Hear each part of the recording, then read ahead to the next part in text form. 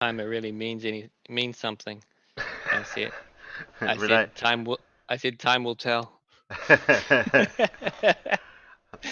Yeah, we got the time. Yeah. Fashionably late as usual. Laugh out loud. Okay. Who It else wouldn't. is who else is out there? It wouldn't Time be it right really to means start on anything. time. Means something. That's it. Oh, I Well, Renee. said time will. I said time will tell. Mad. Be back. Mad. Yeah, we got the Hello. time. Mad. We You, live? you, you're naked. Start on time. Ah, I'll just I'll just log back in again. Yeah, thank Starting you. on time is not on time. Is starting on time. It's I'll be back in a like minute. that. Anyone, if anyone else out there wants a link to come in, Kid, if you want to come in, Discord, I can pass you a link. That print a new bottle opener because this one's Globy's over terrible. there talking to Quasar.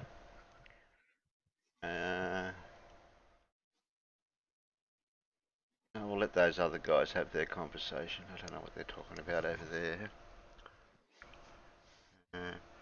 Well, anyway, there seems to be a challenge out for us people to meet, and if we meet it, we might get millions of dollars. That's correct or not, I know. 200,000. Oh, okay. Well, it wouldn't matter if it was $1. Yeah, well, it's not going to be paid anyway, is it? So Flat Earth Millionaire's actually reduced it to under a minute, so he's actually edited it from his video. So we'll play it again so we get everyone's on the same page with the wording, the challenge.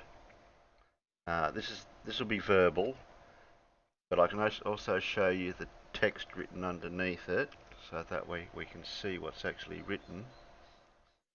There we go. No, I can't see you mad at the moment if you're naked or not. You look like you are. Yeah. Oh, So Something's gone wrong. must have updated your computer. No, I haven't. No? go into No. Zoom, check your I know. avatar, No, all that. it's changed the whole installation, so I'm not going to have to download the new one. Oh, no. That's okay. You got Yeah. time. We got time. All right, I'll be back in a minute, guys. Okay. Well, Oh, but you'll catch up what we're talking about. Yeah. All right. So he's saying he wants to replicate water sticking to a ball without the water dripping off the bottom. Now is this been edited or not? Because that's what I'm trying it to remember seems now. it seems edited just a little bit. Because I'm not sure if he had that actually written there before. Document, observe, repeat the physics of sea level, water finding, and maintaining a level of flat surface are being superseded and turned into sea curve. Repeat, measure, and observe a vacuum chamber or zero pressure next to a gas without a solid barrier separating the two. Okay, extra $5,000 bonus. Provide a satellite image video zooming into the people objects upside down on the bottom side of this supposed ball. Wow, geez, the optics would have to be pretty good to be able to do that, wouldn't they? To get the resolution from at least from the Yeah, satellite or the yeah. ISS. Pretty Um, incredible. Another $10,000 one. Provide a 24-hour uncut continuous live feed of the Earth from space, making a full revolution per day. So you're gonna sit there for 24 hours and watch it Yeah. make a revolution, make the Earth revolve around the satellite. Oh, jeez. Um, okay. I was discussing this with Blue the other night. I think it was last night, and I think we might have to sit down and all put our heads together and actually try to do something about this, because there's been too many times, which I'll show in another video, talking about these type of things. So we'll just watch the video again of this one. Flat Earth millionaire, he's got a challenge out for all the Globers to prove we live on a spinning ball. The challenge, there's three main parts. We want to see replication using the scientific method, observing, measuring, and repeating water sticking to a ball. It doesn't even have to be spinning.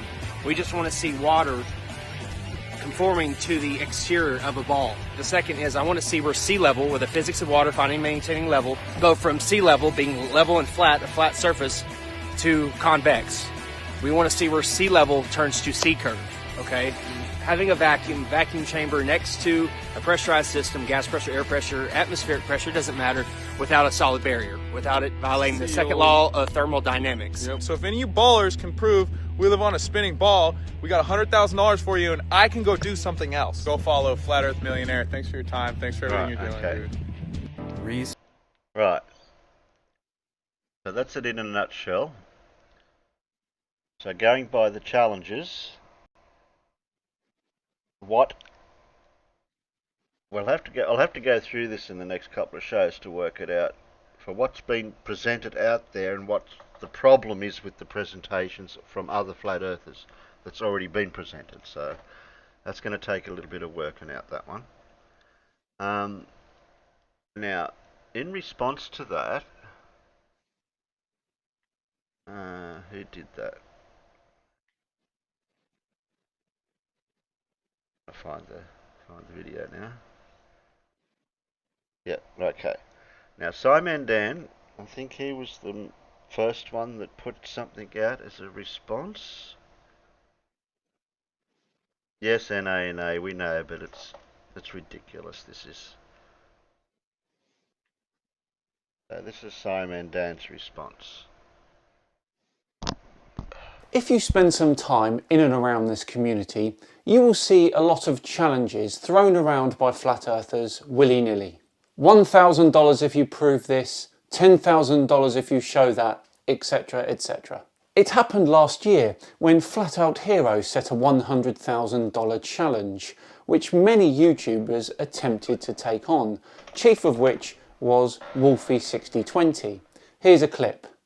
Back at the North Pole, 90 degrees north, 0 west. Correctly mapped out with the 90-degree turns,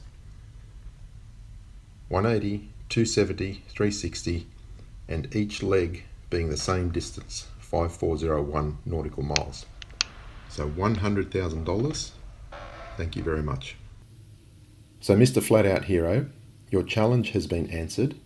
The requirements, as you stated them, have been satisfied. It is now your turn to honour your challenge and pay me the $100,000. I plan to give half of that to the Westmead Children's Hospital and use the other half as prize money in future contests on this channel. So let's see if you're a man of your word and will honour your challenge. And today we're going to have a crack at one of these challenges. This one though is for $200,000.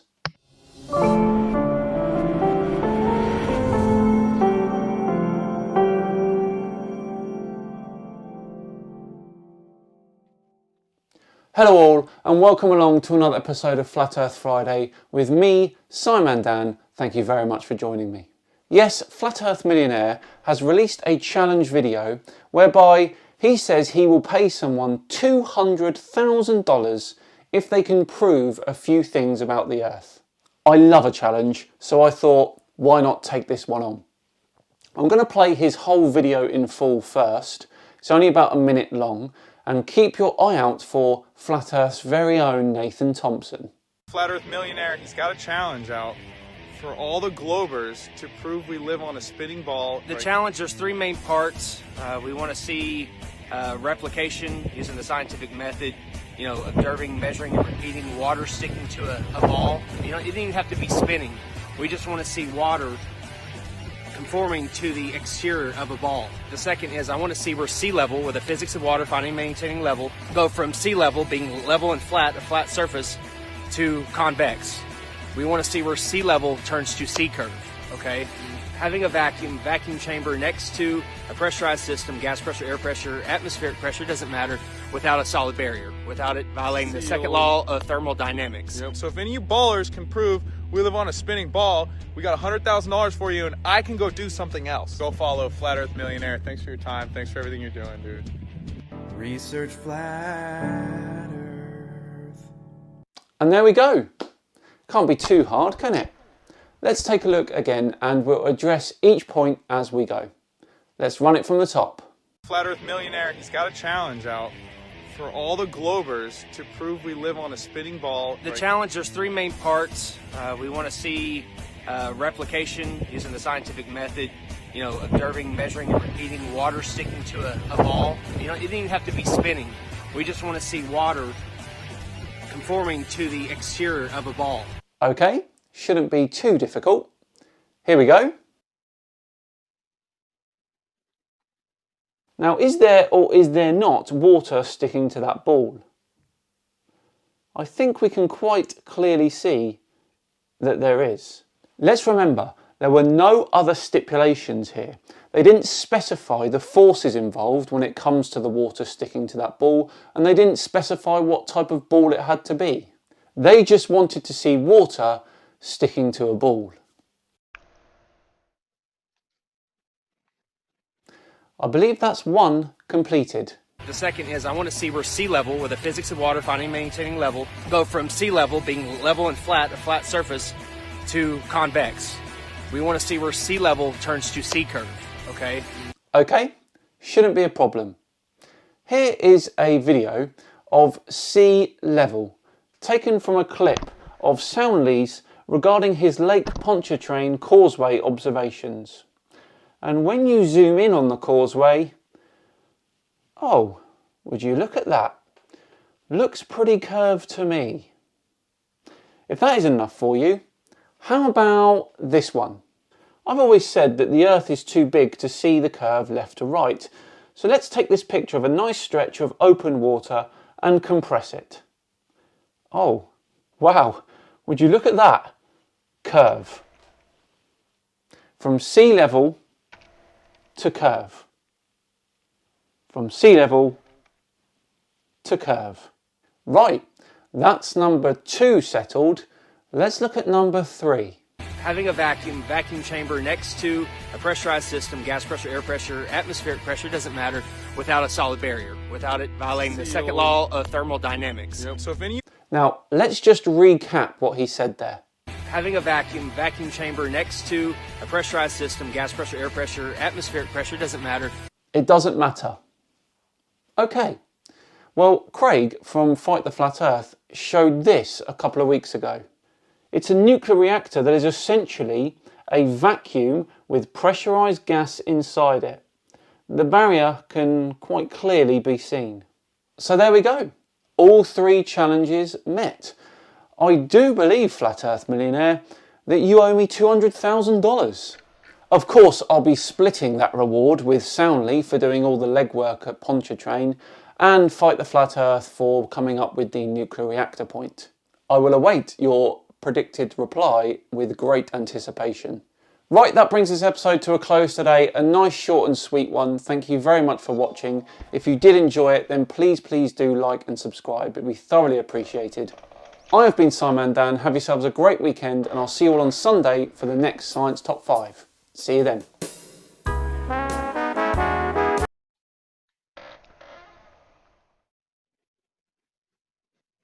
Okay. Now we do have a response video for that from them as well. I'll have to find that, so give me a minute for that while I'm answering bells.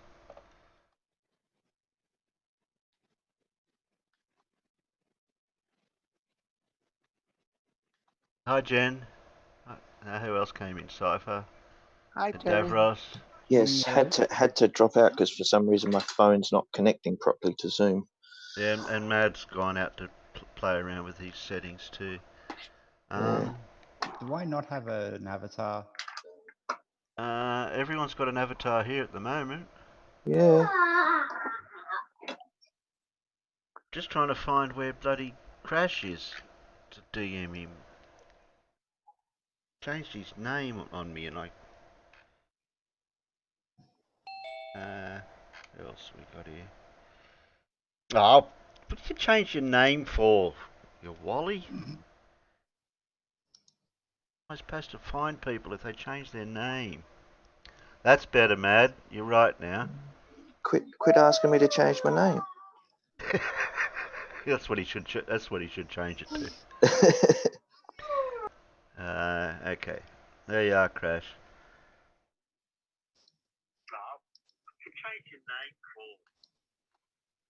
Okay. Can't just people be called normal names? No. No. Okay, we're back. We're going to actually, Terry, I've just got an idea. We're going to have to do a show on atomic particles. Why, did somebody have a problem with them, did they? Oh, God. Yeah. No, you've triggered him now. A round of applause, because he always uses Santa as his argument of ignorance. Yeah, that's a good one. Yeah, now, I'm not a round of sure. applause. I'm not sure where that video is. Does anyone know the video that's in response to the Simon Dan one? Because I have seen it. I just can't remember where I've put it. One moment, caller. One moment. Yes, I One do moment, believe. caller. I do believe Bill Blacker might have a copy of said video. Yeah, I'm trying to remember where I had it. I got it. I don't here, think I Terry. put it in my watch later. Yeah, Yes, you go. Terry's not listening to the Shed Eye tonight. Just don't play the beginning, Terry. Yeah. It was music from Red Hot Chili Peppers on it. I just heard it. What's wrong with changing my name, Terry? Because I couldn't think of who you were. Terry, I put it in the Zoom chat.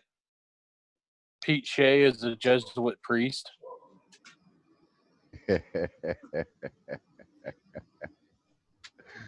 Poor old Pete Shea. Okay. Hey, Bob. I've got too many tabs open. Yeah. Where's Princess Buttercup? I don't know. Are you red pilling again, Terry? I sold her. Actually, I do have a video to do with that, which I found the person that started all that off, so I might play that one later. When I get a few of these things out of the way. Are you there, Bob, or are you just gone silent? Oh, I'm here. Okay, you're here? Yeah, you're there. Yeah. Okay. I'm enjoying some of my wife's wonderful beef stew tonight. Man, she did a good job on this. Oh, dear. Only lunchtime here.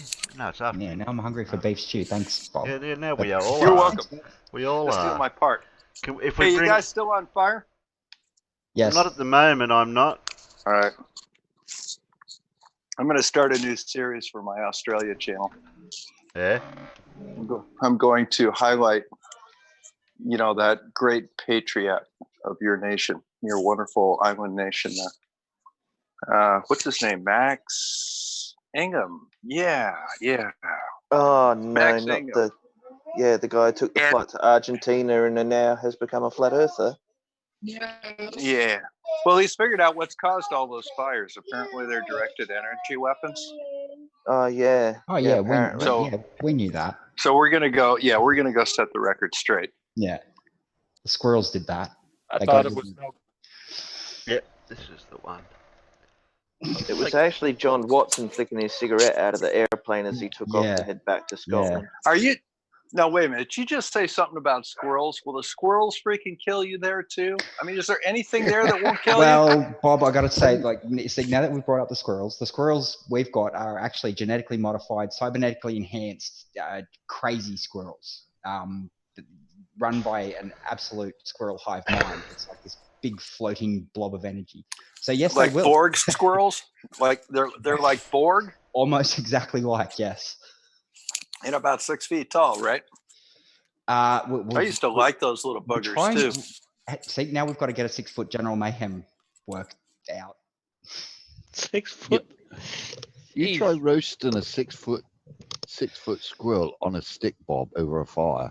You need like 4 people to hold it. Yeah, that's true. Yeah, that's true.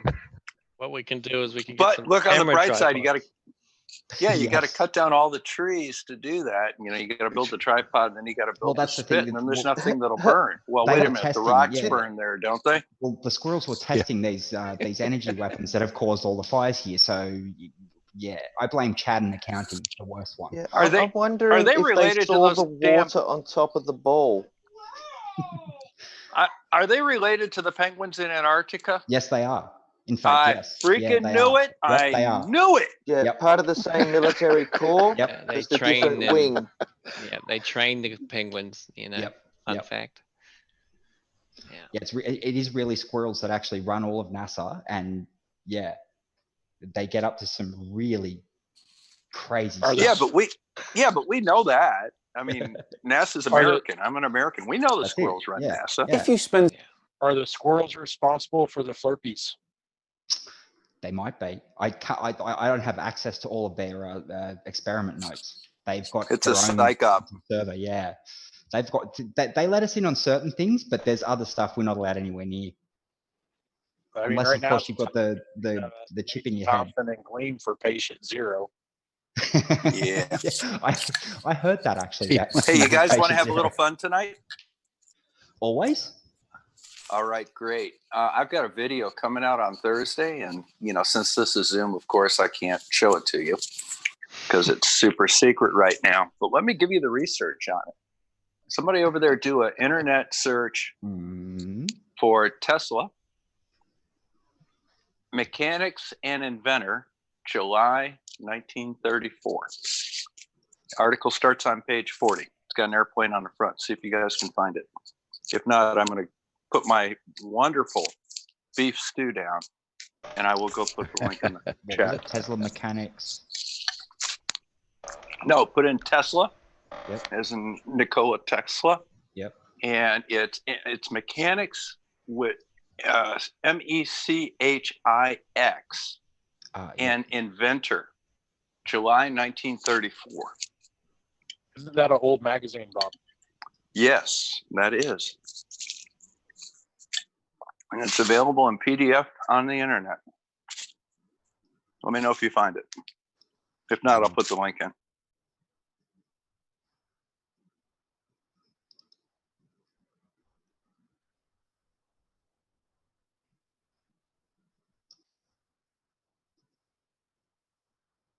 Okay, we're up to the response video to Simon Dan. Oh yeah, I just got correct, Roger Rabbit. They've upgraded from laser, Roger. The Penguins now got plasma guns. Oh, they got a few more than that. I know, but that's just one I of the heard a things they've councillor. upgraded. There was a councillor gone down to actually interview some of these penguins because they were thinking of setting up a kamikaze penguin squad, but they weren't sure of the psychological effects. So, are they plasma rifles in the 40-watt range? Turned out he was a double agent. He's since been cloned, Terry. He's not coming back. Yeah. okay. The squirrels saw right through him. Oh, right did through they? him. Yeah. It's that hive mind. You can't trick them all. No, that's right. They are smart buggers too. I had a pet squirrel once. It's probably reporting. I probably have a whole dossier with them. No, you didn't have a pet squirrel. You were the pet. Yeah.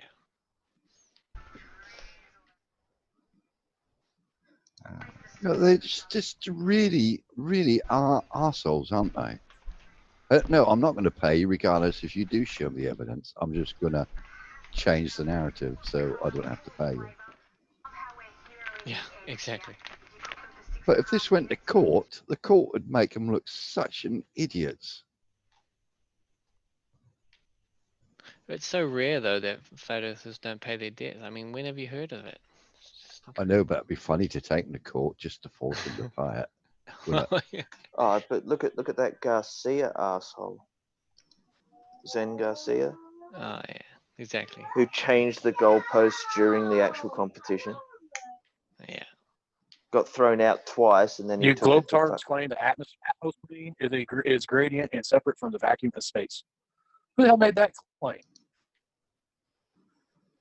And better question, what the hell is the Atmos plane?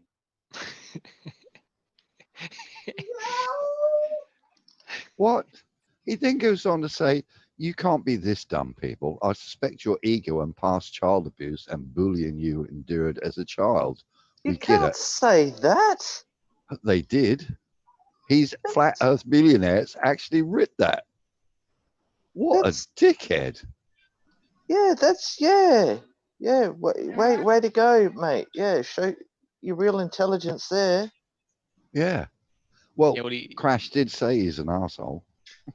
he wrote a reply to M. Stone and said, my land is worth 650,000, and then he edited it and wrote 800,000.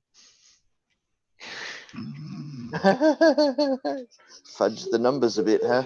Like if you put 800 to 600, it'd be fine. But because it was 650, I mean, how do you get 650 and 800 mixed up? That's because he's been taught by them Indian scammers when they change it, when they do a refund for reservation money. Yeah.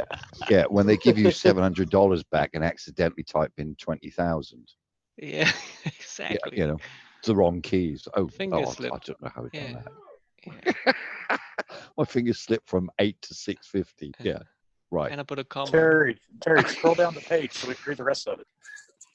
Hey, can one of you guys grab this link out of the YouTube chat? I'm putting it in right now. I want to take it down though. Yeah, no problem. Okay.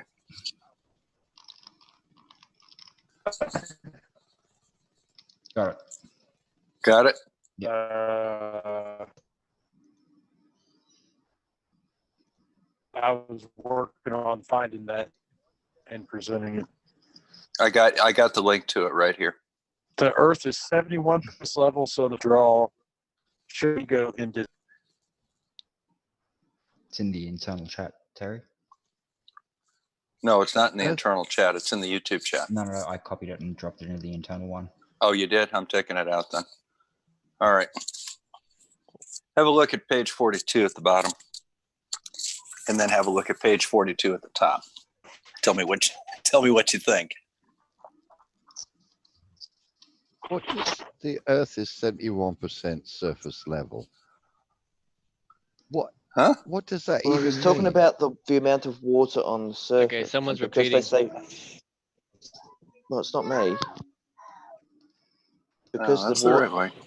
They say the water's level. They think because the oceans are supposedly level, which they're fucking not, because they're always at tidal forces. It's never level on two sides of an ocean. Yeah, but the Earth can't be 71% surface level. What the hell does that even mean? Because there's 71% of water coverage, because water finds its own level. 71% is level. That's illogical. Have you learned how to think like a flatty yet? No, I don't spend any time with them. That's why. Unfortunately, okay, so think of Noddy with Mr. Squiggle's pencil through his ear. I mean, that's. Do you know what that expression means? What's the Noddy? Did anybody ever look at what the expression "water always finds its level" means? It means pretty much the same thing as birds of a feather flock together. It means that in a society, people tend to hang out with people that are like them. Water always finds its level. It has nothing to do with fluids. That makes sense. Oh, right. Oh, no. So they even got that wrong then. Wow. Well, that's not Have you seen that? Did you pull up that article yet? Yeah. Looking at it now. Did you look at the bottom of page 42? What about right lower corner? Yep. Okay. So recognize that quote? Look at the top left of page 42. Also from Tesla. Could someone DM that to me in Discord? You mean how it says rocket circle globe in 5.5 hours? Could you DM that to me in Discord, Cypher? I got it. The spinning spherical Earth. That's the original source of that quote. I got it. The quote reads, "The scientists from Franklin to Morse were clear thinkers and did not produce erroneous theories. The scientists of today think deeply instead of clearly. One must be sane to think clearly, but one can think deeply and be quite insane. Today, scientists have substituted mathematics for experiments, and they wander off through equation after equation and eventually build a structure which has no relation to reality. Nikola Tesla.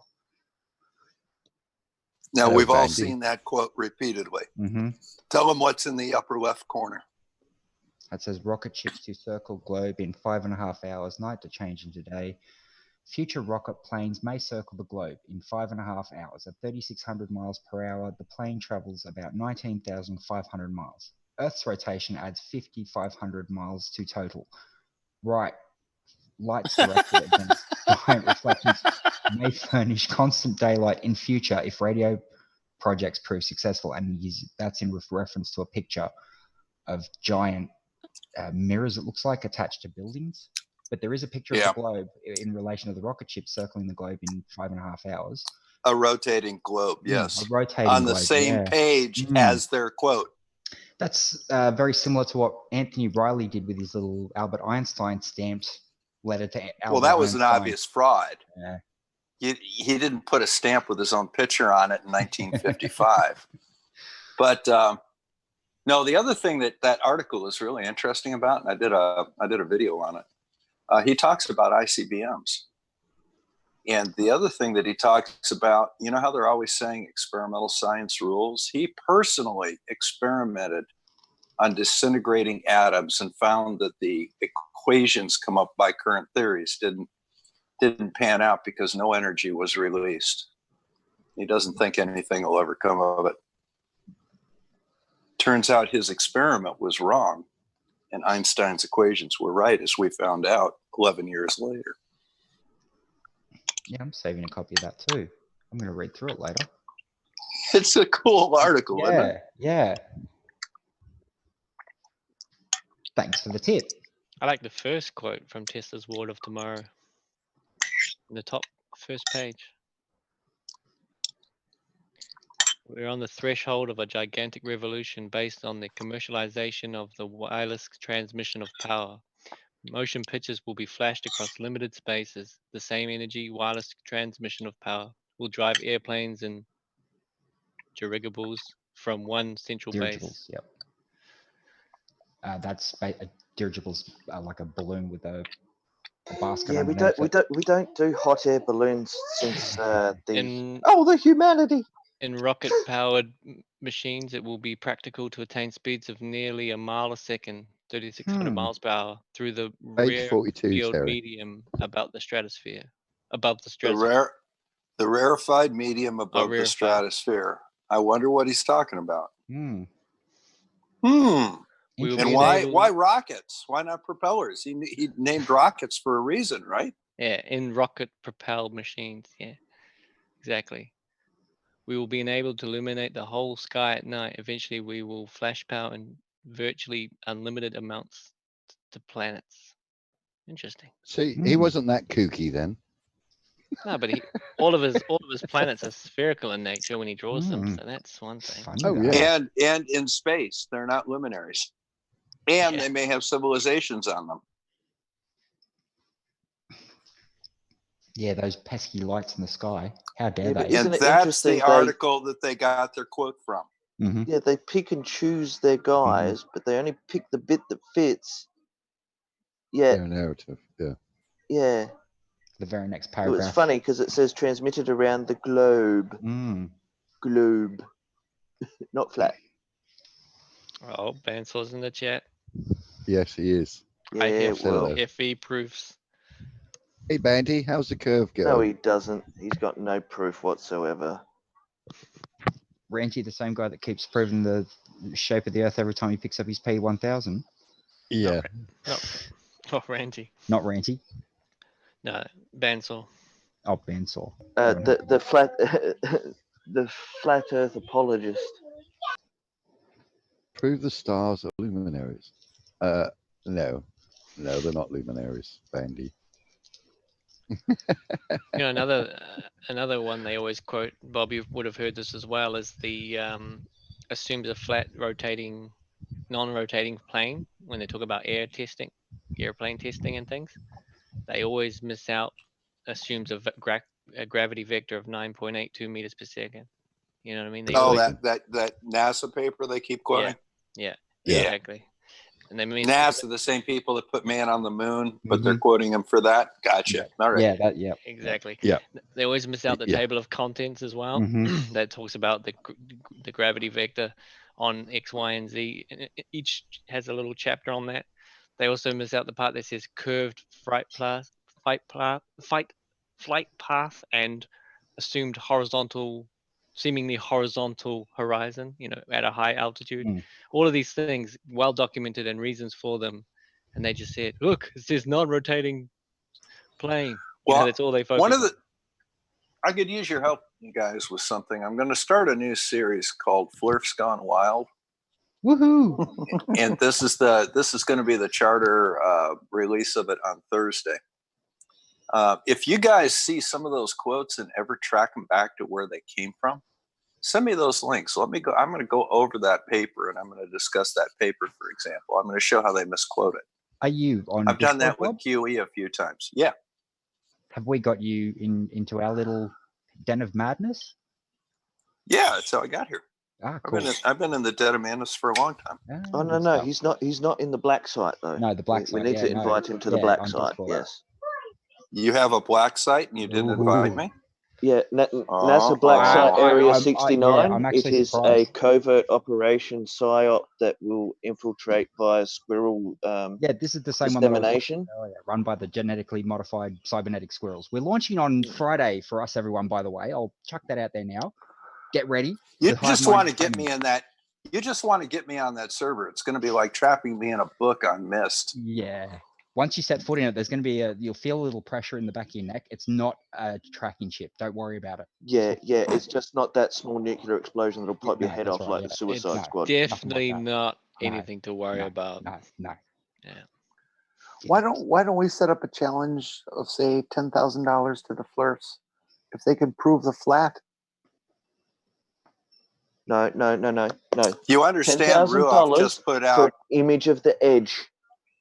Yep. You understand your boy Ruoff just put $10 million. Yeah, put $10 million on the line. You know that he did that today, right? Yeah.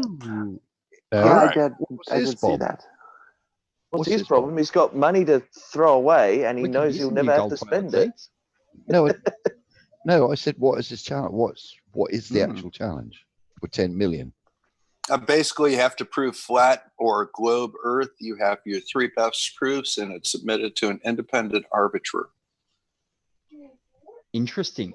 I might have to get in on this. And you have to post the money first. And the minimum buy-in is $100,000 US. Oh, okay, I didn't know that. Right. So the catch is you got to pay 100,000 to get 10 million. All right, got to He's sell not some stupid. No, he's smart. Because think about it. If this flat Earth millionaire is willing to throw away 200K, 100. Hang on. Yeah. If you listen to the video, he states that the millionaire will give 100,000. I want to know who's putting up the other 100,000. Let's go back and listen to the video. Yeah. I know the story, man. Yeah. He upped it after he put out the challenge. Oh, did he? Yeah, he did. Started at 100,000, but then it went up to 200. Yeah, after it was beaten a couple of times. Plus, there's the and the independent ones as well, which is the proof of the satellite and can't remember what the other one was. One was 10 grand, the other was 5K. I still reckon we can talk Professor Phil into strapping one of them to a rocket and giving them a free ride up there to have a look at it. Yeah, just enough oxygen so they can see the globe. Yeah. Just sign. No more. Let just them sign enough. something, so it's all legal and everything. You may not come back. Sign the waiver. Well, Bandy's asking if he can see the bank statement of Ruhif for the $10 million. Bandy, I think you need to go and find out who that bloke is. Who is? Yeah, he's probably his net worth is online, and he puts the link to it on it. So, and part of the requirement is that if you accept the challenge, you have to put your money in escrow, and he does too. Yeah. I think I can. He gave Ranty a P900. Just. Let me pull something up here. I'll drop it into the internal chat. Let's see what we can do.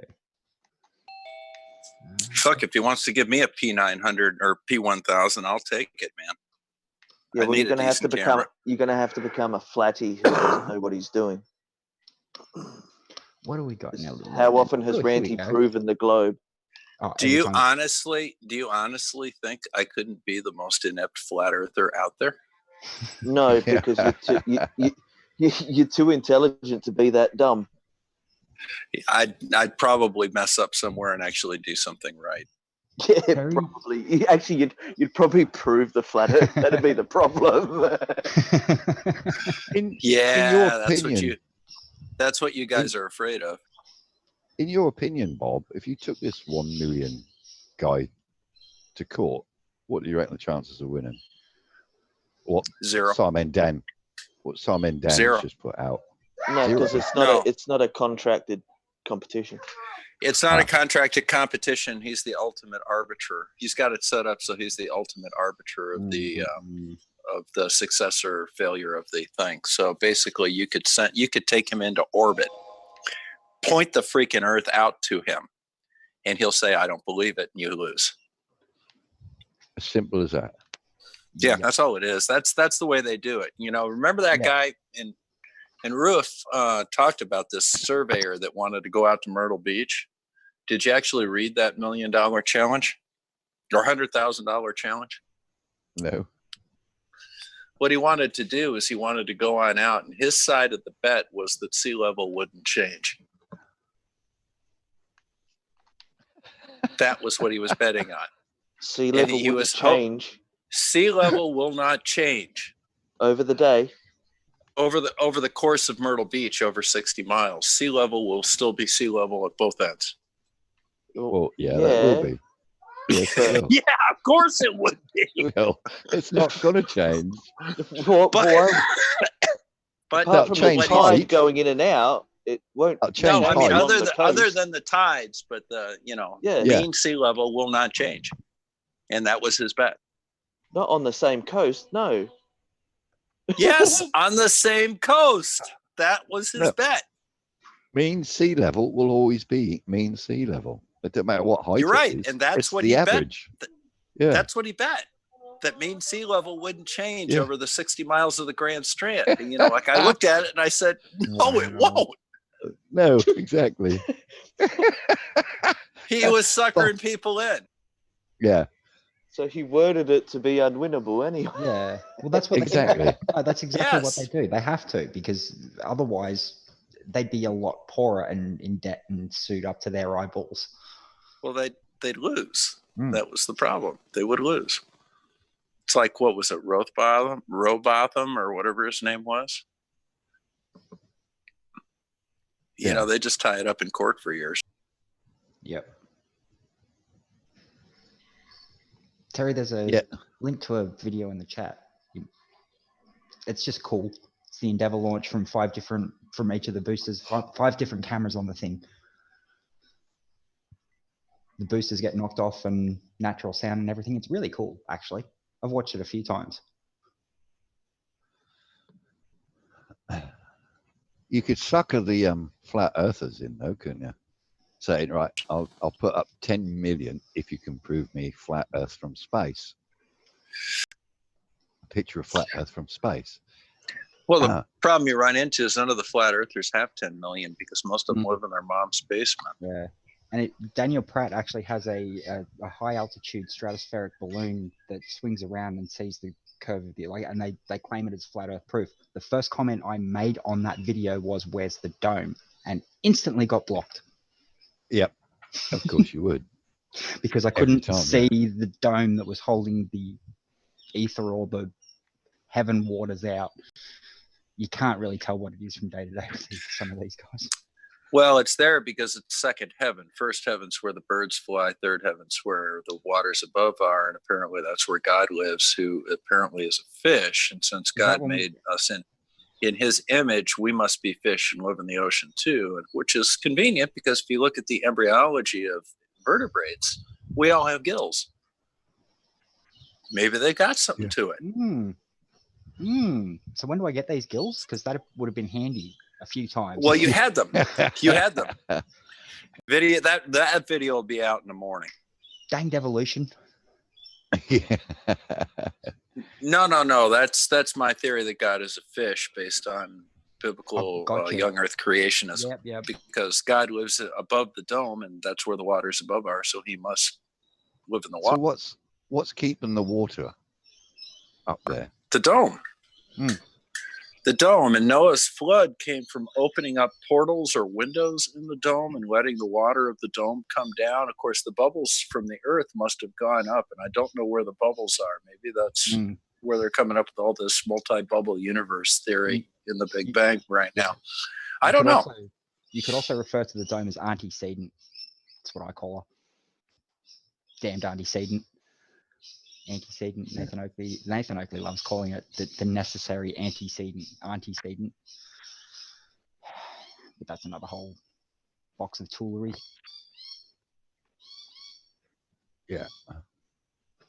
I just think you're shrooming things.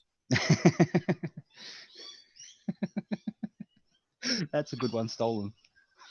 Cypher, did you deny evolution when there's such things as cybernetic robotic squirrels? No, I didn't deny evolution, but the cybernetic genetically modified squirrels have, I'm pretty sure, a lab set up somewhere that Brainy Beaver got into one day and crossed Nathan Oakley with a ballerina, and I will never let him in there again. He made some horrible abominations in there. Evolution can be messed with. We do what we want over here at the Black Site. We need like a COBOL space. We need like a COBOL space for evolution so we can make our own life. That would be kind of cool, wouldn't it? Yeah. Yep. I'm still trying to figure out how you guys got kangaroos down there. Because the Ark landed in Turkey, and I don't know if there are any kangaroos between Turkey and Australia. Have you ever seen any turkeys? Have you ever seen Turkish kangaroos? Turkish kangaroos? Not really, but have you ever seen a platypus? Is the even weirder one? Yeah, I've seen platypus. A platypus. Well, you see, I guess they would be platypi if there are more than one. Platypi, that's right. They are one of the most weird genetic things ever. They're mammals that lay eggs, that swim. They're amphibious. They have a coat like a duck. No, what is it? A coat like a bird. Beaver. They're like a beaver, yeah, but nastier. The spurs on the females can kill you. With the they're like platypuses. They're adorable, but they're freaking poisonous, like everything else in Australia. Wants to kill you here. Fucking drop bears and everything else. Drop bears are dangerous. They are. I heard, but I understand if you speak in an Australian accent, they'll leave you alone because they think you're local. Yeah, that's it. Yes. Yeah. And you got to wear goggles, right? Yeah. If you're Scottish, you got to be really careful.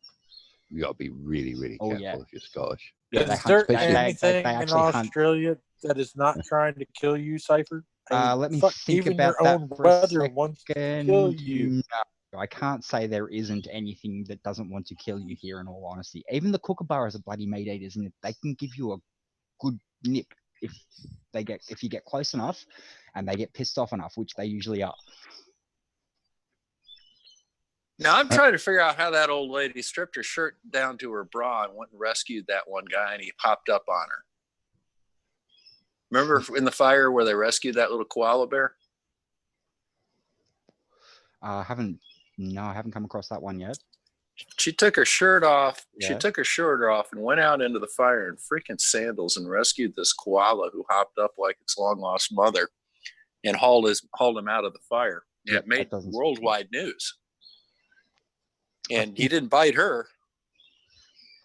No, he didn't make it, unfortunately. But pissing all over from the fire.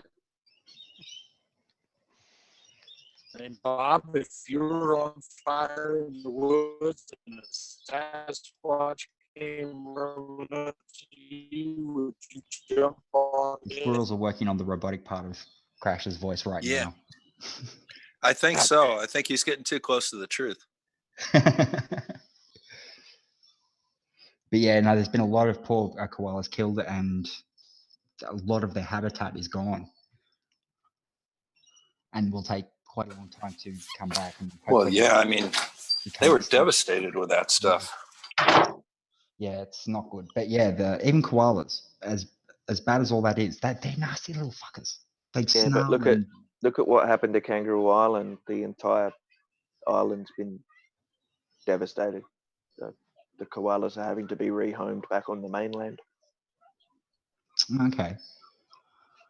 They were the only clean koalas left. Mm-hmm. Hello, Professor The only ones Phil. that didn't have chlamydia. Yeah. Professor Phil, hello. Yeah, he's in the chat.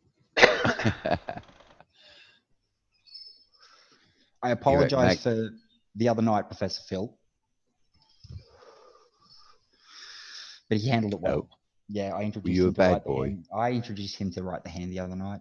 It was 2 a.m. and I was up and I sent him a message saying, "Oh, Write the Hand thinks he's a rocket orbital mechanic genius." And I wasn't expecting a message back from Professor Phil until the next day or something, and was going to set a debate up between them at some other later date. But Professor Phil was up and sat up till about 4 o'clock that morning, having a go at Write the Hand. It was hilarious. Did he actually have the debate with him, man? Write the Hand thinks a photon's not a particle. Oh, he had a long text debate with him, but didn't get into any voice chats, which is, I mean, later on, if I'm quite happy to host the professor on the black site with any debates he wants to take on with any of them. I ran into Write the Hand this morning on Jose's show, and he started talking about Santa Claus and unicorns, and see you later, man. Nah. And I took off, Slice Barcane took off. We're just not going to deal with that crap. Yeah, he has a very childish way of thinking of things. Who's this? Slice Barcane? No, Write the Hand. Or Sleight of Hand? Oh, Right Hand. Yeah, left the foot, I call him. Yeah. No, Slice Barcane is a good guy. He's from Germany. Oh, right. I don't know if he's German, but he lives in Germany. So I don't know all these names because I ain't got that much of a brain. I don't really want it to get a mush listen to fluff. Okay, Mad B, Slice Barcane was the one who was first, FE Core first tried to take down. Do you remember? About 6 or so months ago? No, was that all the court case? Well, it's when Slice Barcane exposed, what's his name? Is it Kavanaugh? Mike Kavanaugh. Kavanaugh, he exposed him for being the non-profit, yet spending his money on vacations over in Europe and stuff like that. And then they tried to take him down for defamatory comments, yet they had no evidence that it was defamatory. I did a video on their silly ass gyro compass experiment, and Mike got a hold of me, and we were going to have a debate, but I think he chickened out.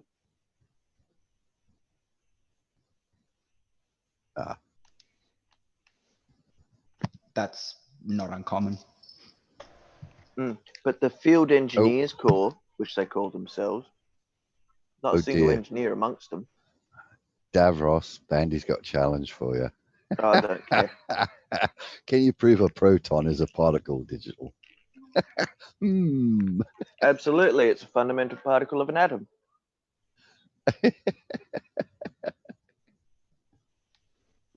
I want Bandy to prove to me that they're not a particle. He's got too many particles on his mind at the moment.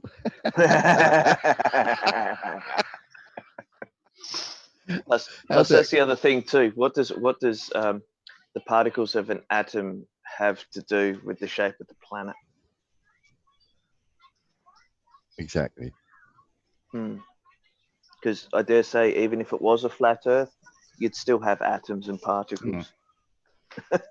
I must say, it is a lot of fun triggering them and watching them blow up and go, no, you're wrong. That might just be me. Davros might have encouraged that slightly. Yeah, it's only you, man. None of us enjoy that stuff. we just try and Bob? show the patience of Job. Bob, Yes. I've seen what Yes. you do. I've seen you in action, my friend. You, the gentle soul. Shut the fuck up, you little prick. I didn't want to speak for everyone, so yeah. Yeah, Bandy, you've got to prove all the particles that make up that curve, though. Or count them at least.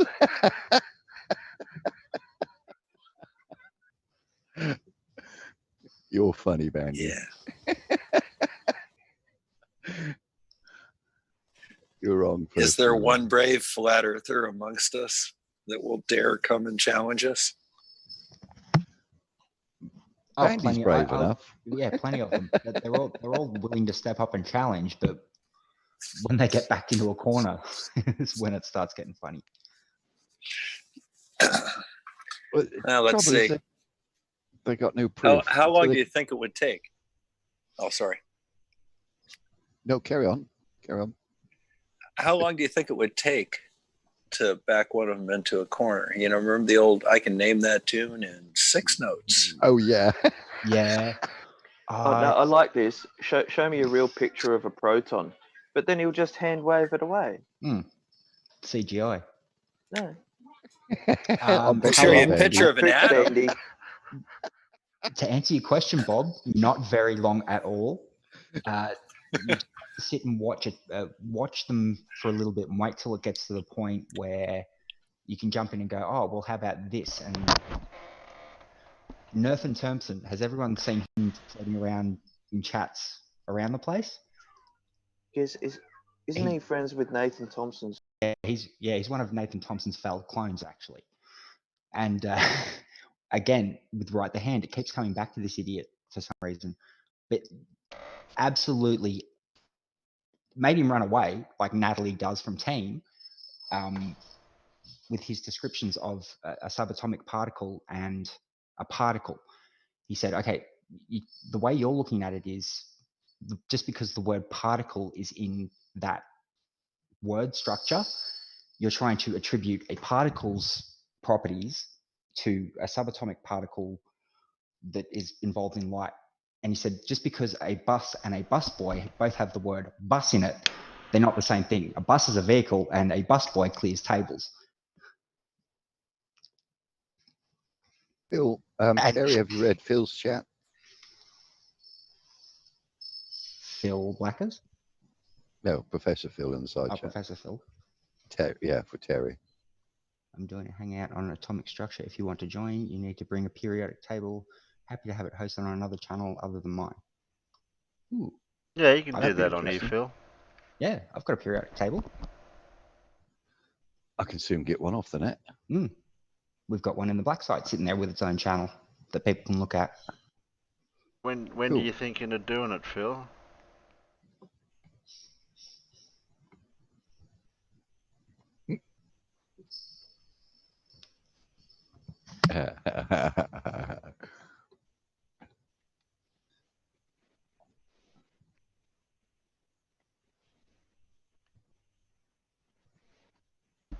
The 30-second pause for the answer.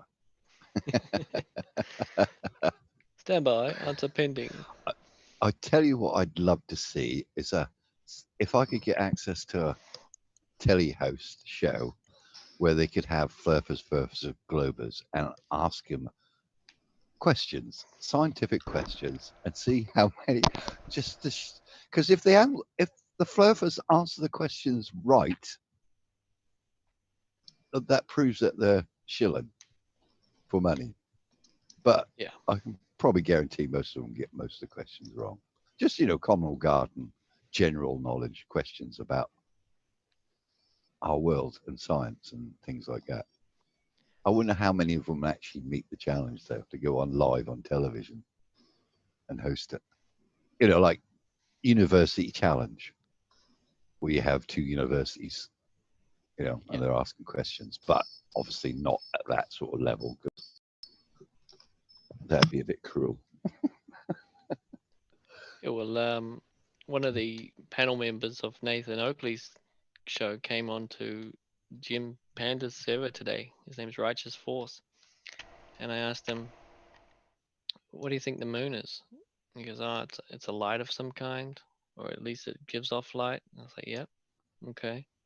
I said, don't you think it's interesting how the planets, that we can see from Earth, like the big ones, Jupiter, Saturn, not only are they spherical in nature, but they have moons, kind of just like Earth has a moon, and so don't you think it's strange that all the moon and the sun is also spherical, and all the planets we know are spherical, and yet the Earth isn't? Don't you think that's strange?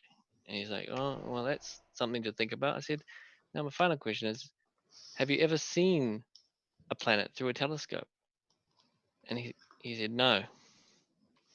And I said, oh, well, maybe you should go to the observatory and have a look. And he said, well, I guess it is something I could do, but you don't have to force me to do it. I said, I'm not forcing you to do it. I'm just saying it's interesting how you've got It's this. an option. Yeah. It's an option. Yeah. I said it's an outside looking in. I mean, I said because I've seen Saturn and its rings from a telescope, but with looking with the naked eye, you couldn't see anything at all. And then look through the telescope, and there it is. I said it's an experience. It really is. And then everyone else chimed in with, I've seen the moon, I've seen this, I've seen that, and it's just like he was kind of left wondering, like, maybe that would be a good idea. And I said, well, I'm in New Zealand and I've got observatories. I mean, surely you've got some in where you live, Every single country's got observatories. Yeah, exactly. Yeah. More than multiple. One. Or you must know someone who's got a telescope. Yeah, well, that's the thing. They're not expensive to buy.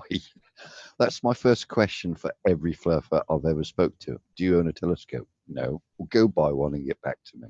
Yeah. That's all I say to them. I can't be wasting my time with them, but I appreciate you guys doing that because, you will convert some of them out of the rabbit hole back into reality, which is good.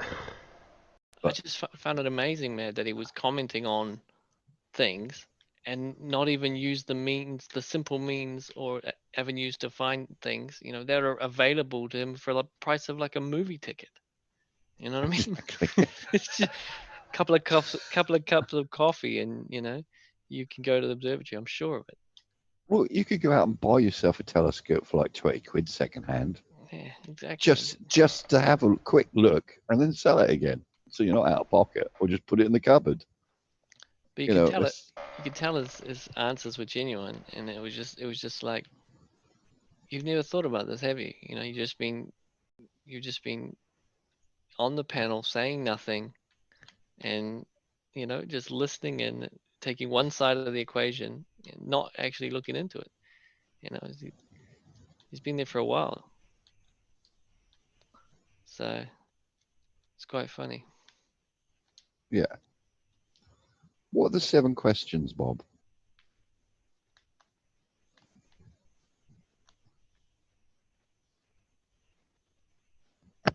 You guys never heard the seven housekeeping questions? No. For Globe Earth? Of Nathan Oakley's. What? Of Nathan Oakley's. No, the ones I wrote. Oh, in response to his? These are the seven housekeeping questions for the Globe. They're not flat Earth housekeeping questions. They're Globe housekeeping questions. Oh, cool. The first one is if the Earth is covered with a dome and that separates our atmosphere from the vacuum of space, where do meteors come from, and what force speeds them up to make them glow?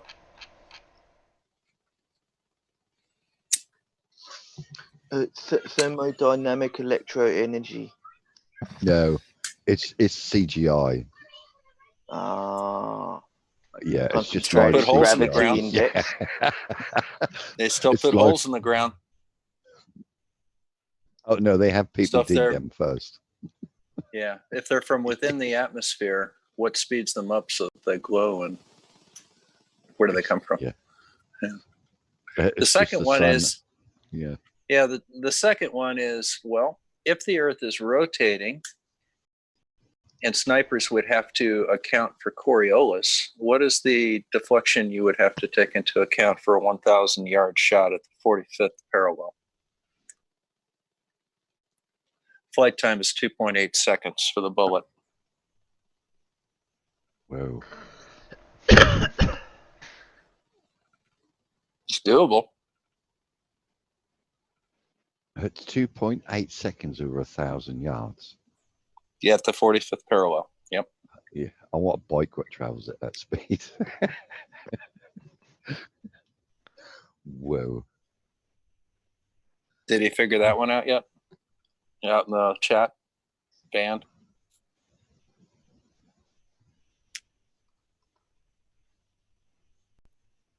Give you some more information. A Barrett 50 caliber sniper rifle, it has an accuracy of between 1 and 2 minutes of angle at that range. And that gives you, well, going to give you between 10 and 20 inches of accuracy at that range. The 50% of your shots will be in a circle 10 to 20 inches in diameter. So how much would the Coriolis effect take into account? I actually wrote these things seriously. You know? Wow. That's still impressive, though. It's 5 1/4 inches, by the way, oh, which right. is well below the mechanical accuracy of the rifle. Let's see, what's the other one? What's another one? Oh yeah, if you had a tube that was sealed on both ends and went from sea level to the top of Mount Everest, and you evacuated it to a vacuum and opened the top end, what would the pressure be at the bottom end once it's stabilized? 14.7. Yep, 1 atmosphere, exactly. So if you would feel the rotation of the Earth, if we were going at 1,038 miles per hour at the equator, in what direction would you feel it? They don't know that. That would be Sure you do. West. You know it. Okay, we got to vote for West. Anybody else? No, you wouldn't, because we're not accelerating. No. Yeah, but if you should be able to feel that rotation, in what direction would you feel it? Depends which way you were facing. Well, yeah. Not really. It doesn't. No, honestly, it doesn't. What would the force from that rotation be acting on you? What direction would it be? Yeah. Be up. Oh, yeah, you'd be going centrifugal out. Force. Yeah, you'd be flung. That's what you would be feeling, was the centrifugal force, and you would feel actually, it up. I think Vsauce did it. So they did two little experiments. One was to turn off gravity, and you watched everything just leave the planet because the external forces pulled you away. But the other one was to stop the planet, and it just showed everyone slamming into walls and buildings. You would all and getting die. Flattened. Yeah. You'd die immediately. Yeah. Well, here's a corollary for that. How fast would the Earth have to rotate for things to be weightless at the equator?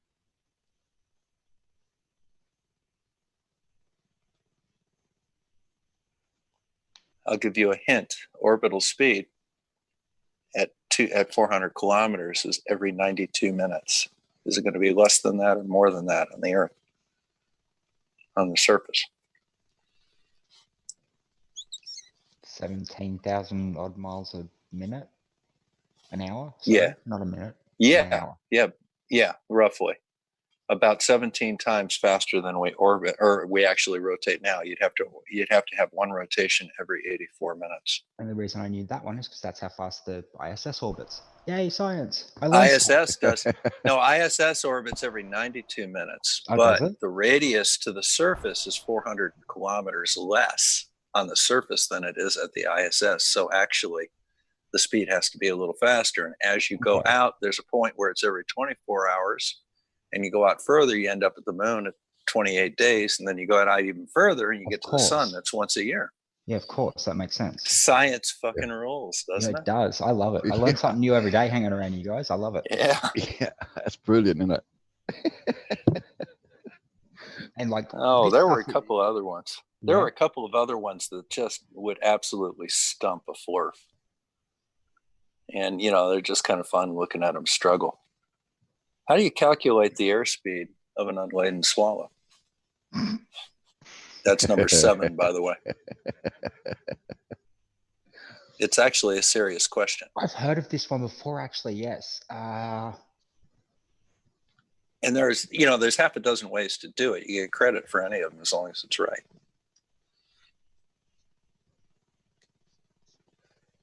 How much does a swallow weigh? How much? No. It's how do you calculate the airspeed of an unladen swallow?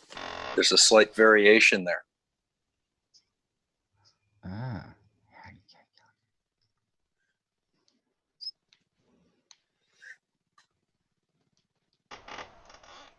Well, one obviously would be high-speed photography. You see how far they move with each wing beat, and then you count the number of wing beats per minute, and that gives you an airspeed, right? You can use Doppler radar, or you can time them over a course.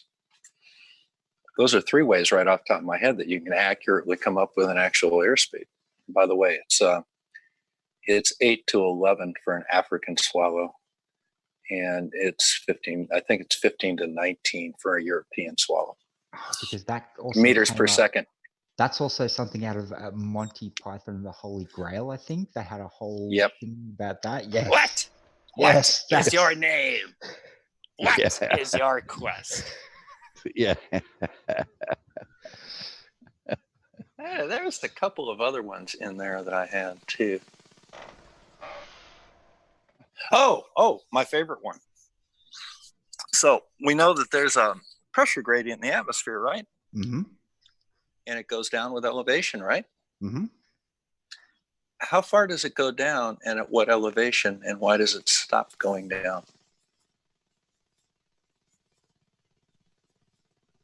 That's, again, because of gravity. Why does it stop going down? Because the force of gravity is less on the atmosphere as you go up.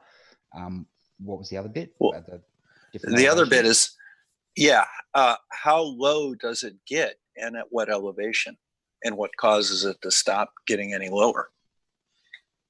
Well, it's a 3-part question. Stopping it is the distance between the outer stratosphere and Earth, obviously gravity, and it goes up to 0.0000 whatever it is, 1, however many zeros. And it goes all the way down. Yeah, and it stops going down any further because it meets the pressure of space. Mm-hmm. And then the last one is, what's the Kármán line? What is the actual how do you actually determine what the Kármán line is? The airplanes can't achieve flight past a certain air pressure. Close. Entropy. Close. That was a very close answer. The actual definition of the Kármán line is that when the speed required to have enough lift on an aircraft matches orbital speed. Yeah. And you're no longer flying, you're orbiting. And for an extra bonus, do you know how high it actually is? Because it's not 100 kilometers. That's just put in for convenience. Ah, okay. 100 something feet. Are we allowed to change things? Yeah, it's actually 90. It's at 90. Yeah, 100 feet. Yeah. It's actually at 91 kilometers. Okay. Now, the U.S. Air Force considers space to begin at 85 kilometers. The Kármán line, which is done by aviation authorities and the rest of the world, considers it at 100 kilometers, and it's actually at 91. You can't fly. It's impossible to fly an aircraft higher than 91 kilometers without reaching orbital speed. And then you're no longer flying. Speaking of that, Bob, the SR Blackbird, the 71, I believe it is, they keep using this as one of the proofs of a flat Earth. They claim that the technology in it doesn't take the curve of the Earth into account. Now, a couple of things I want to say straight up on that is they still have no idea of just how minuscule we are compared to the planet. No, they don't. They think like they're really, really, really, really, really small. So well, they don't know how airplanes fly. Is that's the problem. right. Compressed air. I've heard. Well, an airplane is always climbing if it's under engine power. So you see you have the lift from the wings, and then you have the angle of attack, and your nose is always up. And you're actually climbing. And what's happening is you're balancing the amount of power that you use. So basically what happens is you come up to an altitude, and then you turn the power until you remain at that altitude, and you're balanced, and you just kind of float around that altitude as you go around the curve. What was the other one? Oh yeah, you know how the atmosphere, of course, would have hurricane winds in it because the Earth is rotating at 1,038 miles an hour. Mm-hmm. What is the different speed of the atmosphere? What's the difference in the surface speed of the rotation versus the speed 50 miles high in the atmosphere? Mm. I actually got that one wrong. I don't know how the hell I got it wrong, but I did, and I was corrected on it. But the answer is correct. I made a mistake in math on that one, and it's actually something you can do in your head.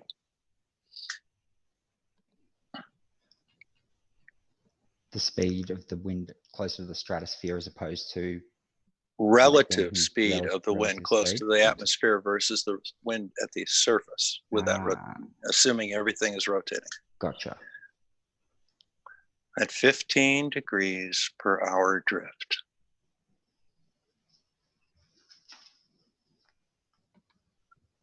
Well, you're increasing the diameter of the Earth, 100 kilometers, right? Mm-hmm. So that would be pi times 100 kilometers, and you'd have an extra 314 miles to go every 24 hours. So the difference in speed is about 13 kilometers an hour. Interesting. It's not that much. No, it's not. And the jet stream up there is 200 kilometers an hour. You're not even going to notice it. Mm. They're excellent questions, Bob. Well, even a blind squirrel finds a nut sometimes. Or the blind squirrel comes to a bunker and gets cybernetic implants. That's right. Don't pick on blind squirrels. Hello, Baddy. There you go, mate. There you go. That's about yourself. Yeah, good, mate. Hey, Terry, how you going? I used to actually hunt squirrels when I was a kid, and then I got a pet squirrel, and I couldn't do it anymore. I just didn't. They're too damn cute. They have personalities, man. They're cool critters. It was the coolest pet I ever had. Who else is on board? We've got Bob. Hey, Bob, how you going? Hi. And Digital and Sheeples. How you doing, Bansal? Hey, how you going, Sheeples? It's been a while. Yeah, it has been a while, mate. It has been a while. Yeah. Been laying low, so to speak. That's all good. Just hope you're okay. Mate, perfect, mate. Couldn't be better. Nice Could not be better. Packing house at the moment. Excellent. With a big move, so that always sucks, though, doesn't it? There's always you never ever, you think, this is only going to take 20 minutes, and then 20 minutes, an hour and a half later, you're like, I'm still sorting through this drawer. I'm renovating a room at the moment that has to move. It's a massage room. It's got all sinks and mirrors and cabinetry that all has to be dismantled. So I've been doing that most of the day, which has made a mess of the room. Now I've got to fix it all back to what it was.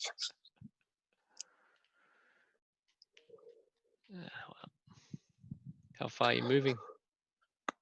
About an hour and a half away to a little place called Port Arlington, which is Port Phillip Bay, Sheeples. Yeah. So you've got the heads that go out to the ocean, Port Phillip Bay. Yep. So if you're looking from Melbourne out to the heads, right on the point of the heads is where I'm moving to. So we've got the bay on our left hand side and the ocean on the right hand side. It's magnificent. Nice. Yeah, nice for sure. Wow. When you get there, take some photos of your new surroundings.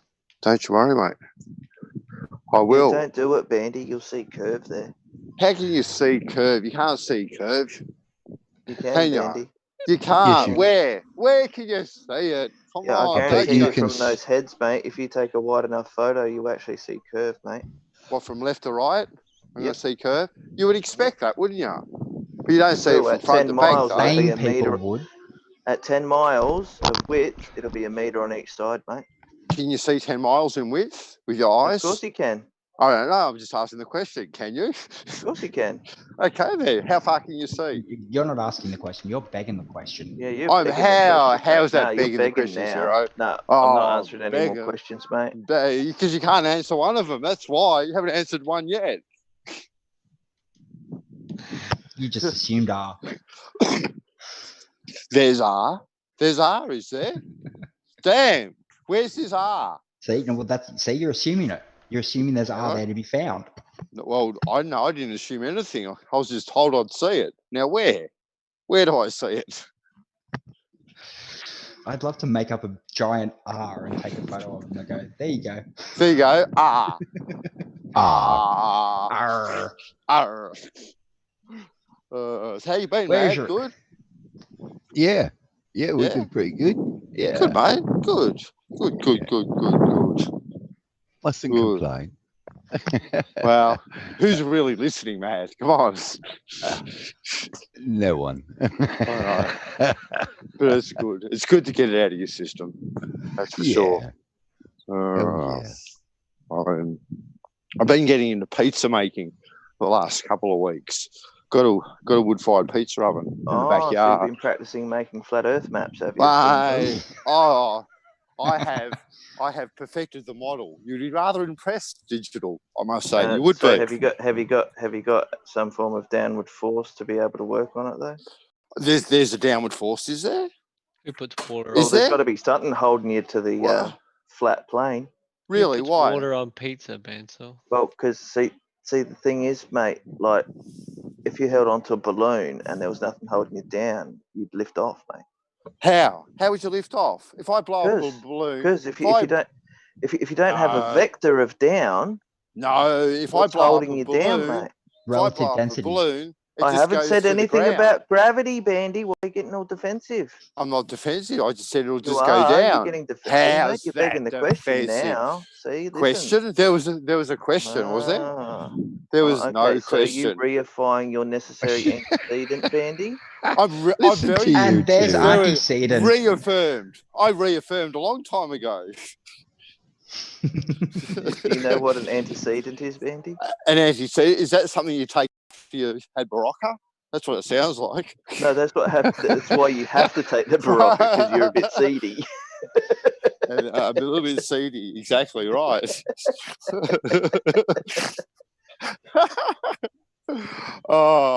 So Bob, have you got some questions for me?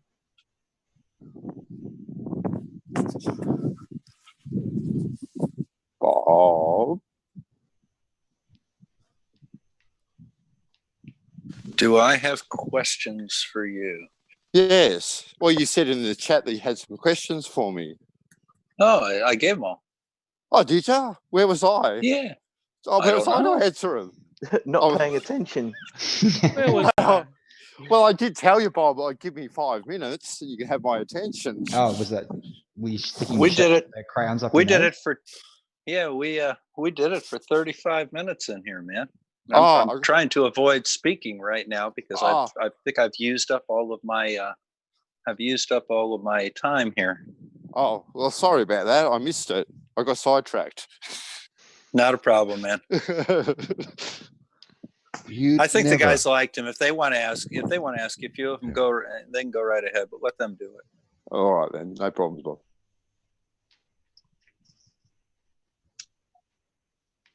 Yeah, you'd never use up enough time here, Bob. We love listening to you. Well, the one thing I don't want to do is I don't want to come onto these chats and just have it maybe me talking, but it's conversation, Yeah, I get where you are. Well, that's conversation. You ask the question, I answer it. Conversation. How's that? He's got you there. Bob? Yeah. He's got you there, Bob. He does. He does. That's kind of how it works. Okay, I have a question for you. Okay, then. Make it an easy one, Bob, please. Be easy. It'll be a on me. real easy one. I'm doing I got a video out tomorrow on young Earth creationism, and it's the dome. Right. Yep. Okay, so according to them, the way Noah's flood occurred was that they opened windows in the dome and let the waters above come onto the earth. Yep. Where did the bubbles from the earth go? Where the bubbles, did you say? Yeah. Well, The yeah. bubbles? I mean, if you're letting water in, you're going to increase the pressure. It's got to go somewhere. So the easiest way is to have air come out and form bubbles, and bubbles. Well, wouldn't the bubble? So where did the bubbles go? They went out the little portholes when the water was filling up. Exactly. Where did the bubbles end up going? Oh, they'll be floating around in space. Because you see those things that are luminaries in the sky above your head at night. I don't know if you've ever noticed them, but when you go outside and you look up, you see like little luminaries everywhere. Well, they're the bubbles. They're the bubbles. I think he's onto something. All Right. those luminaries are the bubbles left over from the flood of Noah. Exactly right. And the Yeah, frequency, but guess what? the frequency of Andy, Mother Nature playing lights up Andy. those luminaries. Andy, you Yeah, don't believe in the brilliant. firmament, mate. Just because what I do and do not believe in, that doesn't mean that what I just said is not fact.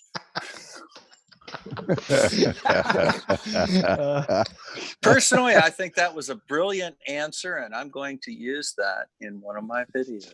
No problems. Just give me some credit. That will be the Bob. band.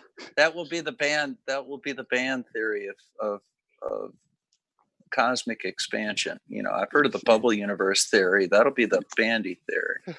Be careful because the gatekeeper is here. The gatekeeper? Ooh. Gatekeeper of the truth. Who's the It's just it's only John Watson.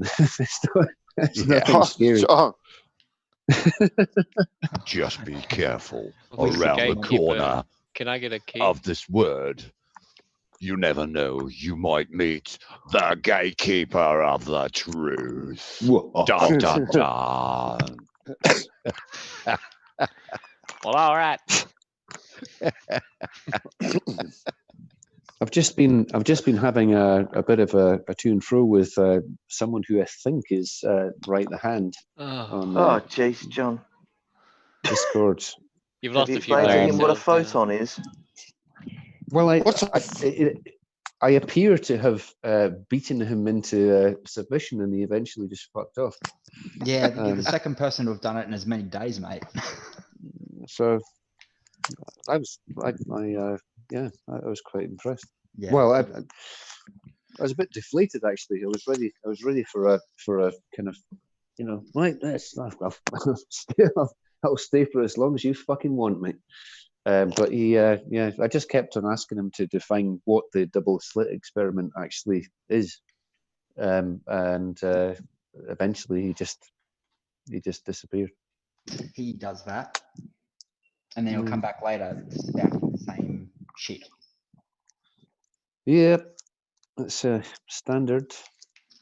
Here's the thing with him: he's been ostracized from just about every other flat Earth Discord server in existence. He's around Jose's, and I think Gem Panda's a lot too with this new account. His other one got banned from Jose's as far as I know, so he had to come back as a round of applause. Yeah, that's the one. So yeah, not even the flat earthers like him. So is he just a piss taker? He just yeah, he's a troll. He's a troll. He's just Nothing a troll. more. Yeah, he's a troll. But the thing is, he's inconsistent, and that's a big problem. He loves his unicorn pictures too. I mean, it's okay to be a brony. No one cares, but I mean, dude, like unicorns are fake and space is real. Get over it. Yeah. Yeah, We My can Little prove Pony's more space. real than unicorns. Yeah, we can prove space. We can't prove the existence of unicorns. Well, There's the actually, we difference. can. They're called a rhinoceros. No, they're not, because it's not a unicorn. Well, they are. The one-horned rhinoceros is actually classified as a unicorn because unicorn Well, means no, one it's not. horn. No, it it's does. not. It does. No, Look you it know, up. in the definition of a unicorn, it's a horse with a spiky bit coming out of No, its no, no, head. no. Go look up what a unicorn actually means. It means single horn. Not in the mystical world. Oh, It just means a horse. take your with a mysticism and shove it horn. up your butt. No, that's what they go by. We You don't can't believe. prove the We don't believe in existence. La La Land here. Yeah, but you can't prove the existence of a mystical beast. That's my point. You can prove I'm space. But you can't disprove it though either. Right, the hand would You have can't. has a picture. You can't right, the hand disprove has right. The hand has a picture No. that will put that to the test. Mad B, I think you're running into some territory you don't want to be in right now, mate. No, I'm You not. know, you know what's slightly depressing No, is not. that the unicorn, I believe, is the sort of national kind of animal of Scotland, if it had one. It is. You know, if you look at the the sort of coat of arms, and you've got like a lion and whatever for England, and a dragon for Wales. Scotland's a fucking unicorn. That's what I find funny. England has 3 lions, yet lions never resided in England. Oh, they did once. We just ate them all. You mean the ones that the Romans brought over? Because Yeah, they're we had- that tough. Yeah, we had 3 of them, and that was enough. So that's why. Yeah, Oh, see, 3. See, 3. 3. It's that magic number. Yeah. Now, my point was I was trying to make, Davros, is that we can prove space. You can't disprove it, but you can prove it because it exists. But mystical beasts, you can't Yeah, disprove no. or prove it exists. It was like when I tried to turn around to one and I said, like, if you don't believe in space time, I said, are you in a living room or a kitchen right now? Yeah. Well, you're in a space, right? Have you got a clock? Yeah. Well, you've got time. Guess where you are? Yeah. Space time. You're cruel, Davros. Did it's they fun. buy it? Yeah, they did. All right, we got to do it. No. Yeah. No. Impossible. Get the fuck. Right. I'll do the bad Scottish impressions. Well, speaking of which, does anyone have the recording of Dell asking Scott Veach what his favourite colour is and then whether or not he shaved his balls? Only the shavy balls. No. Only the shavy balls, pal. It's posted on gyms multiple times. Is Terry still here? Terry. Who? Terry. Oh, no, it must be Who? Alan. Alan. Isn't Alan. it like tea time or something over there? Jerry. Dinner time? No, it's about 4 or 5-ish. I don't know. I haven't looked at a clock in. Yeah, a it's couple of about hours. 5 o'clock over there. Getting close. Oh. There he is. Davros has the wheel. Oh God. Who We're did in trouble. He's leading us.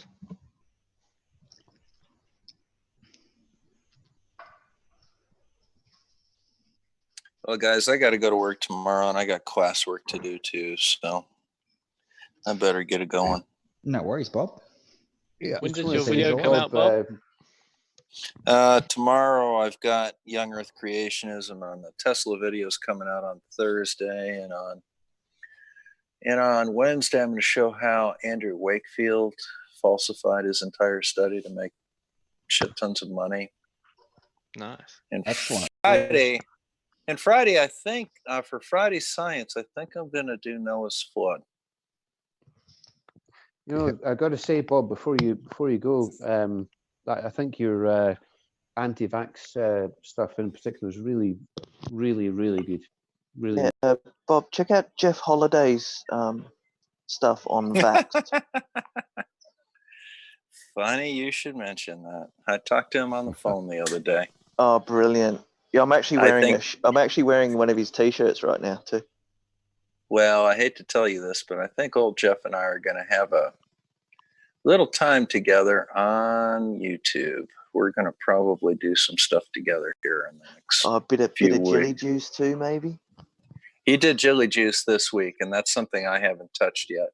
Yeah, because he did his of Salt and Poo series, and yeah.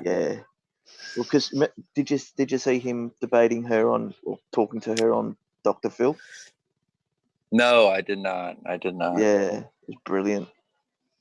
No, I did look at his series on Vax though, which was brilliant. That the 7 video series that he did was brilliant. Yeah. And we talked about that a little bit because I was thinking about doing it too, but he's already done it. So what I'm doing is probably going to be a little bit more my alley. I'm going to kind of go into depth on the investigation and the actual study. I went over all 12 kids in the study the first time and what their conditions and histories were. And then I'm going to probably do 1 or 2 on the actual General Medical Council findings, and then the follow-up appeals for one of his associates. So I'm going to actually do the medical aspect of what he was doing.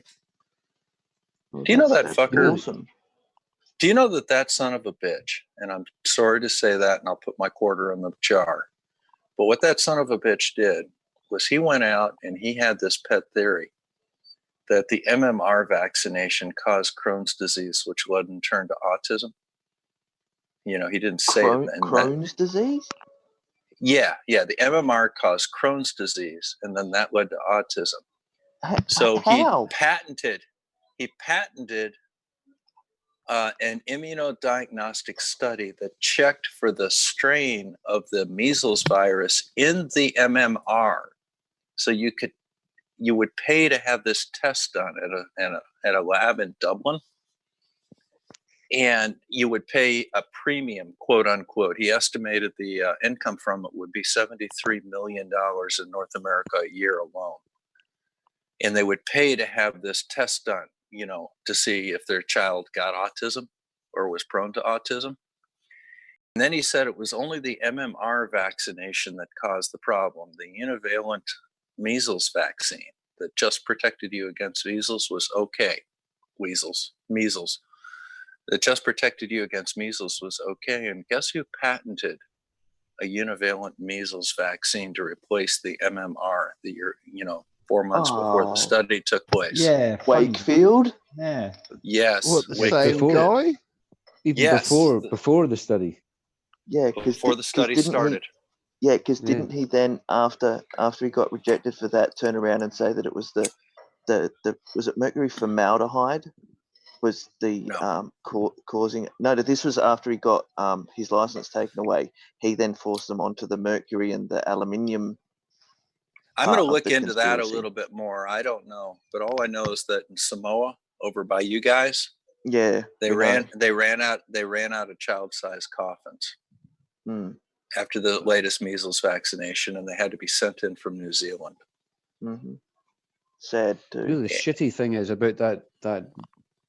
Well, I'm going to have to put another penny in the jar. That cunt, Andrew Wakefield, he's still going. Yes, he is. He's in Austin, Texas. Oh. Well, it's legal to shoot people in Texas. I had. Yes, it is. Your defense is he needed killing. Yeah. I had some really severe problems because of him. I won't go into it.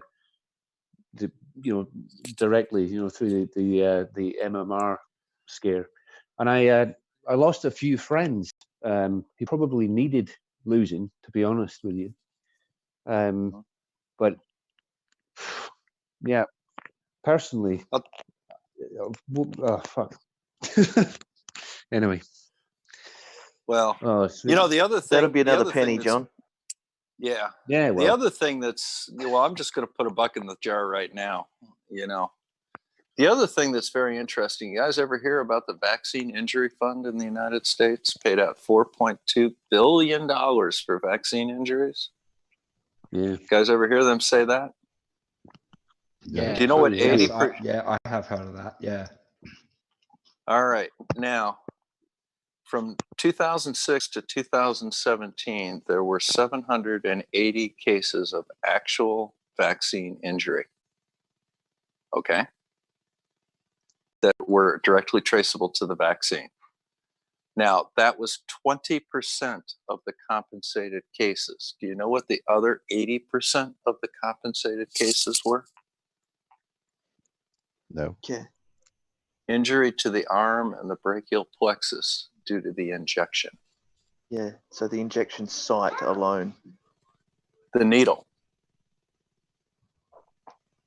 And that is 80% of the payout, or 80% of the cases in the National Vaccine Injury Court. Wow. Yeah, And if you basically don't getting believe punched me, in the arm, you could have gone and got a payout. well, no. What the court does, because I actually talked to well, let me just put it this way. Google or just go to vaccinelaw.com and then look under case results and you will see. But the vast majority of injury cases in the vaccine injury court are due to injuries and complications of the injection itself. And the courts say that, it's not my arm swollen. I got a rash for a day. I ran a fever for a day or whatever. If you have an injury to your arm, it has to be something that either requires surgery or debilitates you for 6 months. And injecting something into somebody's brachial plexus, which are nerves as big as your little finger on the inside of your arm, you use too long of a needle and put it in too deep and bag one of those nerves, you can't use your hand anymore. And they were getting like $800,000 per case for that. Oh. And, there's Guillain-Barré from flu vaccines, but almost every single vaccine injury that was paid out that was actually related to it was related to Guillain-Barré with a flu shot. So to give you an idea of 139 cases I reviewed, 24 of them were related to the vaccination itself. The rest were all injuries to the arm. Just bad applications of the needle. Yes. And do you know what caused the measles vaccination scare in Samoa that caused everybody to stop vaccinating? They had 2 deaths of infants there. Do you know why those kids died? Because they mixed expired muscle relaxant instead of sterile water with the measles vaccination. Yeah. Oh, so it wasn't the vaccine that was off, it was the They mixer. overdosed the kids on muscle relaxant. It was a nursing error. Mm-hmm. I mean, look, don't underestimate the amount of damage that medical errors make. I've been in practice for 30 years. I've made errors myself, but I haven't killed anybody. But that happens. And when you're dealing with human beings, she mixed the wrong she mixed the wrong effluent she reconstituted the vaccine with the wrong stuff. And it killed the 2 kids. Bob, before you go, can you explain to some of our audience why you can't have a vaccine in a tablet form? You can't. Yeah, but why can't you have all vaccines in a tablet form? Well, it depends on what the vaccine. For example, oral polio.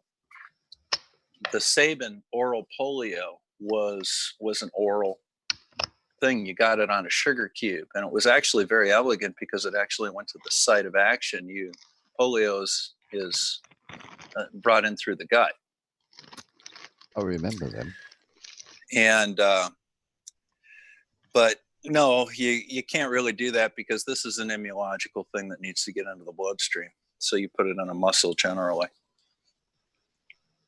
but it needs to get into the bloodstream.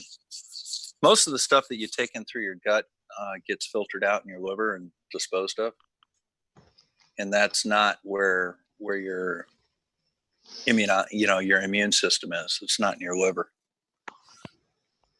Bob, just before you go, one thing that I noticed was a really, really big problem here in Scotland in the middle of the whole MMR thing, was that the media, I think even the media who are fairly balanced, they went overboard in being balanced, and they to provide that kind of balanced story, they would have on one hand an expert in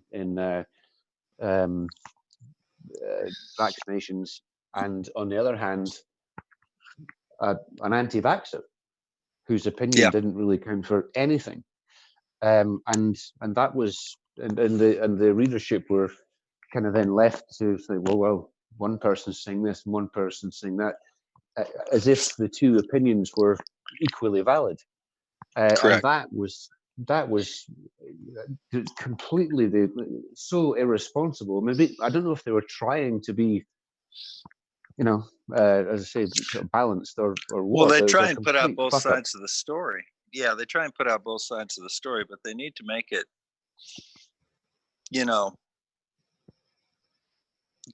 they need to present it in that,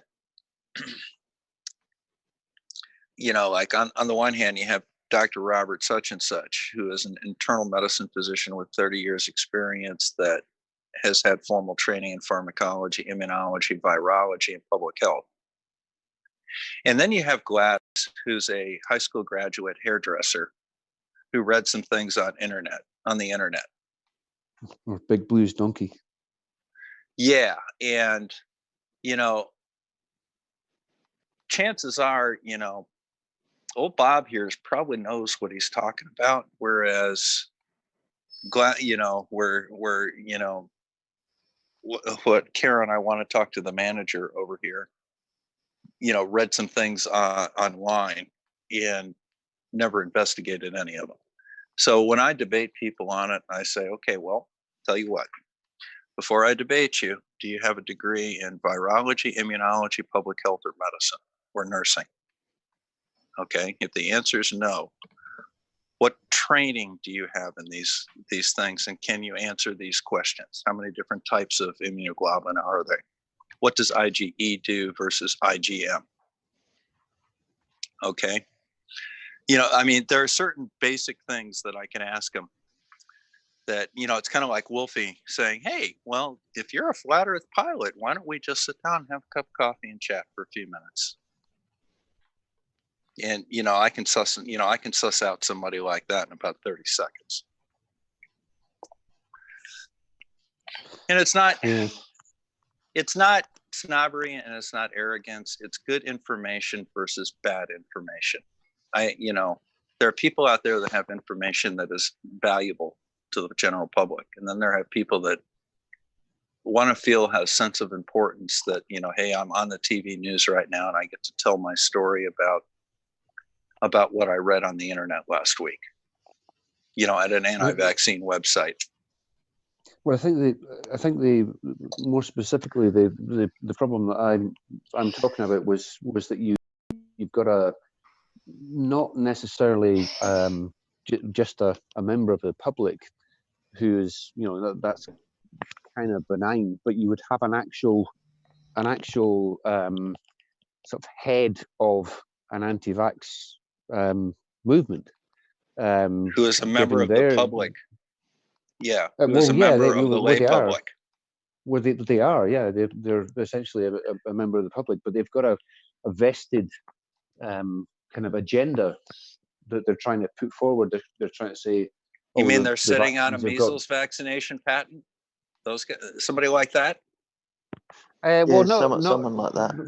Not quite as bad as that, but people who are really willing to actually say, oh well, the vaccines they've got mercury in them, and we all know what mercury does, doesn't it? And salt has sodium, which explodes if you get it wet. Yeah, go eat a fish. And your point is, and your point is, you get more. Yeah, you get more mercury eating a fish. That's the amount of mercury in a small tin of tuna. Well, is Well, it's equivalent it's to the 10 difference. vaccines. It's the difference between ethyl mercury and methyl mercury, which isn't distinguished. Yeah. But Pure mercury, yeah, pure mercury is toxic. I would not suggest drinking liquid mercury. I think that would be a decidedly bad thing to do. So the However, when you're dealing with, it's good on chips. Go to the but the thing is, when you put something, pure mercury versus a mercury salt are entirely different animals chemically. Mm. Are you going to eat a nail? No, but you damn well better have 4 atoms of iron in each molecule of hemoglobin. Exactly. It's kind of important. It's one of the reasons it's one of the reasons cyanide works, I think. So what you're telling me, Bob, is this mercury cocktail that I've just had with the nail stick thing. I shouldn't have eaten. Yeah. Well, do you have chips? No, I don't. Shit, you're gonna die, man. Cool. You gotta have the chips. Yep.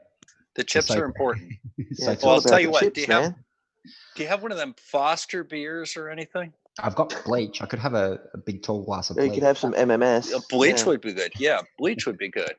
Yeah. Well, Foster's or Castleman Forex, that's pretty much water, isn't it? Miracle mineral solution. That'll fix all your ills. I wouldn't give you what you got. Forex. The only antidote for it, right? It's this delicacy that I keep hearing about. What do they call it? Vegemite? Vegemite. No, I thought it was jelly juice. Ooh, the jelly juice might work. Big spoonful of Vegemite. But you got to have pilot. You got to have pilot bread with it. And there's only one place that makes it, and that's in Pennsylvania. And there's only one place they eat it, and that's in Alaska. So you're gonna have to get either Vegemite order from Australia, go get the bread from and then the US, spread and it move on up to pilot Alaska. bread. Yes, yeah, that's it. And I'm not going to make it in time because the mercury is probably already making its way to my bloodstream as we speak, and I think I can feel the nail settling to the bottom of my digestive tract. So it's got to be delivered by a drop bear as well. That's right. You got to have a Scottish accent in order to track the drop bear, and then you got to quit it before and make it realize you're really an Aussie before he attacks you. Right. So I'll go get. And remember, the best thing to do is always sneak around in the woods because animals love to be surprised. And if they're cute, they're harmless. Like baby bears, they're harmless because they're cute. I guess they're a bit like that as well. We need to have a bad advice night. I think we're having it right now. Listen. God, I hope nobody traces me back. I can't believe what Doc Bob said. I've got to start. I've got to stop selling my recipe for mercury cocktails now. Apparently. I think we should. And whatever you do, don't camp with dry ice in your tent. Now he tells me. Yeah.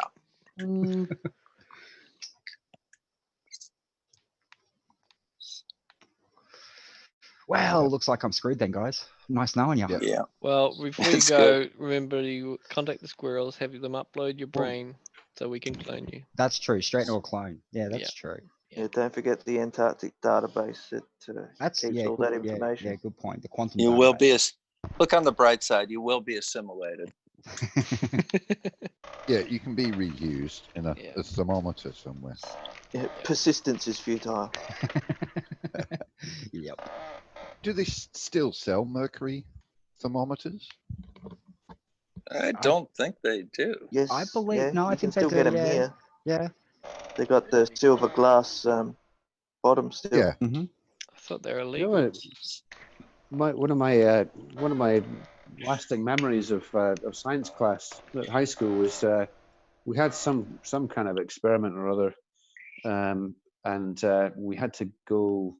We set it going, and we had to go back in during lunch hour, and it was there's high temperature involved and stuff. And we opened the door to the classroom, and the temperature was much too high, and the mercury thermometers had exploded, and there was a mist of mercury vapor. mist. Wow.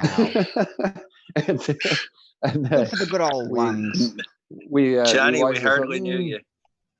Yeah, Yeah, I think maybe we should just go straight back out the door and close it and just not go back in.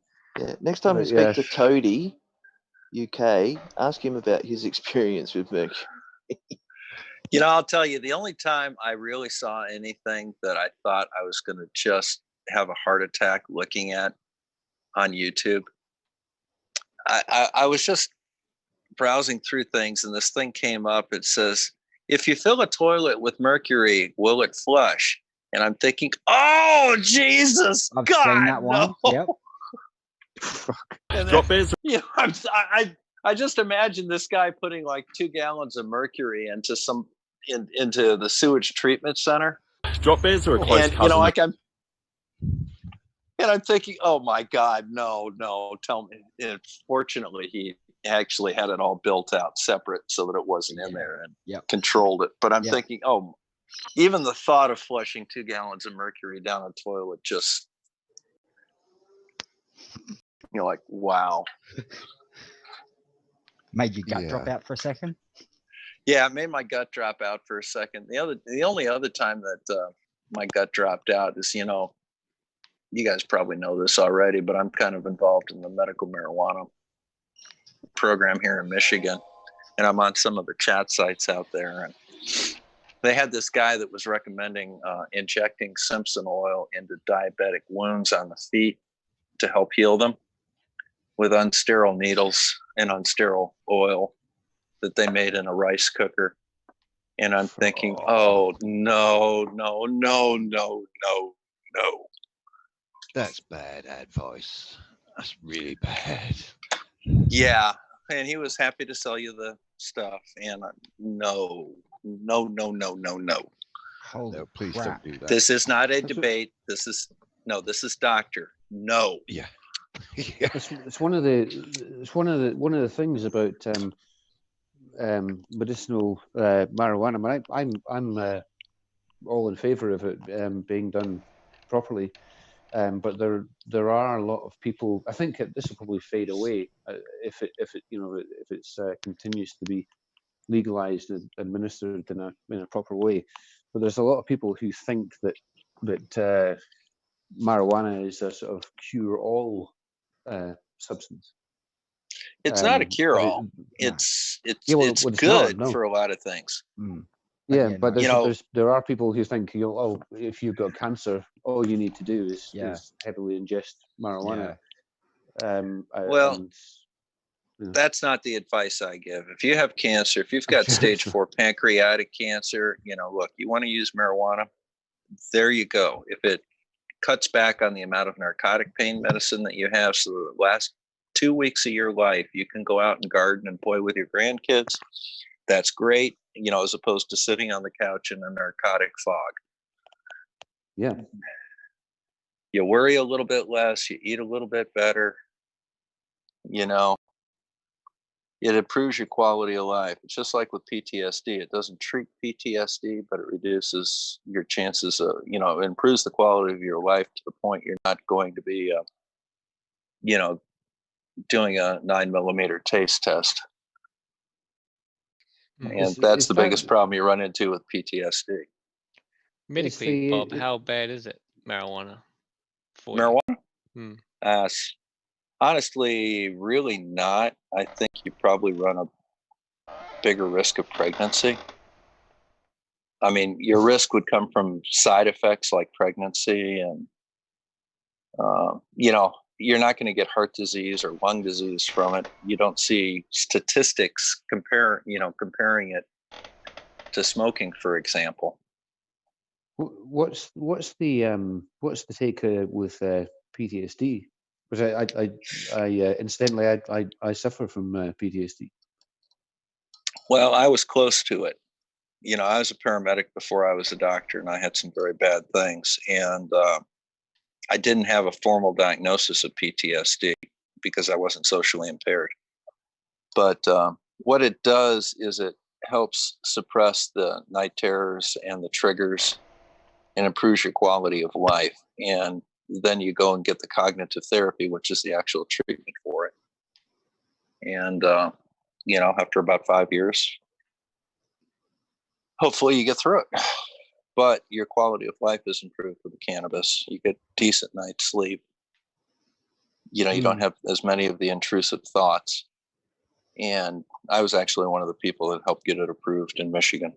So I did sort of self-medicate, if you like, with cannabis for a while. I shouldn't really be doing that, because it's not legal and you have to use the right stuff too. You have to use the indica rather than the sativa. The sativa can cause anxiety. Yeah. The sativa is good for migraines, but it's not good for much of the others. If you want pain or symptom or seizure or spasm control, you definitely want to be on the indica side of it. Yeah. And if a cop pulls you over and offers you cookie dough, don't take it. or a bag of chips, don't take it. That's their test to see whether or not you're driving stoned. You want some cookie dough? Hell yes! You're under arrest. It's funny. There's actually an ad for that in Australia. I was once offered a can of beer by a cop in Glencoe a few years ago. But it's a beautiful part of Scotland, Glencoe. It's lovely. I was there last weekend. Beautiful. Nice. Dad's just up the road from me. He's in Fort Augustus. Never been there. Never been to Europe, unfortunately. Never been to New Zealand or Australia. My folks went there once, and it was gorgeous. Well, come on over, Bob. I'd love to. We've cleared out all the forests for you, so there's nothing to get away. That was me. Well, now your equivalent of the NSA is going to be sending the equivalent of the FBI to knock on the equivalent of our doors. Yeah, that would be ASIO. Yeah. But honestly, knock on the door and have Wolfie show up. Have Wolfie and BM Furball show up. When I live in pretty much in the centre of Scotland, on the border of the Highlands. Ooh, nice. And going up to Glencoe, you sort of properly go up into the Highlands. It's only about an hour or an hour and a half from here, and you just can't help but just look out the window of the car and think, wow, this is amazing. Yeah. I hear it's beautiful up there. It's beautiful. It really is. And the air, you can't breathe enough air in. It's so clean up there. It's just, and the water. Isn't it about the same? Isn't it about the same latitude as Fairbanks, Alaska? I mean, you guys are really way up there, aren't you? Well, it's 56. It's not. Yeah. It's not. Fairbanks, I think, is 64. But I know London is about the same as Juneau, Alaska, and the only reason that it's not covered in snow all the time is because of the Gulf Stream. But yeah. Well, it's the same. It's a similar latitude to Moscow, I think. Yeah, I mean, it's really you got long days up there in the summer. Let's put it that way. Yeah. It's not. I mean, it's not that. I mean, if you go, I go over to Norway sometimes, and or even the north of going up to Orkney, the Orkney Islands, or further up the Shetland Islands, and it doesn't get dark in the summer. Yeah. It's a bit of a pain for astronomy here, because the end of astronomical twilight is what, the first week in May. It doesn't get properly dark after that. You've got like several months where you know, if you want to take like long exposure kind of proper stuff of the stars and what have you, it's just, you can't do it. Yeah. Well, one of the things that we do a lot down here is we have fireworks on the 4th of July, Independence Day. And I remember when I was up in Alaska, there's no fireworks, and I got to thinking, there's no dark. It never gets dark. I said, well, yeah, you can't really have fireworks. That's weird. But, hey, Bob, the other thing that was, oh, go ahead. No, sorry, you go ahead. You go ahead. The other thing that was really cool is when I learned how to fly, I got my pilot's license in June. And I had never flown at night because there wasn't any night. And that is the one exception to having night flight. You got to get 4 hours of night flight before your license, you know, you have a license, but it's got like an asterisk on it. And you got a year to get 4 hours of night flight. So I had to come down when I came home to Michigan. You know, I go on out there and say, well, how long have you been a pilot? Well, about 5 months. He says, what do you need to do? I said, I need to fly 4 hours at night. He says, how much nighttime do you have? And he goes, none. And he goes, how'd you get a pilot's license with no night flight? Well, we didn't have night. And, you know, they'd never run into that before. And they looked it up in the rings, and I was right. So I got my 4 hours, and then I had to go up, talk to the FAA, and they took the little asterisk off my name. But go ahead. I'm sorry. I didn't mean to interrupt you. No, I didn't realize you were still talking. I just got a message from the chat. I think this person's a nurse, and they said, what's Bob's view on euthanasia? What's my view on euthanasia? Yeah. Yeah. Well, other than the fact it's illegal here, I'm not a big one. I'm not a big one for, you know, the first rule of medicine is do no harm. Mm-hmm. And sometimes you harm people by failing to let them pass naturally. And one of the things that I learned when I first started working as a doctor is, you know, you get these cases once in a while, and the guy I was working for had been a doctor for quite a few years. And he says, you know, Bob, down here, one of the things that we look at is never standeth in the way of the Lord. And I kind of got to thinking about that. And I realized that there were times that sometimes there may have been some things that you can do. And it becomes a question as to whether or not you really should be doing that. You know, yeah. You know what I mean? You don't hasten their death, but you don't necessarily prolong it. You know, there's a difference between injecting somebody with potassium chloride, and there's also a difference between discontinuing ineffective antibiotics, and the infection takes its course. Yeah, I prefer the relieving of the anguish and the pain as the answer. You know, I think that's a good way of doing it. I do believe in hospice quite a bit. I do believe in hospice. Mm. You know, I don't think that I could. But I don't think that I could. Sorry, Bob, I don't think I could be pumped up on drugs, or to just not have to deal with that pain when you wake up in the morning, waiting for that medication to come. Did I mention that I am not a fan of pain medicine? As far as if I can treat it with cannabis or something like that, I think that it's a much more comforting way of doing it. Yeah, can you and I'm not a advocate big fan for it of over here in our country? Yeah.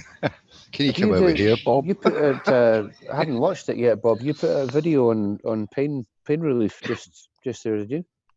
That's my Australian video, dude. I did that for you. You didn't watch it? I'm not Australian, Bob. I'm Scottish. Oh, I know sorry. it sounds the same.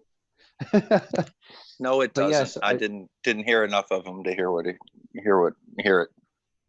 I saw. Yeah, that's part of my. Yeah.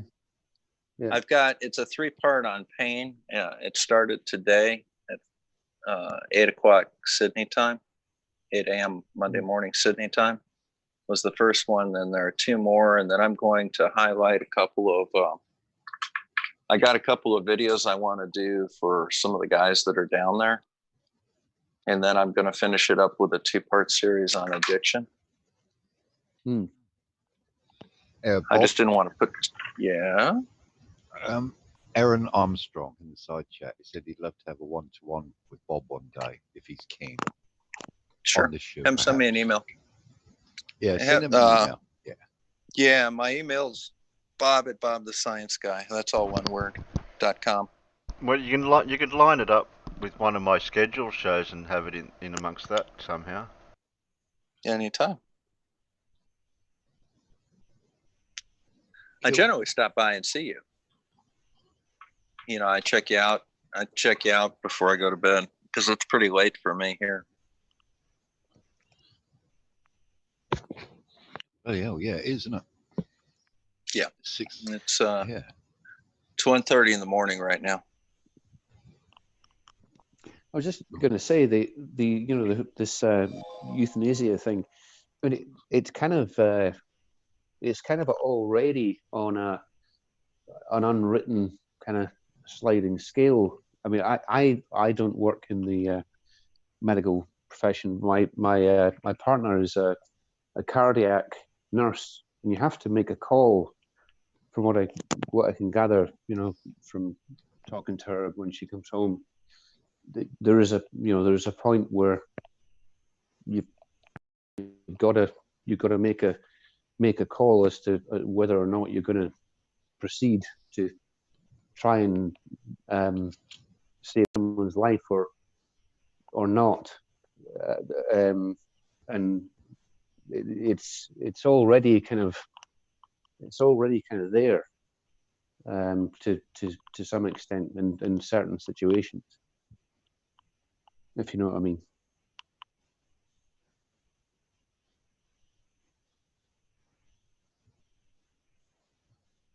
If that was meant for Bob, he's not here at the moment. Oh, is he gone? No, he's back again. But yeah, it's a really. My apologies. I bumped off accidentally. But yeah, it's a really really difficult thing to be the one to sort of decide when to keep going or not, or it's as I say, I'm not, I've not actually been there. I've just been there for my partner when she comes home and sort of just gets it out of her system and talks about it. It's something I think that needs to be. It would be good to kind of firm it up and actually for it to be properly sort of discussed and legislated.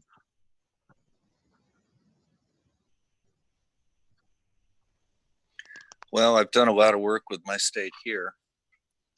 I was one of the people that helped develop the standard of care for it, with Lansing. But if I can help, let me know. I'd be happy to have a chat with them. We could, if you know anybody that we could have I could have a meet with one of the legislatures and talk about some of the things what our experience has been here. I don't know if they'd want to talk to, take it out of house, but that would be up to them. Yeah. It's yeah, I don't think we give enough credit to the medical profession. Is my take on it from the outside looking in. It's a difficult job. It's quite sobering when my partner comes home from work and having been, I mean, I suppose to an extent it becomes your daily sort of job. But to hear about the stuff that happens day to day in hospitals, and especially in critical care and cardiac units and stuff, it's like, wow. that's kind of a leveler. It puts things in perspective. Try being a 20-year-old paramedic with 6 months of training, and you're the only one there with the defibrillator when you've got a cardiac arrest sitting in front of you on somebody's lawn. That would do it. That is a sobering experience. Let me tell you that. And I did that for 10 years. But you didn't stay 20 years old for 10 years. No, I did not. I just got older, which meant the hours were worse. I became a doctor because I needed indoor work and less heavy lifting. Yeah, well, it's only trying to save somebody's life is something that's only happened to me a few times, but it's not character forming, I suppose. It changed me. Yeah. It changed me, and you guys see that on a daily basis, how it changed me.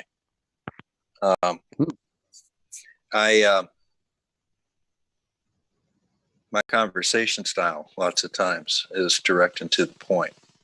I need to get information right this second, and I need to respond to it right this second. And you see that in my speech patterns, and that's from my 20s,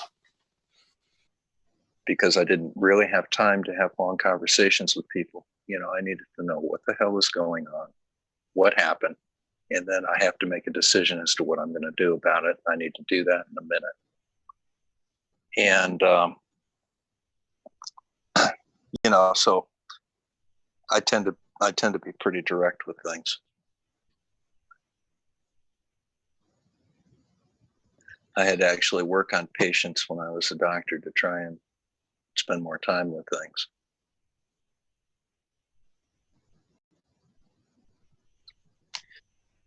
I quite like it. I quite appreciate it. The directness, just to the point. Well, it grates on people sometimes, and that's a flaw in my personality. But it was a flaw that was built out of necessity, and it's something that I constantly try and work on. I don't know. I think it's quite good in the situations where like these forums when we're talking with waffling flat earthers when somebody just cuts through the shit. I think it's actually a really useful way to communicate. I think that's how I built my YouTube channel. I don't put a lot of fluff into my stuff.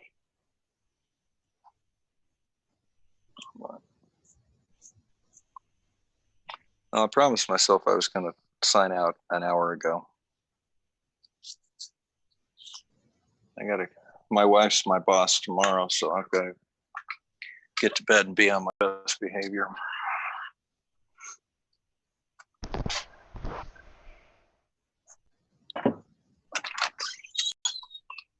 So, good night, gentlemen. Let's go see if Otis has come home yet. I've got a tomcat named Otis that loves to go out and roam at night. See if he's back. We gave him some catnip the other day. That was hilarious. I got a video of it.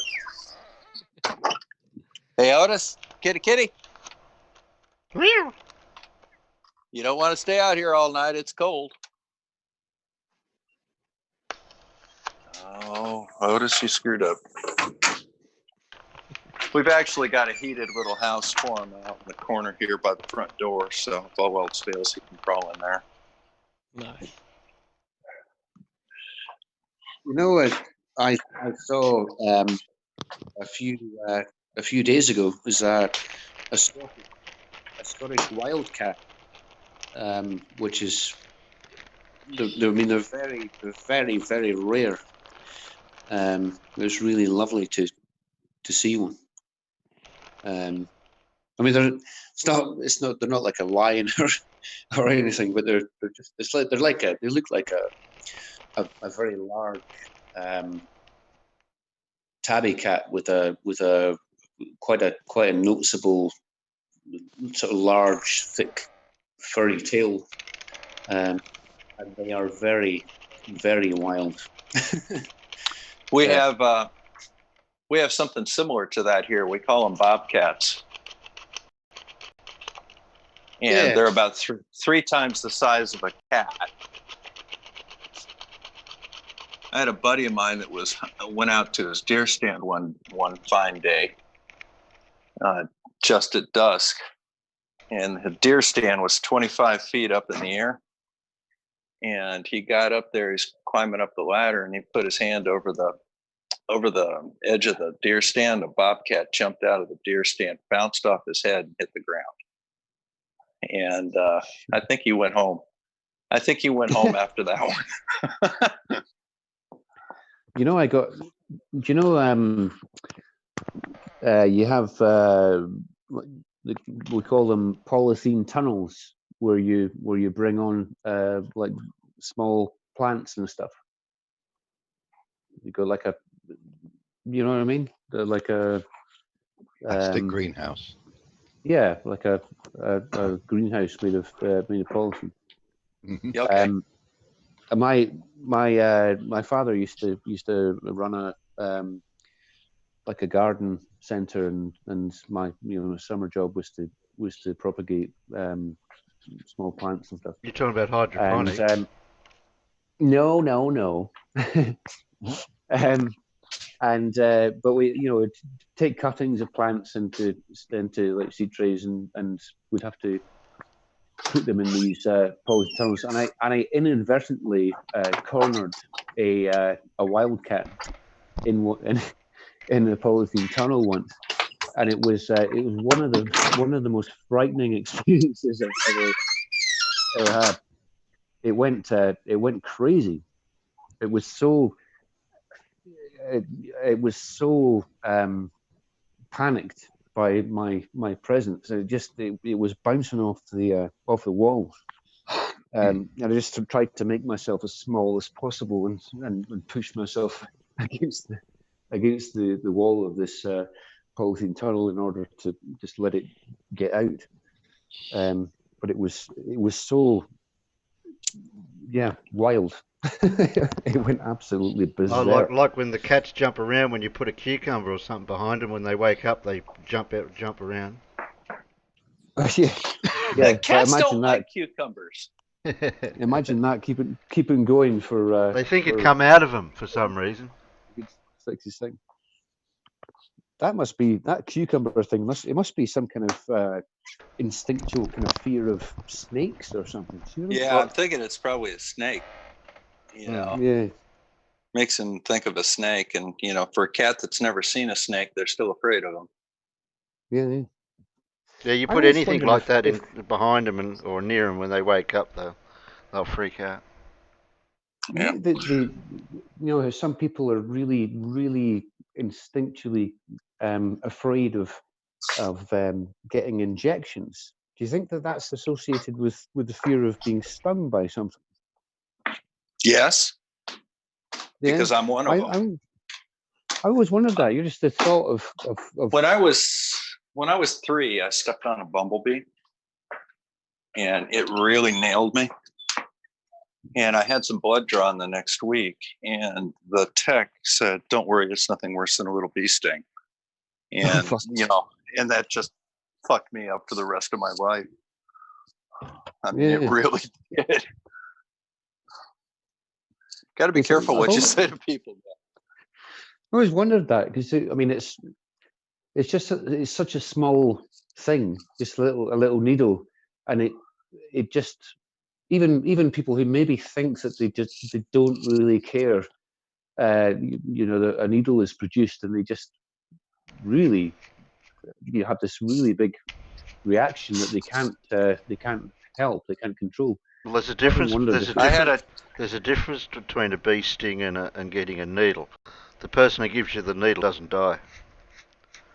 That's true. Yeah. That's true. Yeah. Yeah.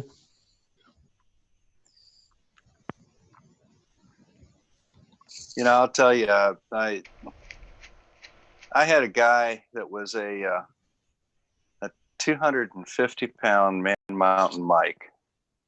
He was an accountant, but he was, out building his own house, by hand. You know the type, very handy and rough and tumble guy.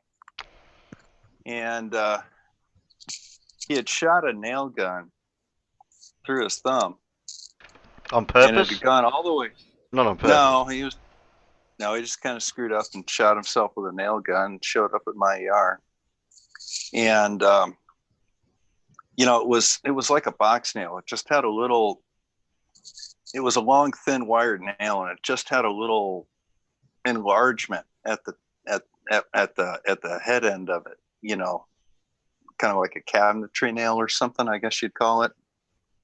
And it was just hung up in his skin by that.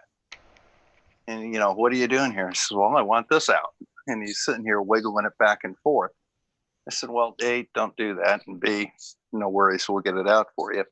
So I put a little lidocaine in it and made a tiny little nick and pulled the nail right out, because it just needed the opening enlarged just a hair. And I just pulled the nail out, and he passed out and fell on me. And I go, son of a gun. Get this guy off of me. And he was a big bloke. 250 pounds. He was a 110 kilo guy. Well, no, about 100, put a nail through kilo himself. Guy. Put a nail through himself. Fainted when you pulled it out. I mean, that's odd. It's not like it even hurt. It's just the idea of seeing that thing come out of his thumb that, just down he went and right on top of me, man. That's so it was a reverse shock. You didn't give him the disclaimer to say you don't have to look. Yeah. I had a friend who was a diver medic. I never actually did the diver medic qualification. But depends what you're doing, but there needs to be at least one or maybe two diver medics on commercial jobs. And but my friend had sliced the palm of his hand open on part of a structure underwater, and it was, it needed probably half a dozen stitches or something, and so he was back on top, and got the diver medic, and they were sitting opposite each other at a table, and my friend had his elbow on the table with his hand out, and the diver medic was giving it a clean, just about to stitch it up, and the diver medic fainted. and his hand went straight, his head went straight into my friend's hand. He's like holding his head up. That's funny. And he was like, oh, fuck. And this guy was hard as fuck. Actually, he ended up stitching his own hand Well, the medic was passed out. But yeah, he just, I mean, he maybe hadn't seen I had very a much buddy of action. mine defibrillate himself once. Holy One of my shit. partners defibrillated himself once. That was fun. He got real stupid real quick. Took him a little while to figure out where he was, but interesting. I had another one that slipped on a wheelchair ramp while holding a defibrillator, and he, threw his hands up to try and balance. And he had this defibrillator, which was like a briefcase, in his hand, and it kept going right around and opened up the back of his head and knocked him cold. And we had to call another ambulance in. And I was on the second ambulance that had to go pick him up, and what a collar. Had to bring him in and get him stitched up. Had to get his patient, and then we had to bring him in to get him stitched up. We let him ride in the front because he wasn't paying.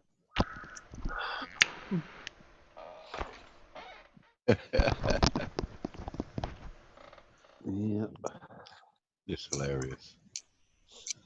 Well, I'll tell you, is that video that I put out today on pain 10 out of 10, man.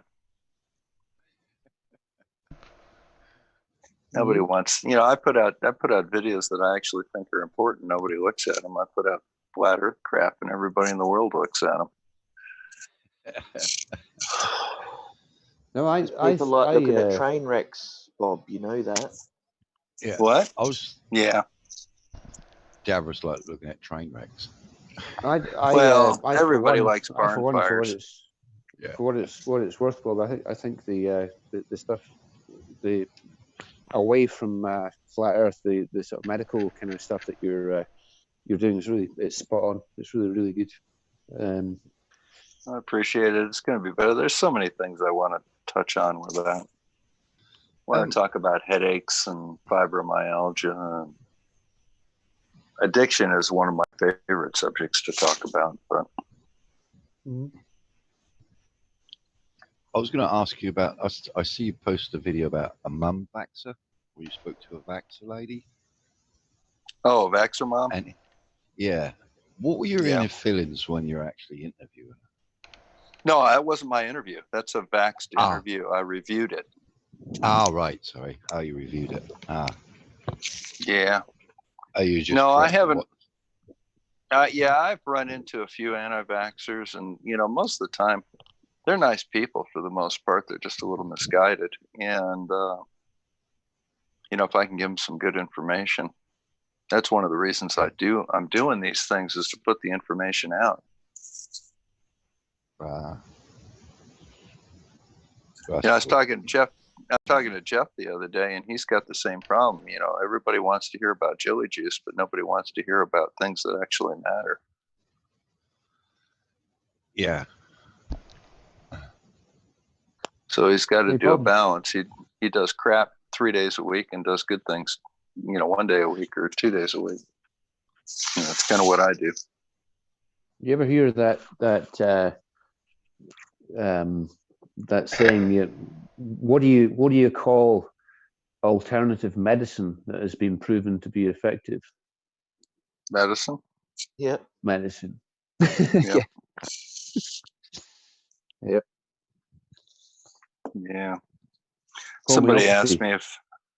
Yeah, I talked about alternative medicine. I just mentioned it the other day. And it's like people are coming out. Oh, you believe in woo? I go, woo? You're talking to, right? Do I look like somebody that believes in woo? Have you got a patch on your head? No, not yet. When you're riding a horse and you go to pull the horse up, you might say it. Yeah, you're patch boy. Yeah. Patch boy. Do you ever hear about the study that was done on acupuncture? I've had acupuncture for like sports injury, and the insertion of needles does encourage blood flow under circumstances like that. But in terms of inserting needles into your chakra points and all that shit, that's the kind of acupuncture I'm talking about. They did a study for pain relief or what have you, where they had an actual practicing acupuncture therapist, and they had an actor pretending to be an acupuncture therapist, and there was no difference in the reports from the patients and how effective it was. They had an actor needling people? Yeah, apparently. Yeah. That's my kind of study.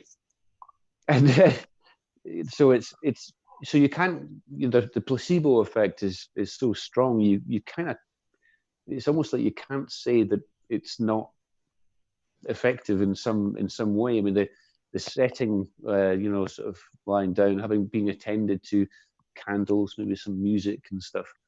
Yeah. But yeah, there was certainly, that's powerful medicine. That's powerful medicine. And my thought on it is they've been using it for 5,000 years. There must be something to it. Yeah. Or could it be the fact that you're laying down for a half an hour?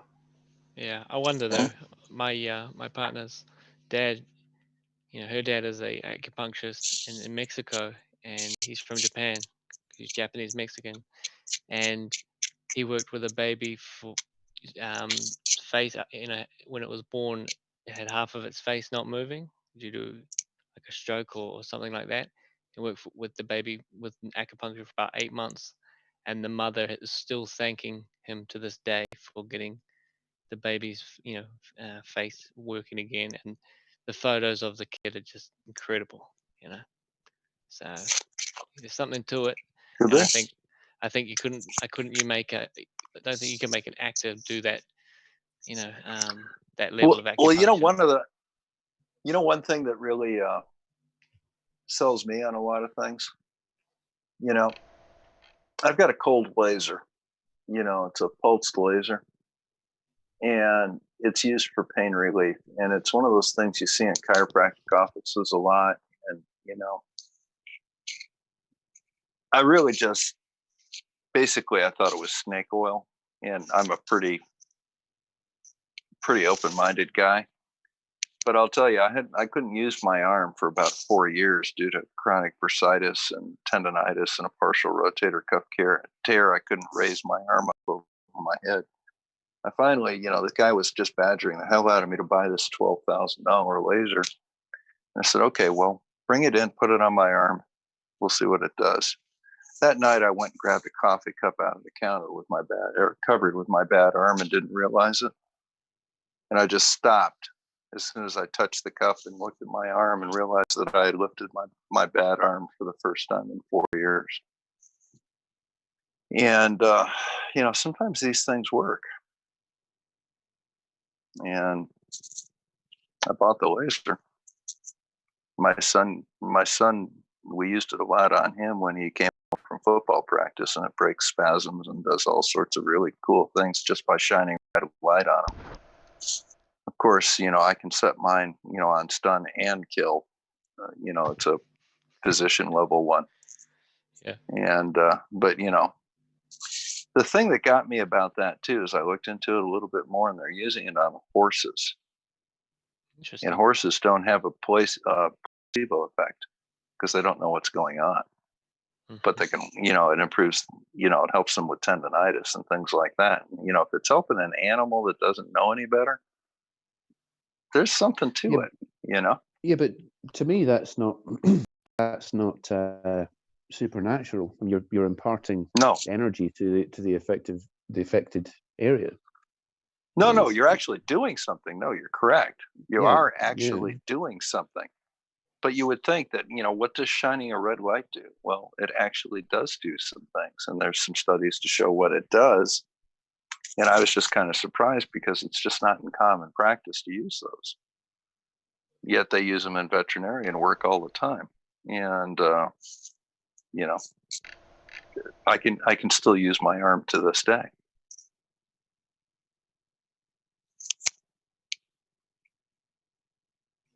Oh, well. Well, guys, it's been an hour and a half, so now I've got to go. Cool. Yeah. Thanks, Bob. All right. Good night, Yeah. gents. Night, Good night. Bob. Yep. Thanks Night, for Pleasure Bob. as stopping by, always. mate. Night, Bob. No. No. All right, bye-bye. No. No. That's cool. Were we actually talking about anything before? And we've talked about everything. Ah. We had the video reply that we didn't get up to, Terry. Yeah, Oh, yeah, right, yeah, yeah. yeah. I remember we were doing something. I had a plan. The plan is to stay flexible. Yeah, I seem to be flexible. It's Terry's plan of no plan. Well, that's the ball. That's the ball that Simon Dan showed. Yep. They're really cool, those things. I haven't seen one. They are, aren't they? You can push them. But then his response was, I don't know whether to use that one or because a few people, the real responded by using. So I've got people's replies to it, or I've got the actual video from him replying. You actually had his reply. Yeah, I've got that here. I've got play his Flat Earth Millionaire's reply first, Terry, and then play Ruhif's. Yes, it seems to yeah, but connect. I've also got. Oh shit!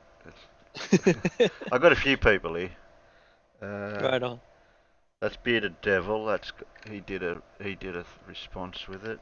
Ruif did a response with that. Flat Earth Millionaire. Flat Earth Millionaire. Simon Dan, right? Oh, that's the Tanks in Space one. And I've got a Isaac. Okay, we'll get to that in a minute. Right, back to not that one. That one. No. Well, that one's Bearded Devils. He seemed to throw everything all in it. You know, Simon Dan's response and blended them together. So basically, what we're doing. Where was it? You can't read the tabs. Oh, here we go. Right, just play this as his response. Hi. Good afternoon, YouTube. Just want to make a quick video in response to Simon Dan claiming that he met my 3 challenges. He starts off in the very beginning of showing a ball with water falling off the bottom. And I clearly stated in my challenge I want to... Now, can you actually see water falling off the bottom of that? No. You can't see the bottom of the ball, so how does he know it's falling off? There. That's my first observation. See water sticking to a ball, to the exterior of a ball, without it falling off the bottom. Without it falling off the bottom. That one point you failed miserably. Now he did put in.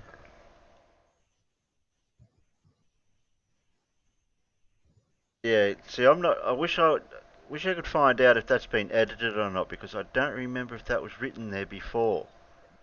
No, it wasn't. Or he's re-edited it. Somebody needed to have caught the original video of this and saved it with the original text that was actually written at the bottom of this. So if no one's done that, okay, because that's a point to make. If he's edited that after, then that's the problem.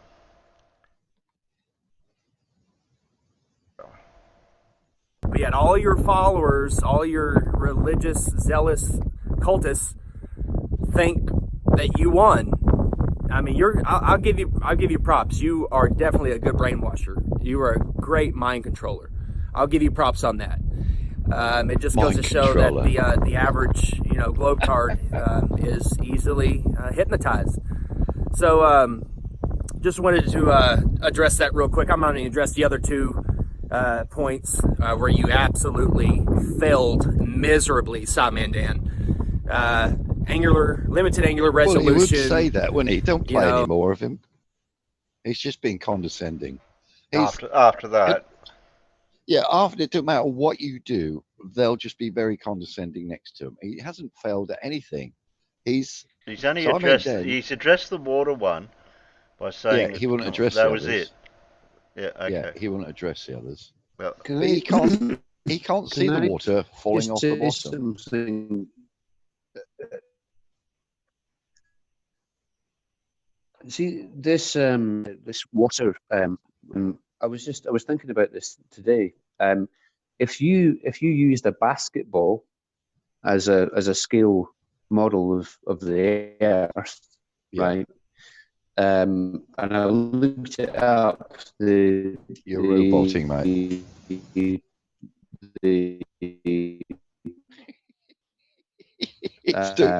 took Crash's diameter. Can you hear me? Have you got Crash's iPad?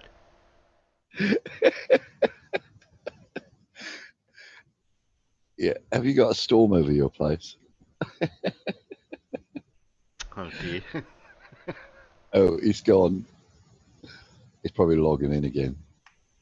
Can you hear me now? Yeah. No worries. Oh yeah. So I was going from mobile to Wi-Fi there. Am I coming through okay? Yeah, perfect. Yeah.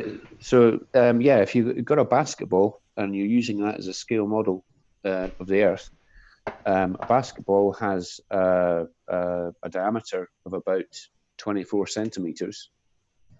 And if you do the sums, the maximum, even if you take the maximum depth of the oceans, it is about 1/1000th of the diameter of the Earth. So that equates to at the very, very most a layer of water around a basketball of 1/4 of a millimeter. So you're talking about a wet basketball, not which is you can pour fucking loads and loads of water over a ball to as a flirt to try and make some kind of point, but that's the amount of water that you're actually talking about. You're talking about a very thin layer of water, basically, in terms of basketball, a wet basketball. And I just thought I would add that in. I'm sure I'm as disgusted by the wet ball shite as everyone Peter's else. got an image of of an Earth, and next to it, it's got a little blob of water, and the blob of water is only about 20 mil or so in comparison to all the water on Earth, anyway. The amount. Yeah. Yeah, well, if you take the diameter of the Earth is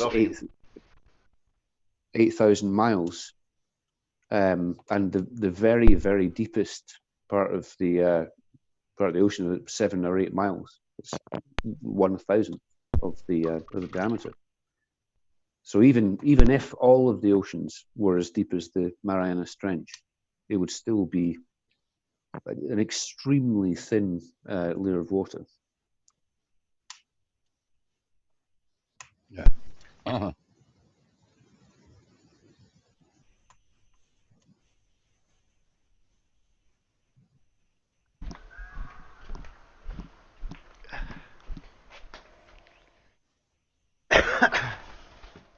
Yeah, it's just a condescending idiot.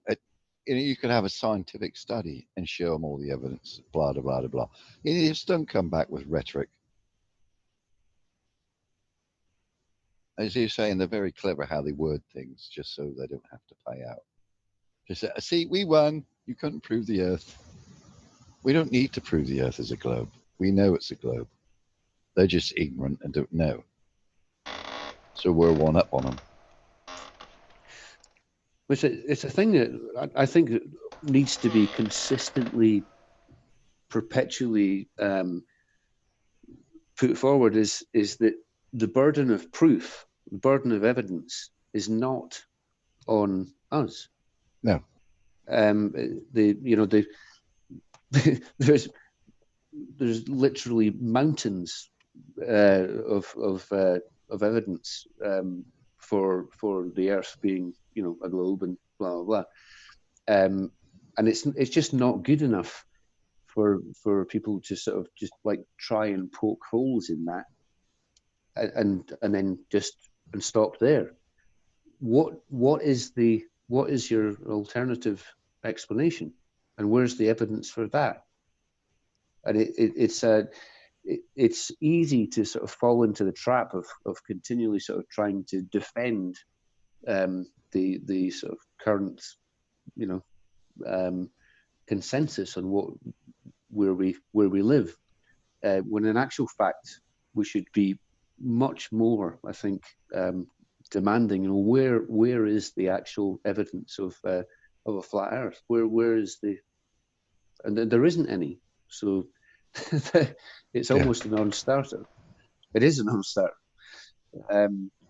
But yeah, there's this reversal of the burden of proof or burden of evidence in itself is extremely damning. Well, Ruth actually covers a few points in here that we can also be able to expand upon. So we'll listen to this. It only goes for 4.5 minutes. So it'll bring up the other topics in amongst what we just talked about as well. Good morning and welcome to another clickbaity titled video, except that it's not really a clickbait title. I am actually offering $10 million.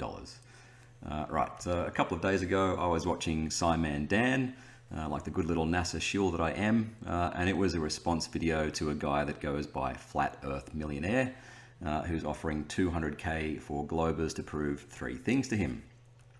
So here's the dude showing off his house that's worth $500,000. Says his name is Tanner Stewart from Texas, and he literally spends 40 minutes in this video telling you how he paid cash for his house, paid cash for his fucking driveway, shows you that he's got 3 cars. Dude reckons he makes about 700 grand a month, which is a lot. You've actually got to watch the video. It's fucking hilarious. Anyway, he's not the first guy to put up a decent amount of money for people to try and prove the globe. I'm sure you all remember Flat Out Heroes challenge that Wolfie 6020 met. Not that anyone thinks that this guy had 100K in the first place, because he's a fucking stoner. Then there's like Ray Goodwin, surveyor dude from Kansas, put up 100K to do a surveying challenge at Myrtle Beach in South Carolina. And I've had a lot of back and forth with that guy, and it's probably worth a video all by itself. And then you got this sniper dude at the bottom asking for proof of Coriolis, and I'm sure there are more. But what is the problem with all these challenges? And the problem is objectivity. So when someone challenges you to prove something to them, it is them that's setting the standard of evidence and what it takes to convince them. And obviously Flurfers set that standard of evidence so high that it's basically impossible to reach, or once their challenge is actually met, then they move the goalposts or something. Like when Sleeping Warrior bet £1,000 that there's a solar eclipse every month, just that it happens over the oceans. And then someone comes along and explains why there isn't a solar eclipse every month. And then Anthony comes back and says, oh, no. By solar eclipse, I just meant there's a shadow cast off into space somewhere. Unbelievable. Anyway, so no matter what evidence that you do provide and how thoroughly you debunk their bullshit, they will never be convinced. So how do we fix this? Right, obviously we need to level the playing field and have both parties on an equal footing. So instead of me trying to convince you, which of course will never happen because you won't let it happen, we each try to convince a neutral third party which is the best position of the 2 positions. And that third party has to be a professional arbitrator, so they're duty bound to treat the evidence without bias. So for example, we could hire someone from the National Academy of Distinguished Neutrals, and there's the website. We'd get a lawyer to draft the rules of the challenge, sign a contract, and then both of us would put whatever prize money that we agreed on into an escrow account. And then basically we run kind of a trial in front of this arbitrator, where I put forward my top 3 arguments for the Earth being a sphere, You put forward your top 3 arguments for the Earth being flat, and then we obviously get a chance to rebut the opposing arguments. Then the arbitrator makes a decision, and the winner takes everything. So hopefully that sounds fair. Good. All right, now I don't want to get into like a dick measuring contest with Flat Earth Millionaire, but my net worth is actually Googleable. And if this dude's making 700 grand a month, then he can easily put up at least $1 million. And as you can guess from the title, I'm happy to bet anything up to 10 million Aussie dollars, which is roughly 7 mil US, into this challenge. I do actually have a minimum amount, which is about 100k US, because once you add up lawyers' fees and escrow fees, and then pay the arbitrator for a few days, it might end up costing about 20 grand or so. So there's my challenge, Flat Earth Millionaire. I believe the hashtag you used is hashtag put your money where your mouth is. And obviously this challenge is not just for Flat Earth Millionaire, it's for anyone. So flick me an email if you're interested, and please spread the word. His money's safe. Yeah. Yeah, that's just shut millionaire guy up, isn't it? Well, I'd like to see if they do try to respond to that one. Well, they just wouldn't, would they? Because they would have no evidence. Yeah, but they'd arbitral. pick on the rules of engagement, so to speak. Well, as he said, he'd have a neutral people. Yeah. Which we've tried to do. We've tried to have neutral conversations with flat earthers on channels, but no, independent, neutral person actually. a recognised third party. Yeah. Yeah, recognised third party, and they'd lose every time because they'd have no physical evidence because the Earth isn't flat. Well, that's the agreements that the lawyer would have to work out. Is the lawyer would have to work out in the questioning of the flat earther, would they be, if they're questioning the globe Earth, is that classed as evidence for flat Earth? No, it's not evidence. Yeah. No, because they're just so they'd fail on that criteria alone, almost. Well, yeah, they'd fail because they have no evidence. Yeah. They've got no mathematics. And just questioning the globe Earth is not evidence for flat Earth. No. Yeah. So they're screwed almost already. Yep. Yep.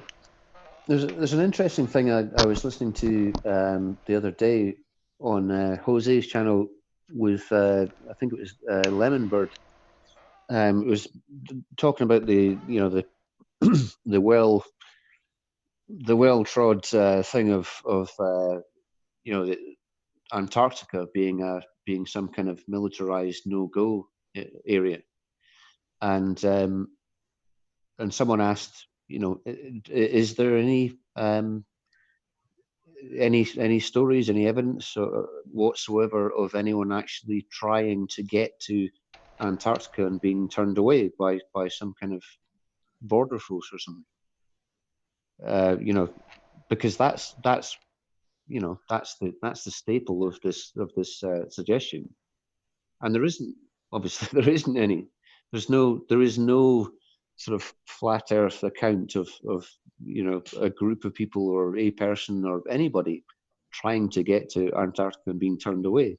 Well, put it this way: if the Earth was and has an ice wall and a sudden drop off the other side of it, don't you think every scientist in the world would be out there trying to explore it? Yeah, unless it's a massive conspiracy that's beyond human capability. Yeah, but with today's technology getting more advanced each year, with the advancement of mobile phones and photography through that, and you'd think there'd be something starting to leak through by now, if something wasn't true. Because you can't hide all that now. No, you can't. It's like the Chinese suppression of the internet and things. Things still leaked out, or things still leaked into them. There was ways around. But But wouldn't they and them kind of be in overall control of communications and everything? Yeah, but the people still found out things by other ways. Yeah. That the government and now they already know that everything. knowledge. Yeah, now they already know that knowledge. The government are knackered. Yeah. Because they can't really hide it anymore because they already know what they're going to do. Mm-hmm. They did try to ban outside communications, didn't they? Yeah. Well, they still suppress the type of things that does go through to their internet. Oh, yeah. Yeah, it's got to go through their servers before anyone else is allowed to view it. But it gets to the point where they just won't allow it. I mean, they got enough hackers over there to have, so wherever they do, there are always going to be other people that are going to be able to bypass it. So. Well, there's another thing too. Look at with America, even for an example. Over the years, I've been watching interviewers interviewing just normal people on the streets, and how gullible and misinformed they are. But is that because they're not knowing what to look for the information, or is the information not there for them to see? They're not interested. Or they're not interested. Simple as that. Yeah. But trouble is, a lot of those videos you see, I rebut that a bit because a lot of those videos are edited, so they just show you the thick ones. Mm-hmm. They don't show you all the intelligent people who are answering it correctly. They just show you the ones that don't answer it correctly. You mean the ones that the flat earthers always use? Yeah, and if you went to any country and asked the same questions, you'd get probably the same thing. You could edit it out so you only have the thick ones. So you don't show all the clever answers. You just show the people that can't answer the question. It's a disturbing statistic. Is that at least 80% of the Western world don't have a decent grasp of the sort of the basics of the scientific method, in that most people are not actually able to, in an unbiased way, collect the relevant facts, appraise the facts for quality, and make a rational, come to some kind of rational conclusion about reality.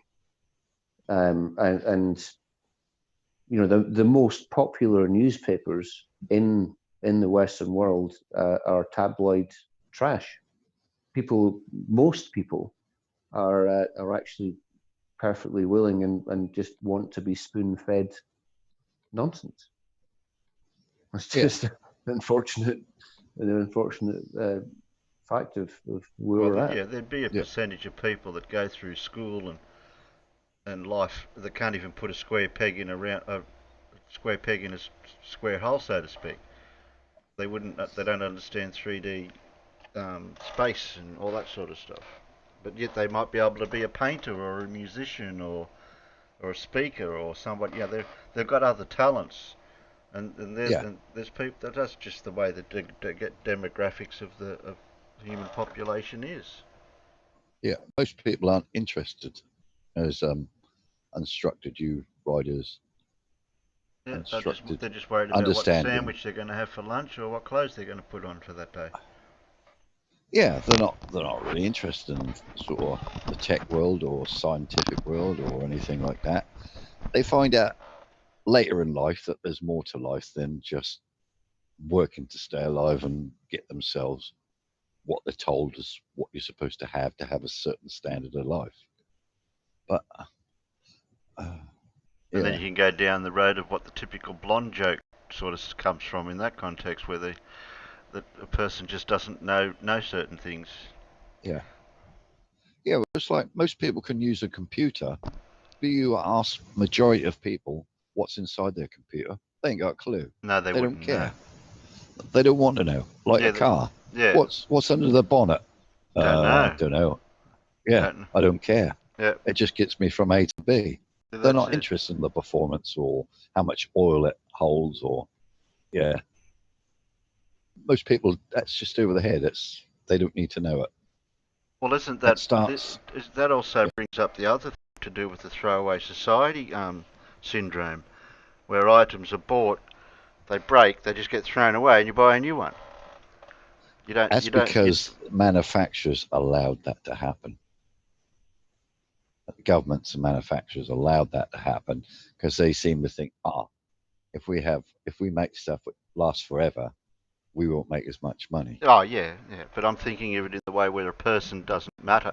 The person doesn't care about an item because it's either replaceable.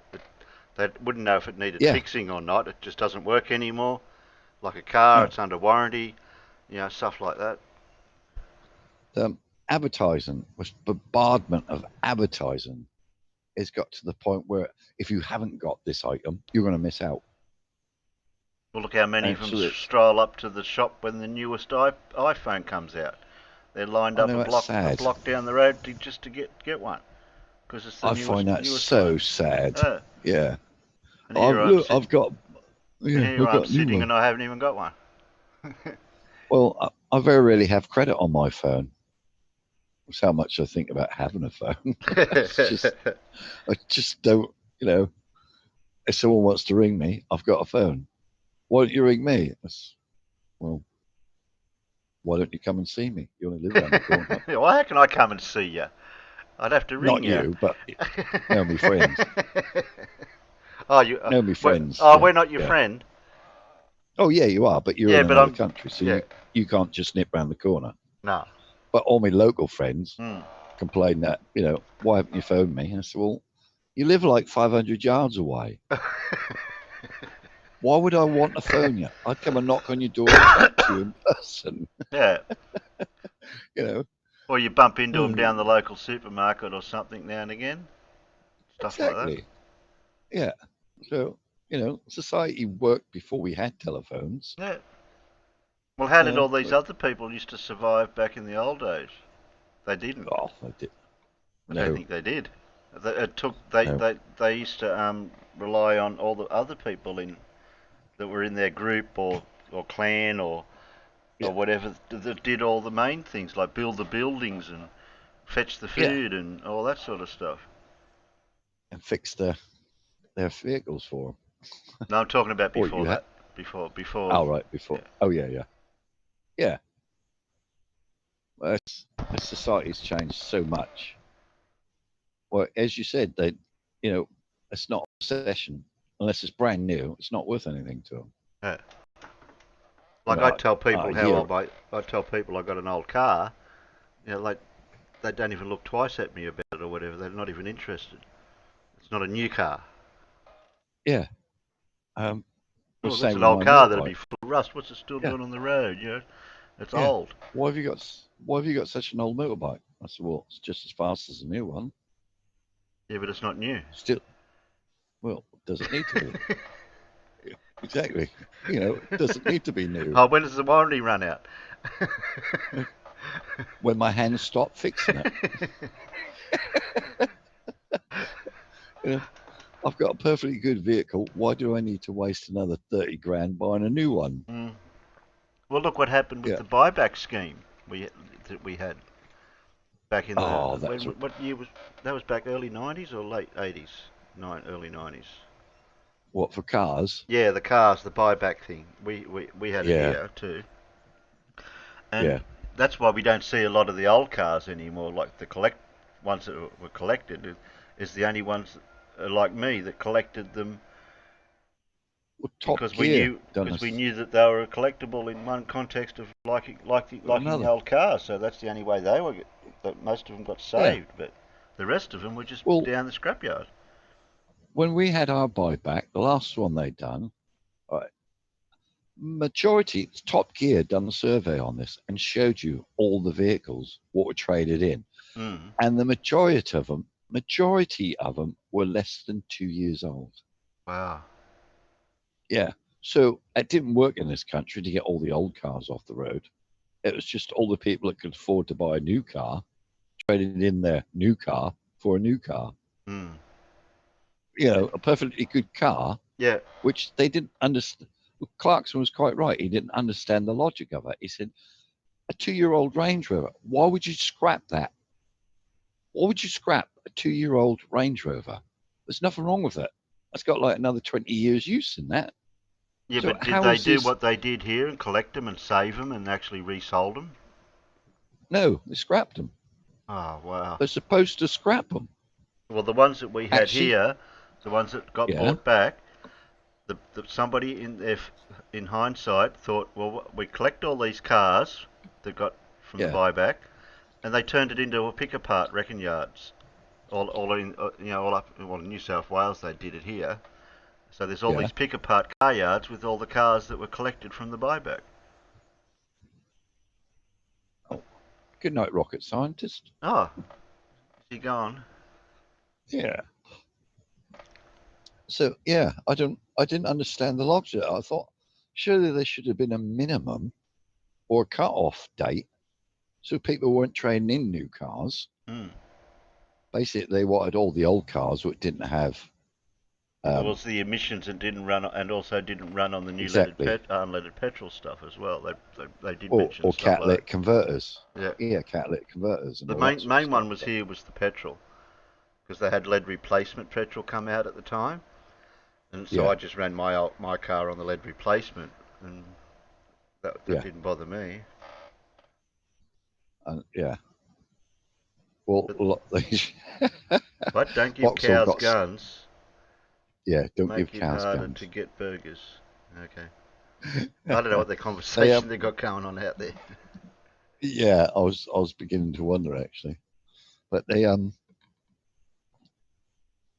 yeah, Vauxhall got caught out on that on the when they changed from leaded to unleaded. Yeah, our cars are perfectly safe to run on unleaded because they didn't have hardened valve seats. Well, you can imagine the damage the engine sent up. They spent a lot of money on claims for that because well, I'm running my wagon on normal unleaded petrol, but I run a drip feed system running through to the lower part of the carburetor below the butterfly. So it just vacuum feeds a drip fed system through a bottle, and I just fill the bottle up every 3-6 months. It does me. What do you put in the bottle? It's a lead replacement additive that you buy from the additive. auto, from the auto shop. Oh, right, you buy it in a bottle. Yeah. Oh, right. That does me.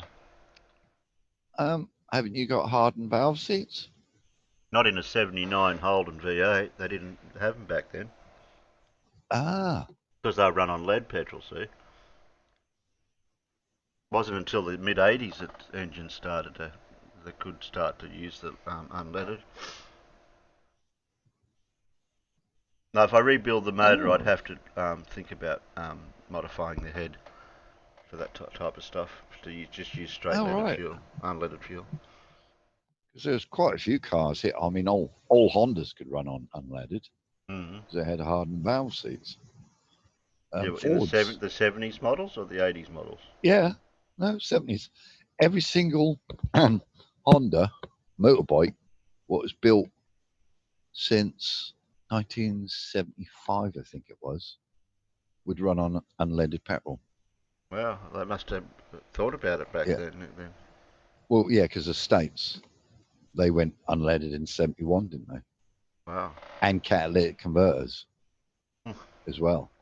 Yeah, that was the main thing. We're a bit slow. That's 20 years later or something than we decided. You know, the same with Britain. American told them when they started, said, "Oh, we're going to go to unleaded." He said, "Yeah, please do," because that cleared all the smog and everything. Yeah. But you must have a catalytic converter. Yeah, well, I'm not running a cat on mine, so how do I get away with the emissions for that then? If I'm still allowed to on register? Yours? Yeah, your emissions are probably different to ours. Yeah. And they're only measuring certain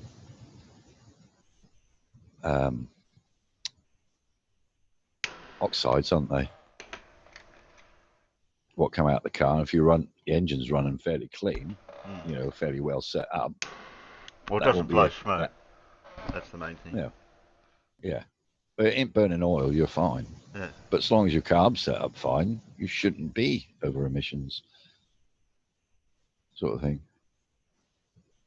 But yeah, the Americans told them, stressed, they said, you must use a catalytic converter. And of course, our government didn't, did they? They didn't introduce them until 2000 and something, right? It was compulsory.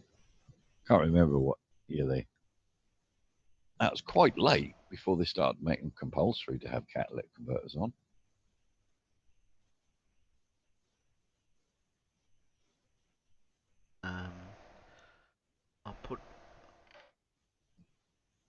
I'll do some editing while I'm thinking of it. Copy.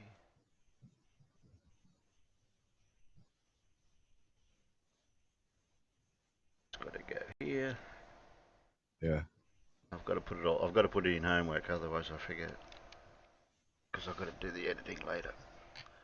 Right, so that's that one done. Close that window. Alright, here we got next.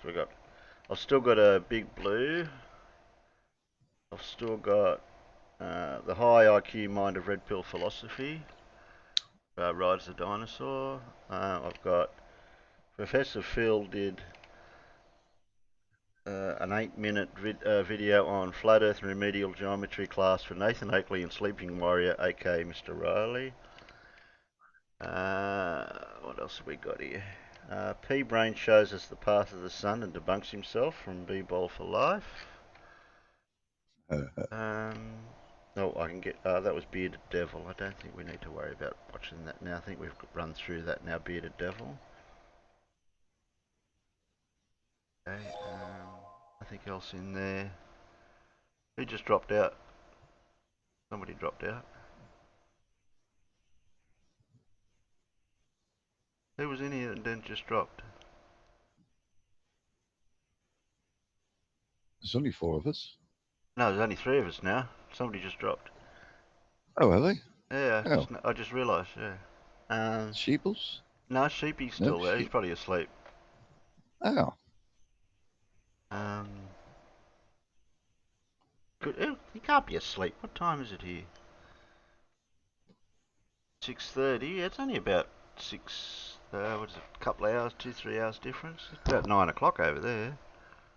Yeah, I don't know. I imagine Sheeples probably haunting one of the Discords or something. He better not be.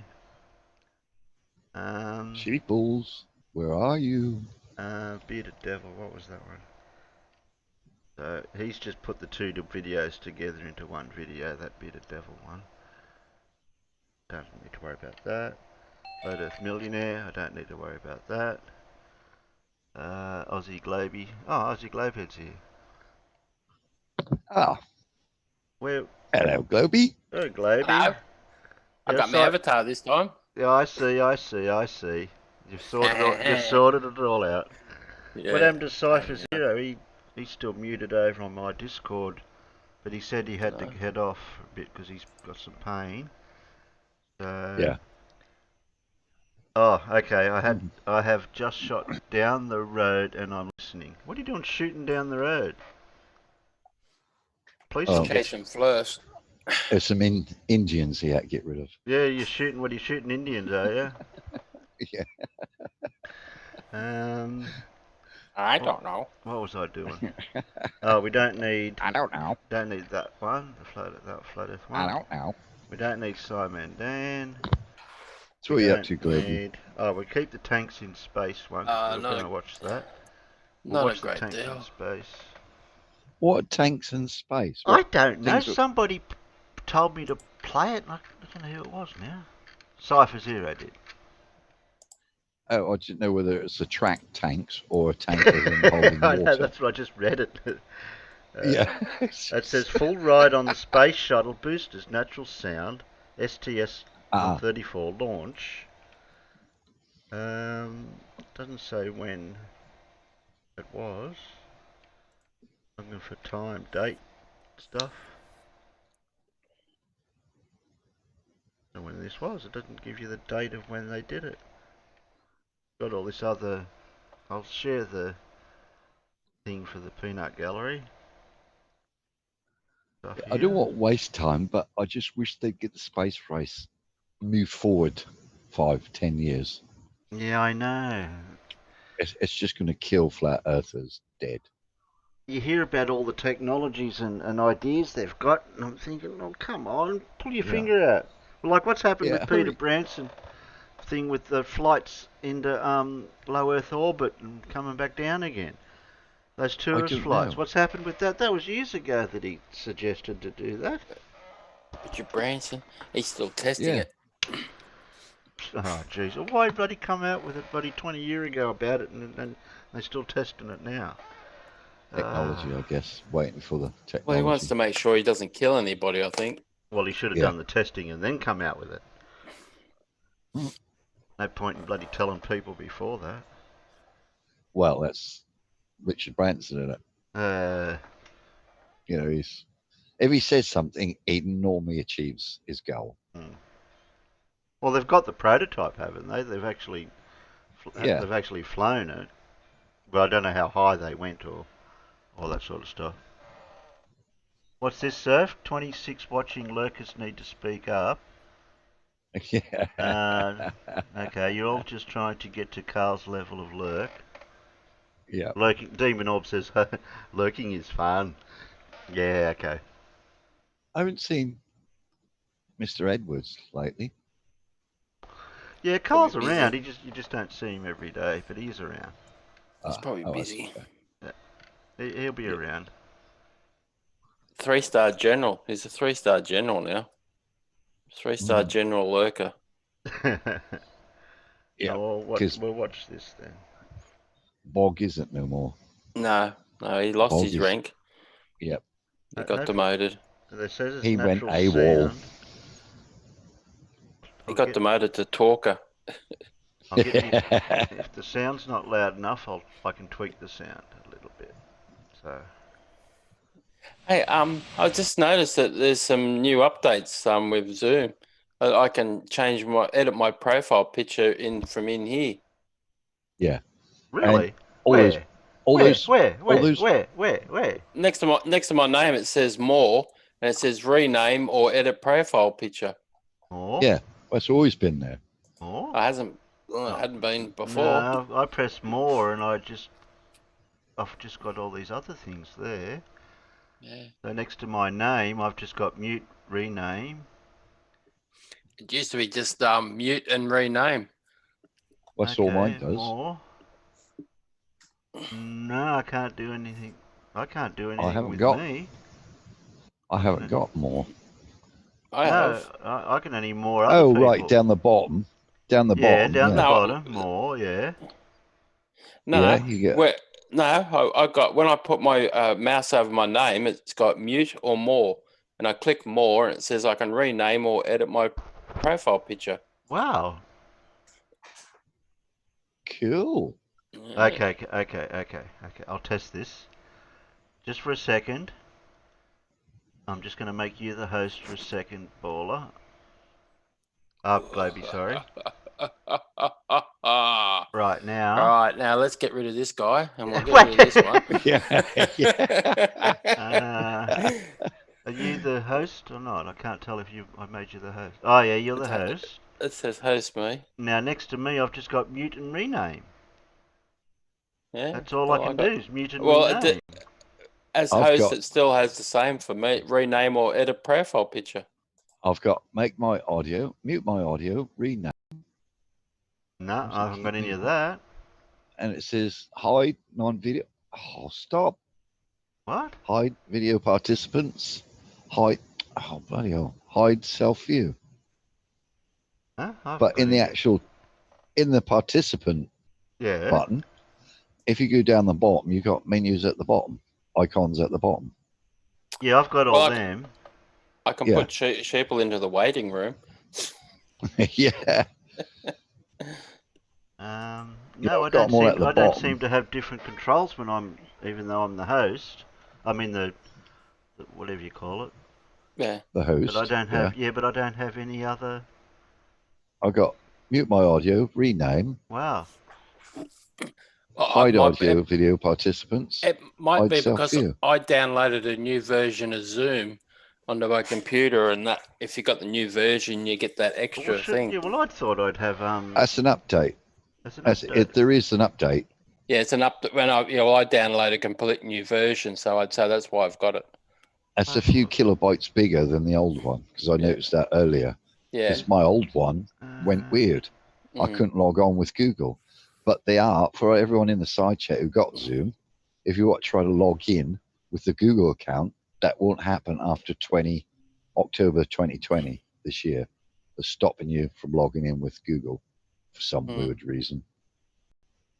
So you're going to have to sign in with the... Yeah, well, so I downloaded Zoom again and came in through the Zoom on the desktop, and that's why I've got my avatar.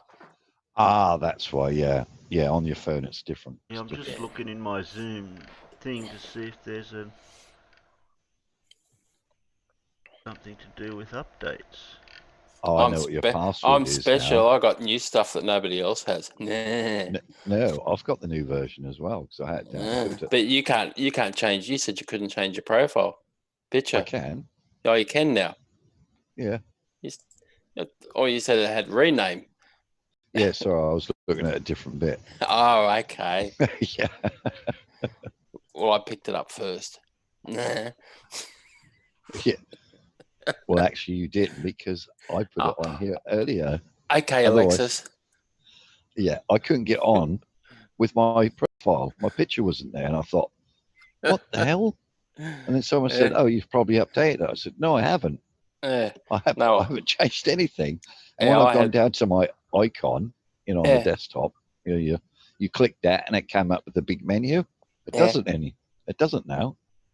You've got to actually log on with a different account, and then it'll go to the old menu.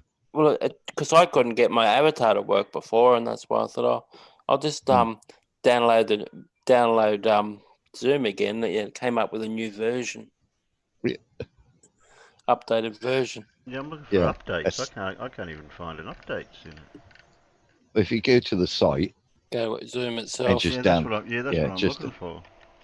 Just download the new one, and you'll find it's a bigger size file than the old installation. New updates for Windows.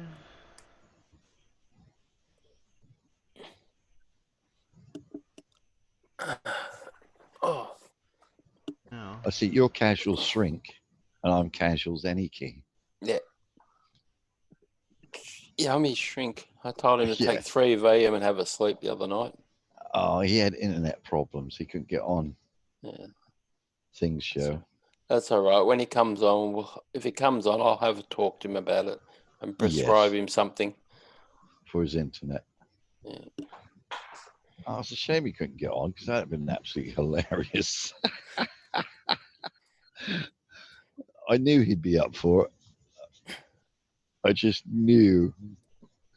Oh, I shouldn't say anything on there, should I? Okay, I've downloaded something from there, so we'll see what that does later. I'll fix that up later. Chris is off to bed.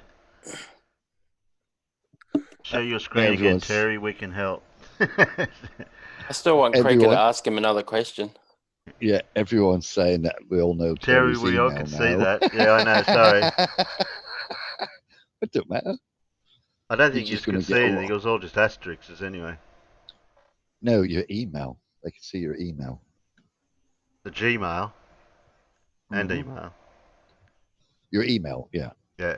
They can see your address. But I know what your password is now. It's lots of dots. I'm just going to top lots of full stops in, and I got your email. I got your password now. Okay. Copy and paste it. Yeah.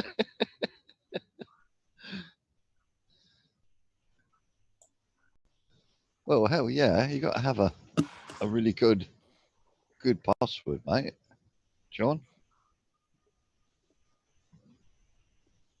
I'd like to see him break my password, find my password, or work out what it is. Surf says, haven't started up Zoom in a while. I'll just update just for the heck of it. Oh, here we go. Blue's in the side chat. Derp. Oh, hello, Blue. Hey, Blue. Yeah, I see someone's. John Raps put, so Davros is driving. Are we there yet? Yeah, Davros had the wheel. Yeah. Are we there yet? He's disappeared, isn't he? Yeah. Where's he gone? I don't know. People disappear. Anyway, we'll watch. What were we watching? Yeah, that one. We're gonna watch. We're yeah, gonna we're watch watch the a rocket thing. thing. Yeah, might as well watch the rocket Rockets. thing. Frosty bits are always good. Well, you've got choice in the peanut gallery. You got the rockets, or do you want rockets? Or do you want flat Earth data versus curve calculations? Hierarchy mind of red pill. Remedial class for Nathan and Riley. P-Brain shows us the path of the sun and debunks himself. And we've got the full ride of the space shuttle boosters natural sound. Okay. Or we've got Australia's deadliest animal attacks reporter. That's Isaac Butterfield. Yeah. I know what that one is. We'll have a look at Isaac. Rockets. He's good for a Mippet laugh. says rockets first. Okay. Yep. The first three common votes is what we all vote. We've got to vote for remedial class. That was for. Yep. That was for Riley, wasn't it? Yeah, that was the Flat Earth Riley thing. Terry settings help check for updates. Yeah. I like John Rapp. 23 asterisks is not really that good. Well, it is because you have to have. If you don't know how many asterisks. Okay, we've got a rockets first. We've got a rockets second. We've got a 1 for remedial. Blue one more rocket. One more rockets, and it'll be rockets. There you go. Stuck in Florida. Looks like rockets. Thrusty bits for blue. Sorry, Dora. Oh, here it is. Sorry, Dora. Rockets. Oh shit! Oh, Casual space, man. God. Did somebody mention rockets? We're having no, we didn't mention rockets. Look. No rockets here. Sorry, nothing We're to having see such here. a good stream until somebody turned up. Yeah, did you fix your computer, Casual? Did you find the any key? Shush. Are you coming in, Casual? He'd better. He's already stuck his head in the door. What are you laughing at? That's where you go for updates.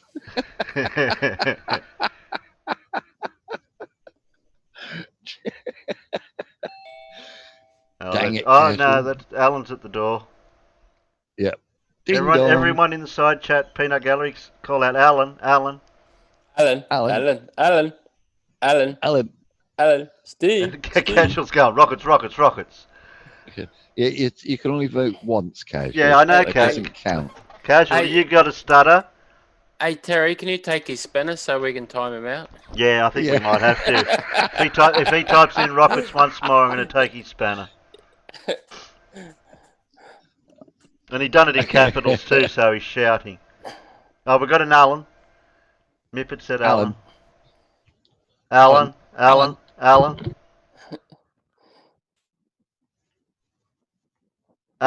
We've got a third Alan. We've got a fourth Alan. Steve.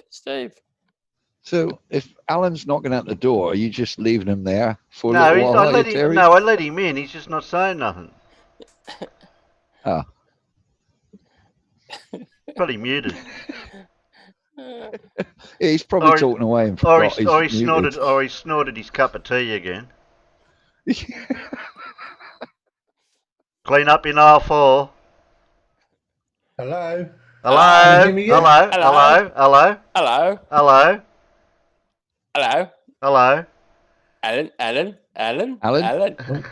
Unstructured understanding said, Dave's not here, man. Yeah. I think somebody mentioned rockets before, didn't they? Yeah, he's nearly got timed out. He said he'll be there in a bit. He's going to miss out on the rockets.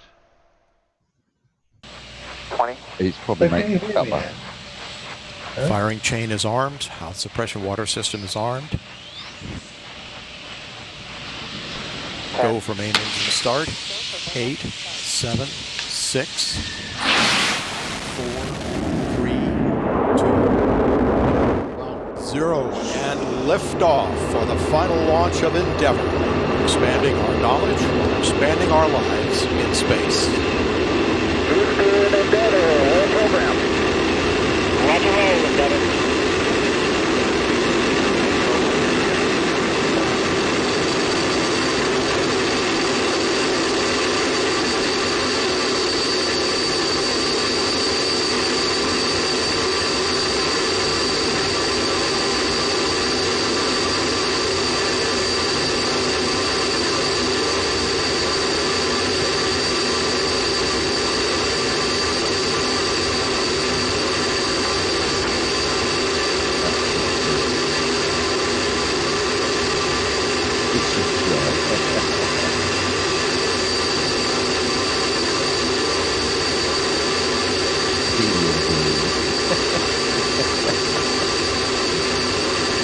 Endeavour, go at throttle up. Roger, go at throttle up.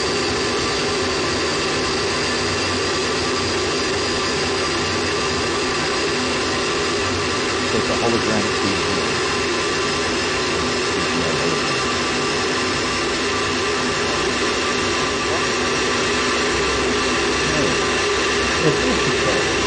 In space.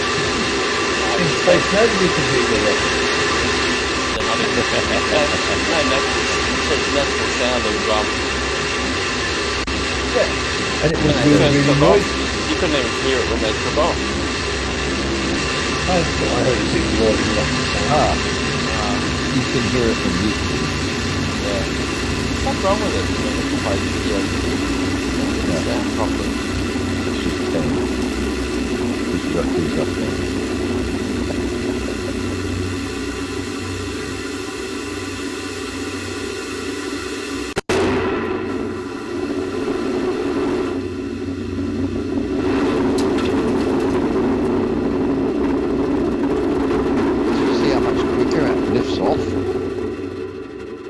That helium in that tank must have just really lifted it. It sounds empty. Hello, Casual. Did you hear it? It sounded like it was empty. Yeah. Oh, STS 134. Yeah, yep. This is one of the famous booster rides. Yeah.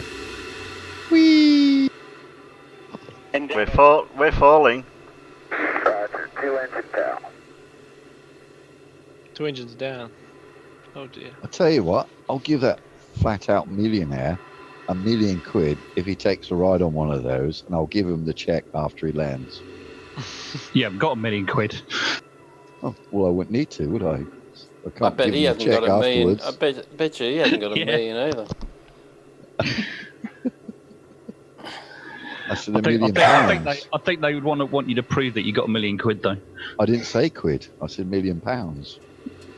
For somebody's got $1 million. That guy drives a lot of second-hand cars. Yeah, I'll just play in the Flurfus game. I just give him £1 million of atmosphere. There you go, mate. There's £1 million of atmosphere. You said £1 million. Yeah, there you go. Didn't stipulate what pounds. Yeah, there's. Or what matter. I never mentioned currency. Yeah, give him £1 million of matter. Yeah, you assumed currency. Mind you, I wouldn't talk to him anyways out of this ride, would I? Endeavour. There'd be nothing left of him. Exactly, yeah. Roger, negative return. We'll start and won't be able to breathe. Negative. It's taken a long time to fall. Yeah, it's got a long way to go. Yeah.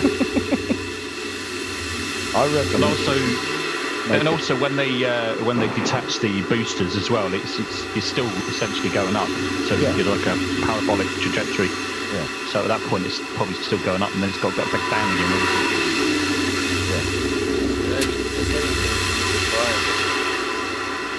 Yeah, everything disappears there. Yeah. All the rockets that take off, lift off from all around the world, all end up in the where it lifts off. All the ones that they pretend that they want to do. Yeah.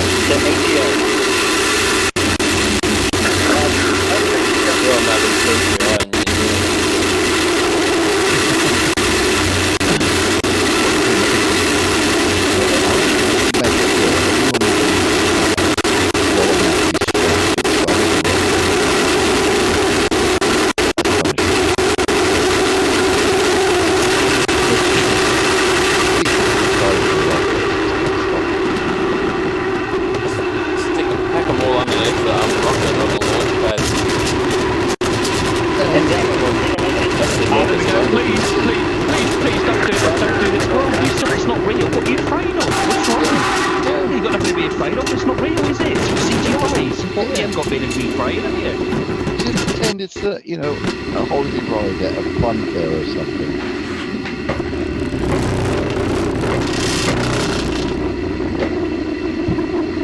Bit noisy, isn't it?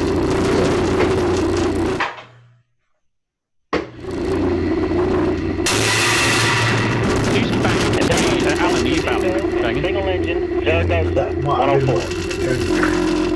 Roger, press the single engine, Zaragoza, 104. There it goes. Splashdown. Right, now it's under parachutes. There you go. Oh no, they haven't landed yet.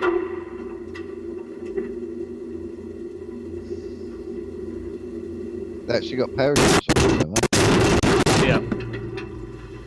Yeah, they recovered them. Oh, right. Shutdown plan is nominal.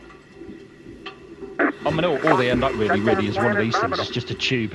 Yeah, basically. That's it. Big tube. Roger, go for the plus X, go for the pitch.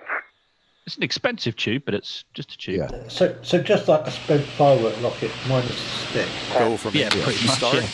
8, 7, 6. Are they solid rocket boosters? Yeah. They were on the space shuttle. Yeah, they went 0 and liftoff for the final launch of Endeavour.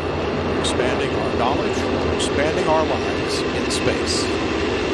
Houston, Endeavour, all program.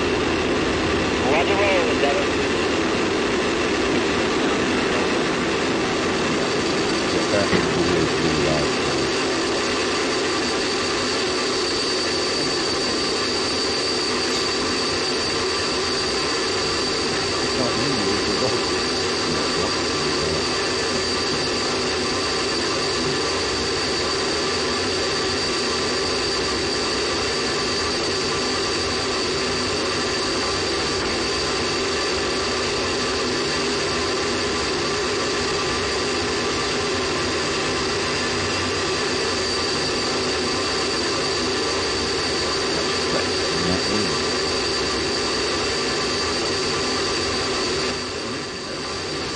Endeavour, go at throttle up.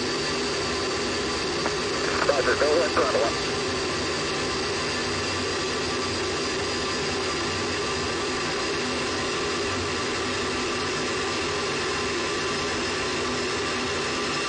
Really scaly, isn't it? Like lizard or something. Yeah. A lot of problems with those over the years.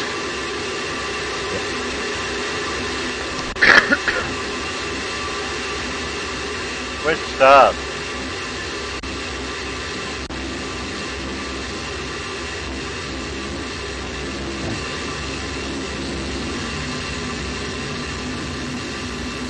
How long was the space shuttle? How long was it? What, lengthwise? I'm not off the top of my head, I don't know.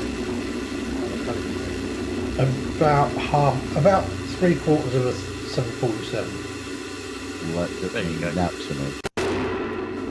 What, just the orbital part of it, the actual shuttle? I mean, The actual shuttles, yeah. Yeah, it's smaller in length than a jumbo jet. They used to sit it on top of a jumbo, shift it from one place to another. Yeah.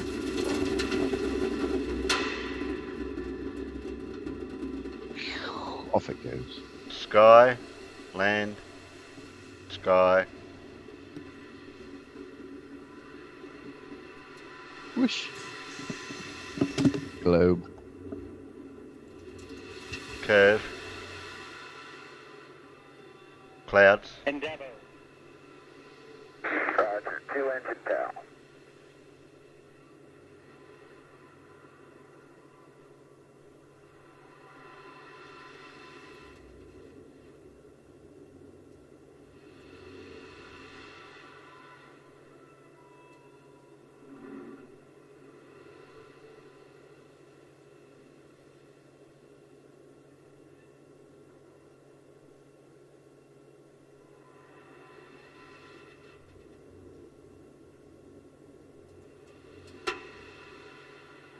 $122 feet.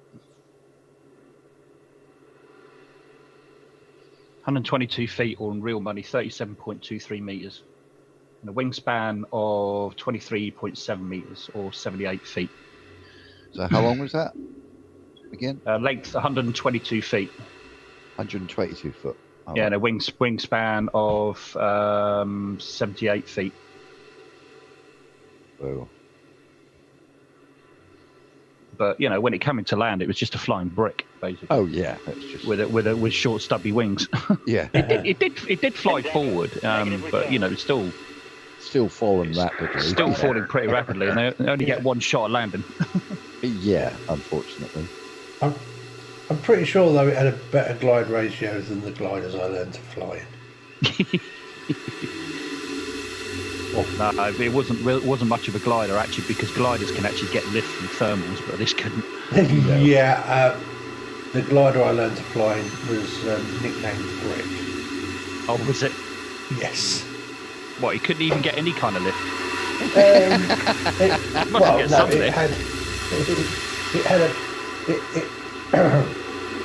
It had about the same glide ratio as space shuttle, or at least that's what it felt like.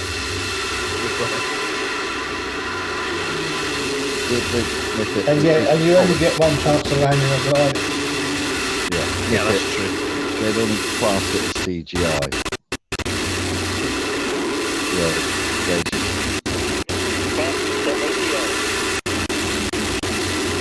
Alright, later, Blue. See you later, Blue. Later, Blue.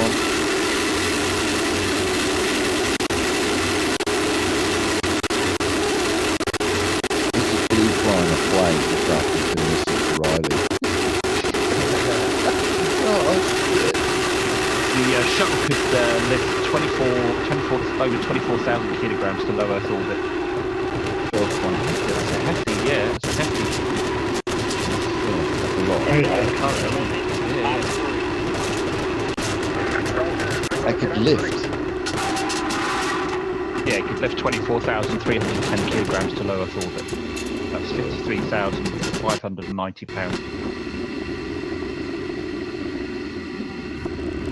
Oh, yeah, kilos, sorry. Yeah, kilos. Yeah.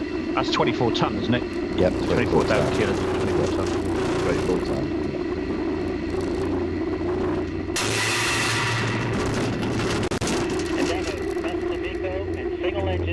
Yeah. 104. It's like getting an Arctic, sticking wings on it, and flying to space. Yeah. This is the second to last shuttle mission. I'll see you on Wednesday, We're Blue. seeing here. See you, Blue. Take it easy. He's going for a trip. Yep. Oh, is he? Where's he going? No, but I'll be back Wednesday. All right. Good luck with your trip, Blue. Yeah. Wherever you're going. Is nominal.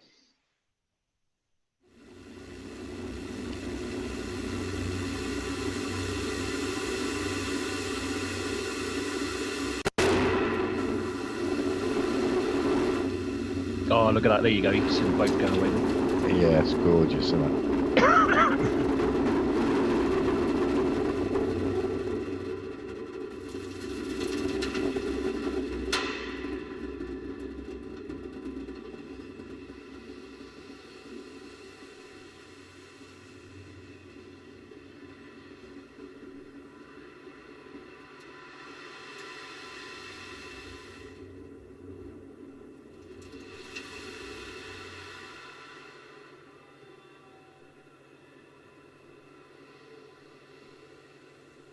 So you can hear him breathing underwater there. What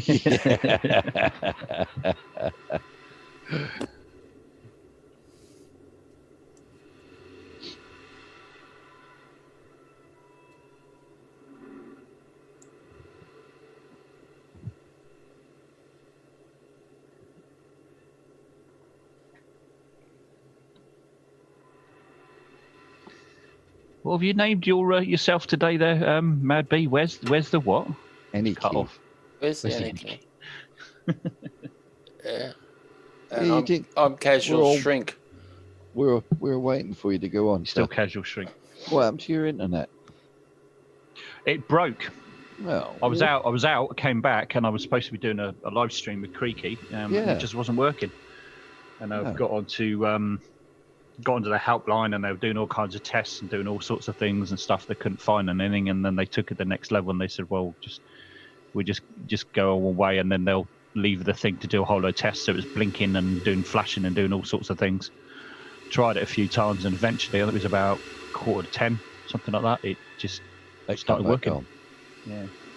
So it was an engineer working on a line somewhere, or probably, yeah, or wired the wrong wire up accidentally on your line. Who knows? Yeah. So yeah, I was looking forward to do the thing at Creaky. Yeah, where everyone was all lined up for it. Yeah. So I've got the last sort of 45 minutes of Barman's Poker Night, so I played a bit of poker. Yeah, well, that makes an interesting point. Stuck in Florida, yeah, sitting in pool. Interesting how much technology has advanced in such a short period of time. And considering just over 100 years ago, we're just learning how to fly. So next 100 years, amazing, isn't it? Right brothers when they first flew. My grandmother was born in the 1800s. So not only was she alive when the White brothers took their first flight, she was alive when they went to the moon and for the space shuttle. Yeah, so the first flight of White Brothers, 1903. Yep. 17th December 1903. That's it. I didn't even have to look that up. I did. I knew it was somewhere between 1900 and 1910, but I just wasn't sure where it was. But if you think about where we've come in those 100 and some odd years, it's amazing, isn't it? You know, and now we're talking about sending people to Mars. You know. Well, you think 2 years before the Wright brothers actually took flight, one of the brothers said to the other brother, you know, we'll never learn to fly. No one will ever fly in a flying machine. And 2 years later, they're flying in a flying machine. Yeah. Because it was just so difficult. They didn't understand. They had to, you know, to work it all out, and you know, it was hard. Yeah. I mean, getting to space is hard. It's only because we do it so often. It's because you know how to do it. That's all. Yeah. It's still very difficult. Oh hell yeah! There's so many things you have to work out and sort out.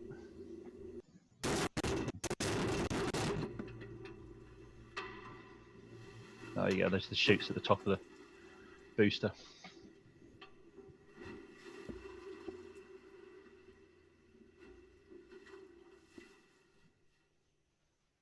I mean, even the boosters need quite a lot of refurbishment because obviously they're landed in salt water. Salt water tends to wreck things. Tends to wreck things. Yeah, tends to, yeah, a bit. So they took a lot of refurbishment. I mean, the whole shuttle took a lot of refurbishment, a lot of man hours, lots of man hours. And that's why Elon Musk wanted to, you know, land them on dry land, you know, land them dry, so it didn't take so much refurbishment. And they can turn around a booster, one of their Falcon 9 boosters, around in a few weeks, and it doesn't need nearly as many man hours as the shuttle did, not even close. No.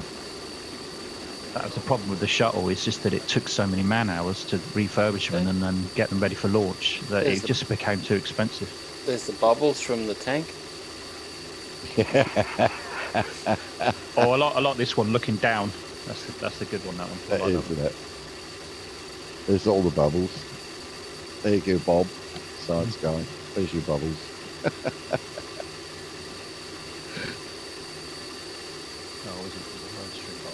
I love that shot. Almost as difficult as rocket science. Yeah. Yeah. I mean, Right, just John think, Rapp. in technology, I mean, obviously, the more we learn and experiment, the more we gain knowledge and the quicker we do stuff. You only got to look at computers, how quickly they've changed our lives. Yeah. And we've watched it. We've actually started the process. Yeah. So, and you just can't imagine what it's going to be like in another 70 years' time. No. Where a computer's going to be. Yeah. You know. That's, Although it's funny looking at the 1960s, looking back at stuff like Tomorrow's World and those sorts of things, where they would be predicting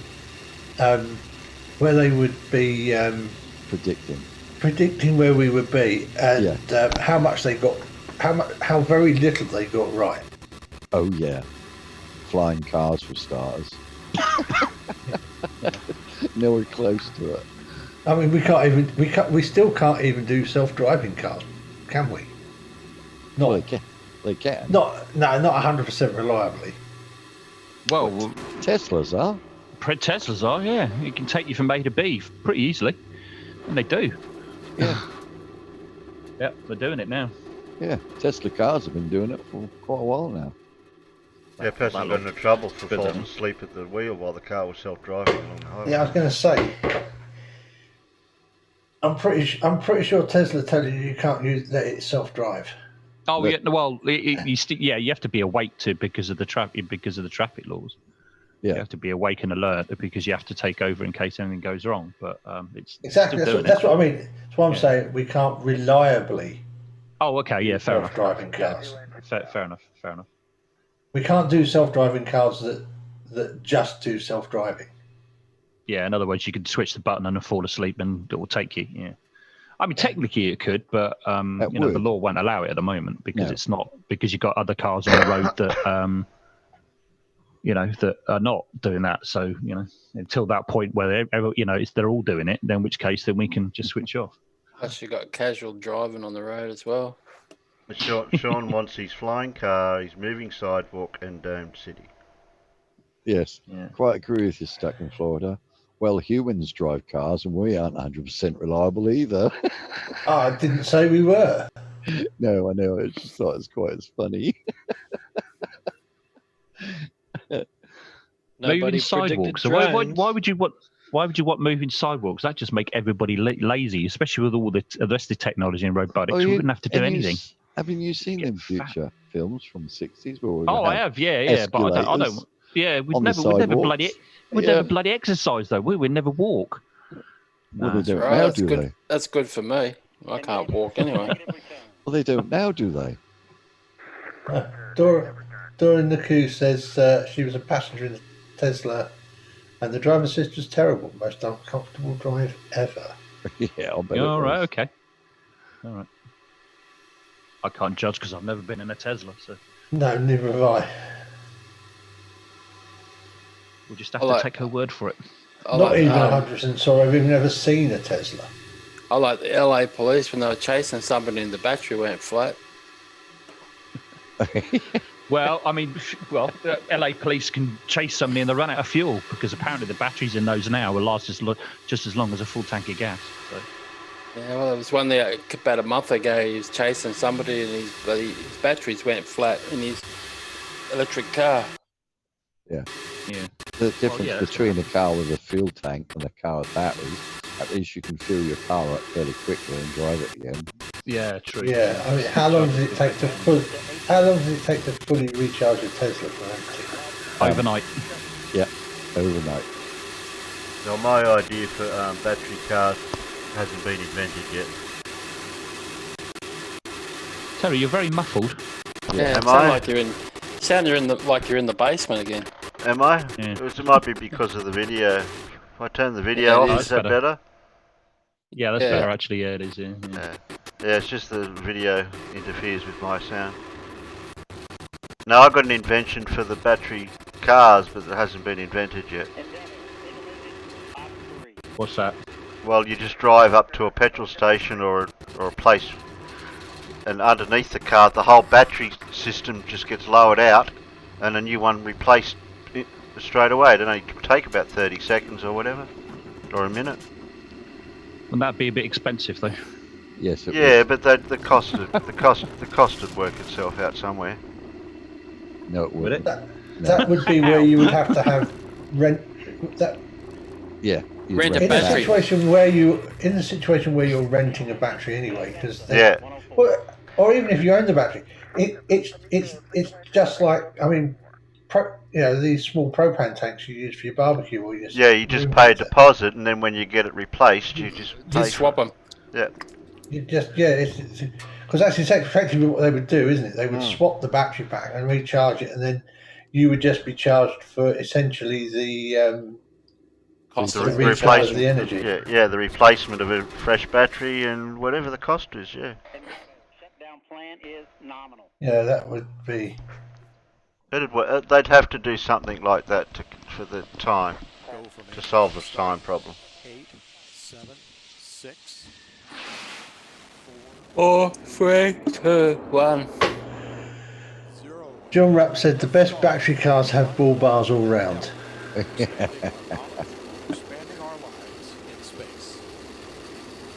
I mean, the guy that can that would be able to invent the instant recharge battery would be very rich. Yeah, but the problem is that pushing the required amount of energy into the battery would still be difficult. Oh yeah, of course it would. Yeah. You know, it's even assuming the chemistry allowed you to push the battery. Essentially pushing the energy in is going to require you to use a lot of current. But you can imagine all the power stations we're going to need to actually charge all the cars that have got batteries if they got rid of fossil fuel. Yeah. I mean, credit where credit's due. I mean, you know, what Elon Musk has actually done for Tesla and battery technology has come leaps and bounds. You know, credit where credit's due. Okay, I mean, you know, we've still got a long way to go for the people that would get really excited about electric cars, but you know, just getting there. They're they're getting cheaper. I would never get excited about an electric car. car. I know you wouldn't, because you're a petrol head. I understand that. I get it. Yeah, I get that completely. But you know, we're going to have to at some point, because you know, I don't want to go into the whole flipping climate change thing. But I'm not going to go into that. Are we though?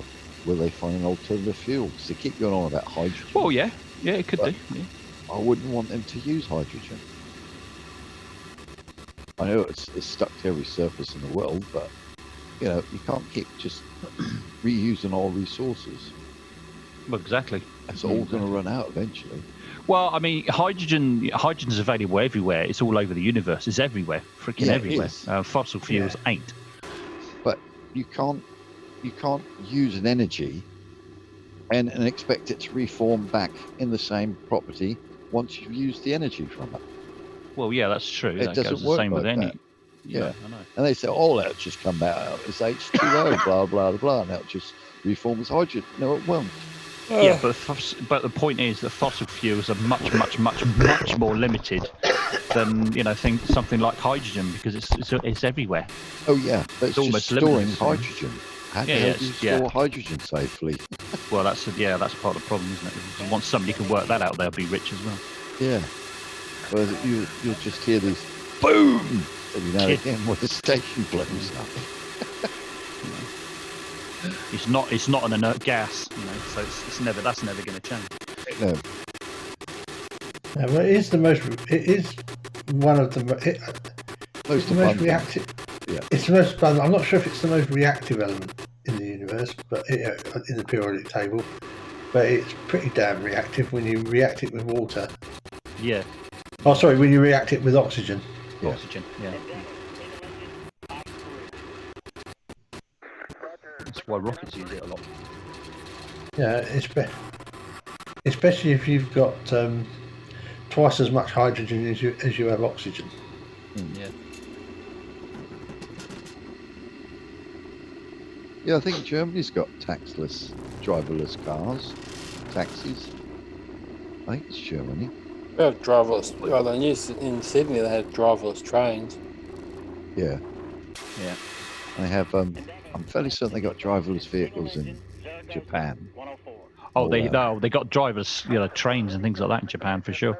Yeah. Not all of them, but Yeah, some of them are. Yeah, I mean, driverless trams stroke trains are a hell of a lot easier to do since A, they're on tracks, and B, very often you can mostly separate the tracks from everything else. Yeah, exactly. Yeah. And it's a hell of a lot easier for a train to work out if something's on the track. Yeah. I can envisage actually future transportation. It'll be like a track tram system. You have your own personal sort of little car, if you like, that works on the track, so to speak. I think eventually that's kind of probably what might happen. Yeah, we just join a main track. Because trolley buses. I mean, we used to have trolley buses all over the UK because they took because in a lot of places they pulled up the tram tracks because the tracks in the road are not good, but they left the catenary wires up, and then you could run a trolley bus using the electricity from the catenary wires.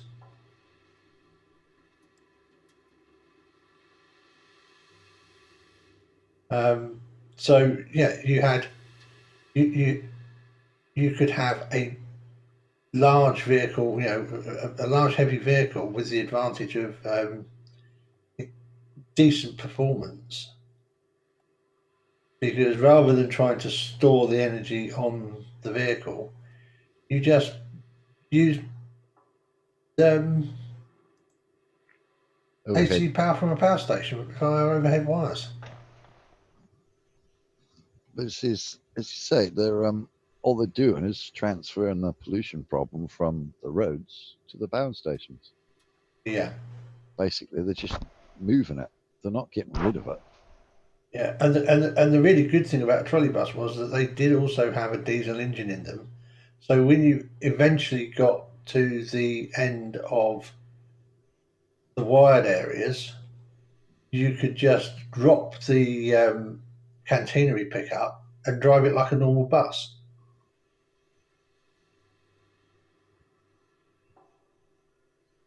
It's so easy now to change your profile, your pic, avatar.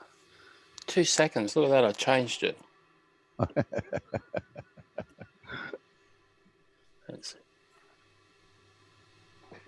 It's Casual's cat. It's a cat. Even though it's a koala.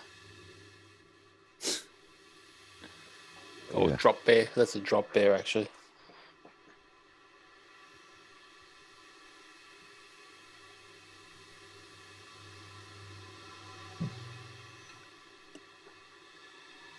I'm still seeing your standard. You play Blue's latest video earlier, did it? No, I haven't had a chance to. Oh, right, okay. Maybe do that. Terry's taken a... Sorry. The conversation got taken over. Casual's taken over your stream, Terry. He's telling you what to do.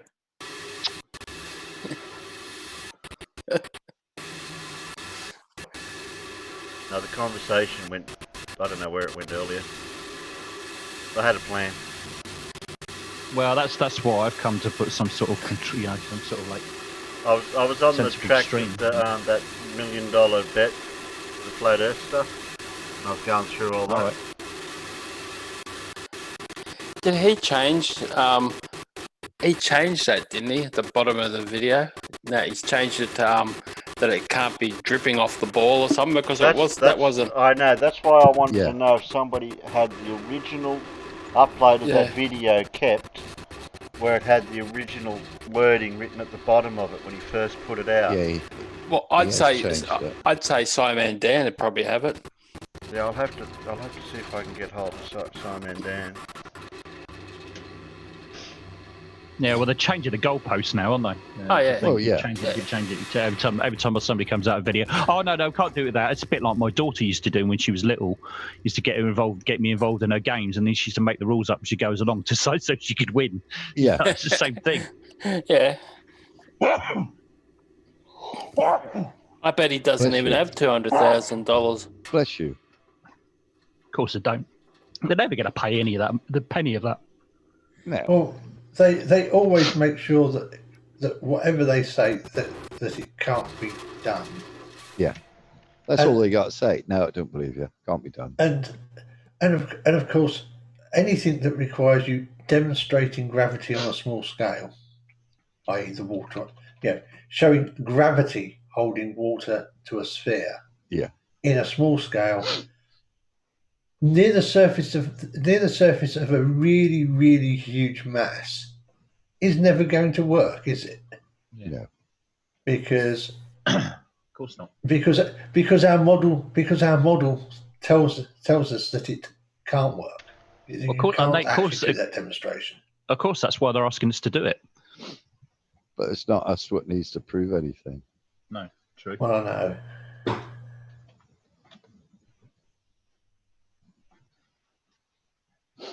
Well, we shouldn't have to anyway. But they're always asking us to.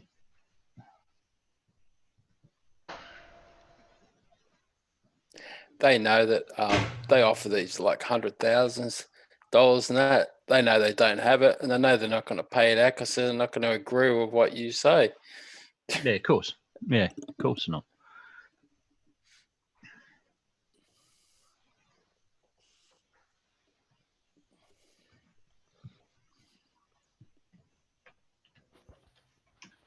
All right, guys. Bye, stuck in Florida. Hi, everyone. I need to get a few hours of sleep before work. Okay. All right. Bye, stuck in Florida. Take it easy. Oh, pardon me. Bye. Bye-bye. Bye. Sean?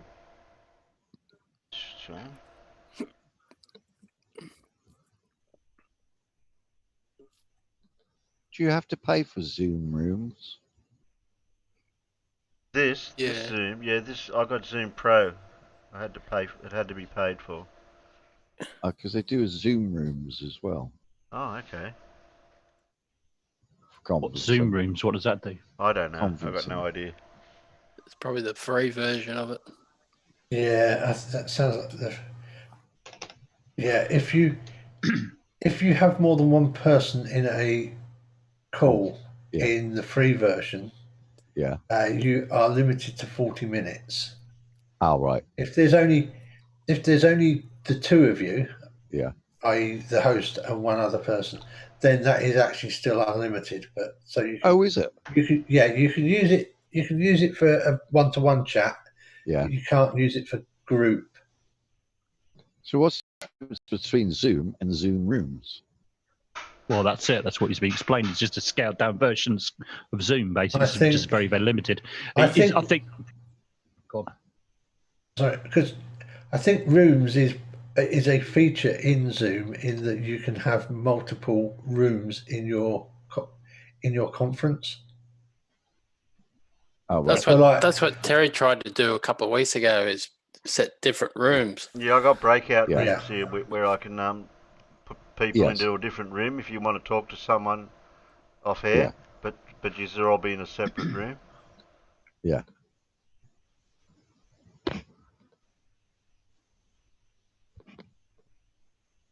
Because it's a separate app all on its own. Zoom rooms. I don't know what. Sure, it's not an add-on to it or something. No, because I've downloaded it. Sean said to watch this for some reason, so we'll give him the benefit of the doubt, I suppose. We'll see what this is. He done it on an iPhone or something. Just on an iPhone. It's not going to come up too good on a. I'm not going to be able to see it if it's only on an iPhone. All right, guys. I'm tired of people saying that At 8 inches per mile squared is the formula for a circle. So here we go. Here's a graphing calculator. Let's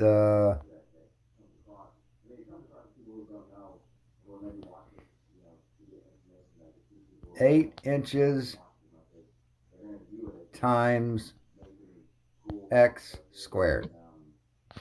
So that's a parabola, as we can plainly see.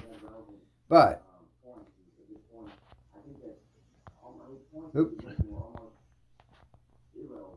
let's see if you enlarge it big enough. Yeah, it looks like a curve. It looks like a circle. But you can see that it quickly straightens out. So if any idiots are still wondering,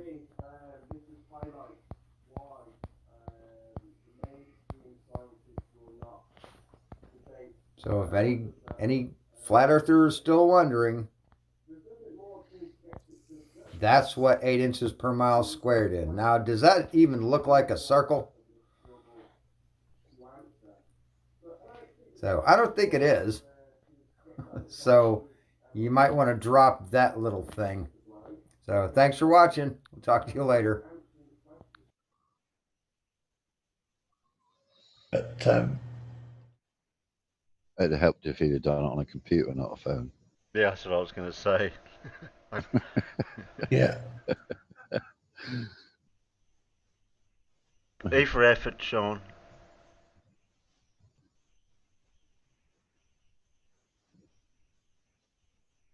Alright, okay. Got 1, 2, 3, 4, 5 videos.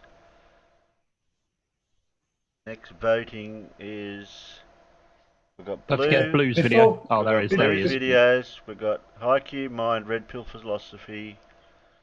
Ride as a Dinosaur was, yeah, that was that one. Okay, and we got Dr. Phil, Flat Earth Remedial Geometry class for Nathan Oakley and Riley. And we got P-Brain shows his path of the sun and debunks himself. And we've got That's funny. Isaac Butterfield.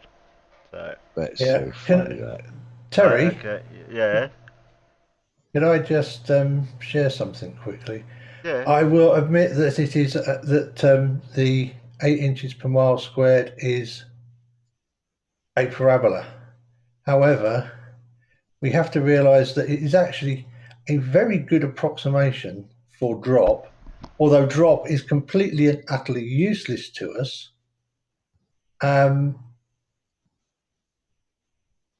Because the error is very small. So in other words, you're saying it's only useful for very short distances, right? Yeah, I say about 100 mile. Yeah, the distances aren't that short. Yeah, it's only used. What do you mean? What do you mean the distances aren't that short? What do you mean? Well, that's a graph of the difference between the actual drop and 8 inches per mile squared, and it's less than a meter at over 100 kilometers. Right.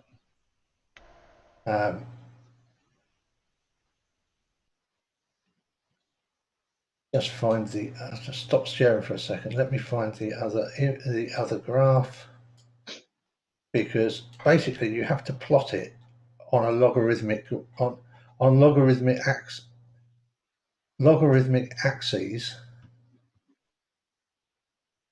in order to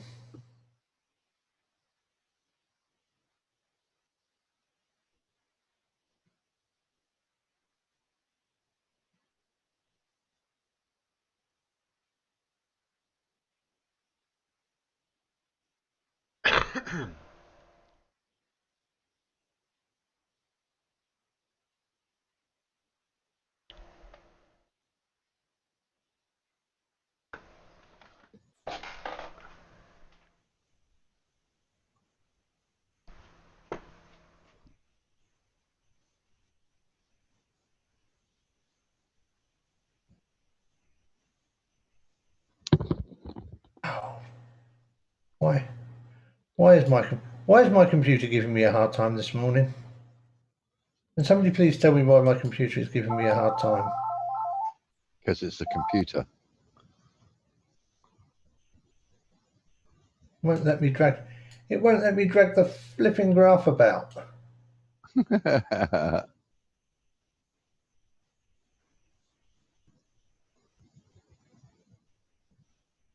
Yeah. There we go.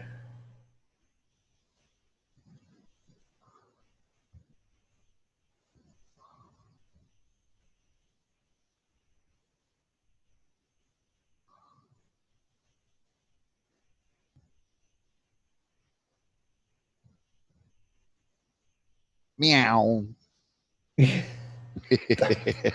finally found the one I wanted.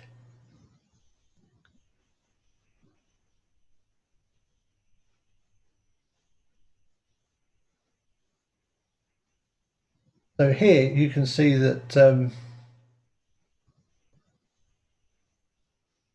it's an error of a meter at around 100.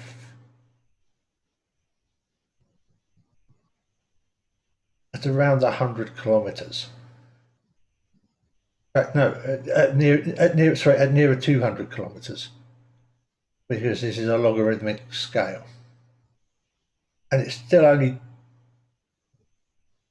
still less than 100 meters out when you hit sorry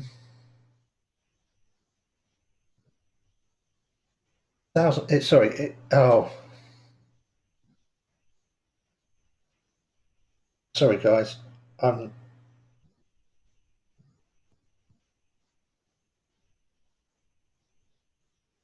I think I need to just sit and listen to you guys for a minute because my brain just tried to explode in my head. Just chill out a minute, Alan, and then come back. Yeah, I will. Yeah.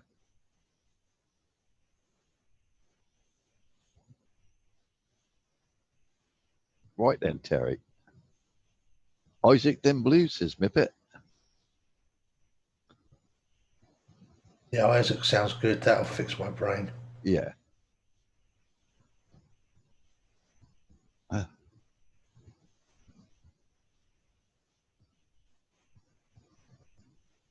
Terry?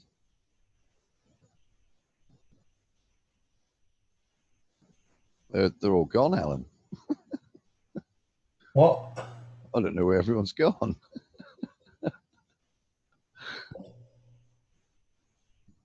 Sorry, I was just out for a sec. Oh, I'm still here. That's good. I was just sorting out some stuff out in the kitchen. I've got to go and have some dinner. Sorry, Alan just had a really big brain explosion. Okay. Arctic Reflections he's been putting out. Arctic Reflections. I'm not sure about that one. Hey, Kit. Yeah, Arctic Reflections is okay. He's a Swedish guy living in Norway, debunker. Okay. I haven't seen any of them. He's also a photographer. He's a photographer. He really hammers them on their crap photography. Yeah, I wonder who we can guess who's got the most crappiest photography. Give you one guess. It's cross between Travis and Ranty. I was going to do I was going to do a 345 special too this week, but it didn't happen.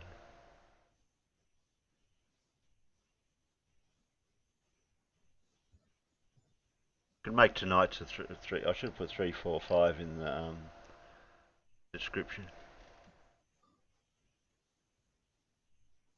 I've only had one vote. Had Isaac then Blue for a Mippet. Yeah, I vote Isaac. My brain needs some therapeutic laughter. Yeah. That works every time. All right then.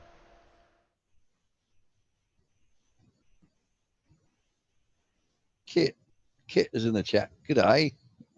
I think they were there before. Sure of it. Kit.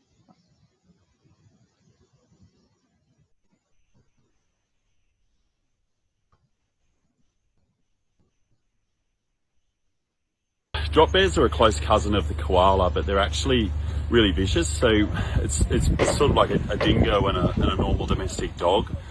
They're bigger, they've got longer claws. They've actually got really small fangs, and the interesting thing about the fangs is they have a really mild venom. It's not like a snake venom that can make you really sick, but it just... G'day ladies and gentlemen, the Buttsman here. I hope you're doing real well. It's very rare that I make a video that is so very serious, that goes straight to the core of one of the biggest dangers that us Australians face as the years go by. But this is something that I needed to bring up, and I needed to bring it up now, as the eyes of the world's media are squarely upon us Aussies. There's danger lurking behind every corner. And the world's media has come down to Australia because everyone's looking at us right now. How are they faring with the bushfires and the danger and the devastation and the death, the destruction? Well, we're getting through it. But that doesn't stop all you people from across the globe coming down here to check out our beautiful country. And people are doing that. Media organisations are sending over their greatest journalists to figure out what's going on here. And ladies and gentlemen, I can confirm right now that there's been an attack.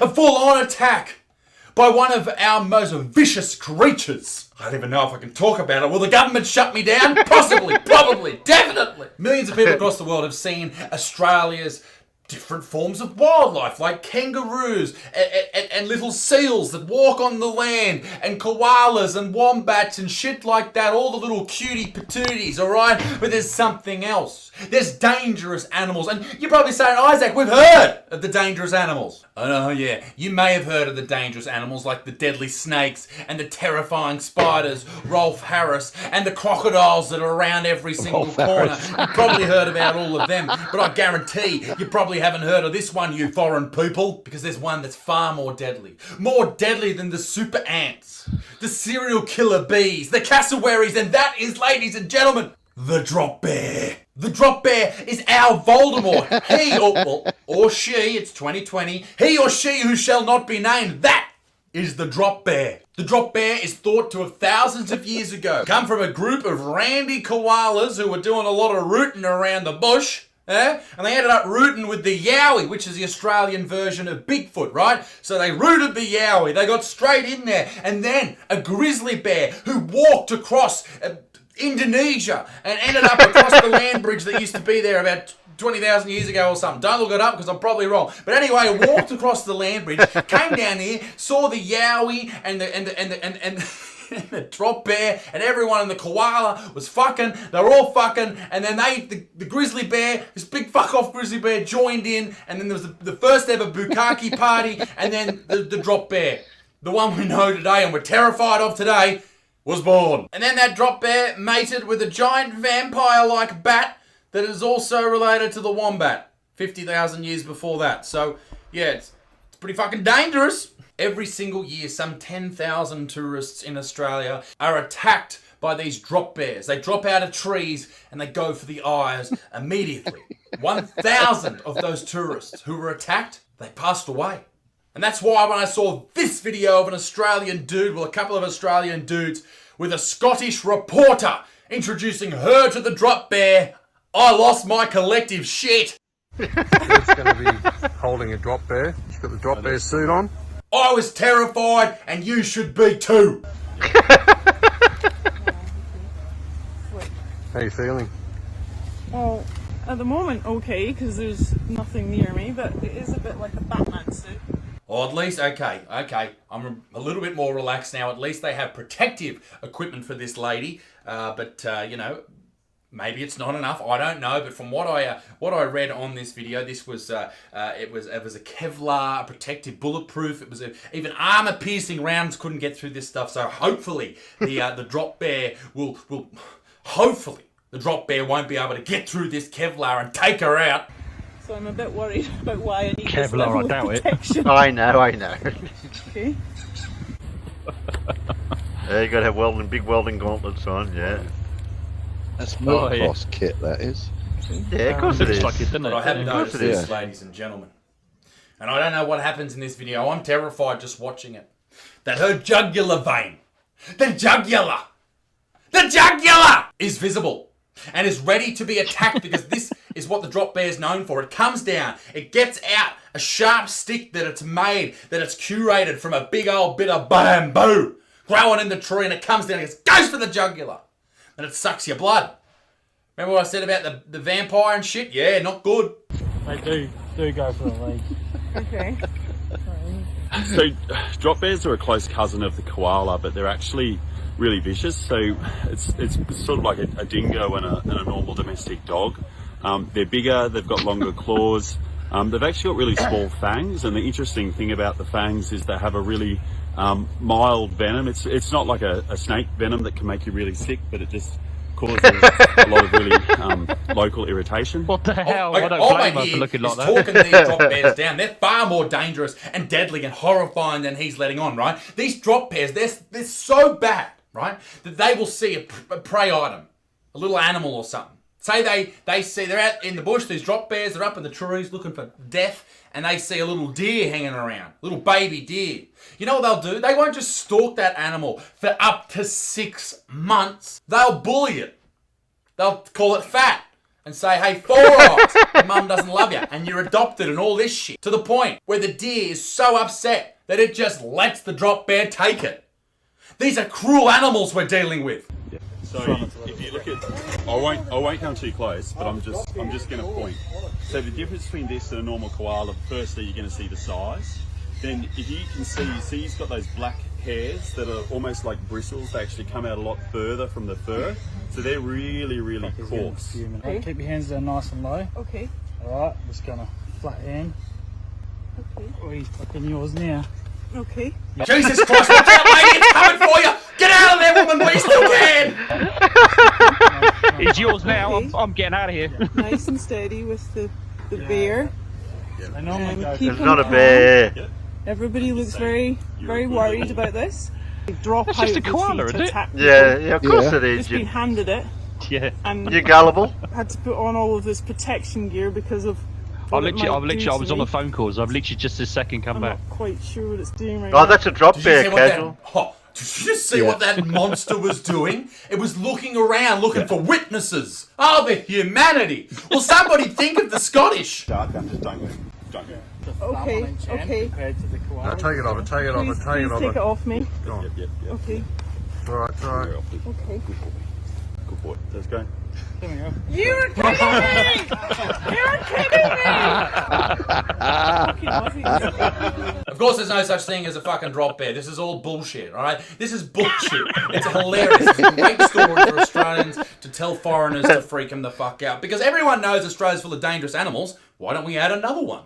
And that's the beautiful thing about Australia, is even during times of turmoil, death and destruction and horrible things that we've been dealing with recently, we still find it within our hearts to take the piss out of foreigners. Oh, I love this country. But we don't fuck around either. In the Australian Museum, their website, they have a section, a legit section on the drop bear. Even though it's completely not real, they have a section on it. Australian Geographic wrote that drop bears are more likely to attack those with foreign accents than those with Aussie accents. But something around 50,000 years ago, quite similar to a drop bear, actually existed in the country. It was a marsupial lion that possibly could be where these fabled stories come from. Who knows? Regardless, it's always fun to make fun of dickheads who aren't from here. And, or, just before I go, or maybe I'm a government shill and I'm hiding the information about these drop bears so that you wander out into the wilderness this afternoon thinking it's all happy as Larry. Oh, we're having a great time out here, and then wham! Jugular! Dead! Fucked!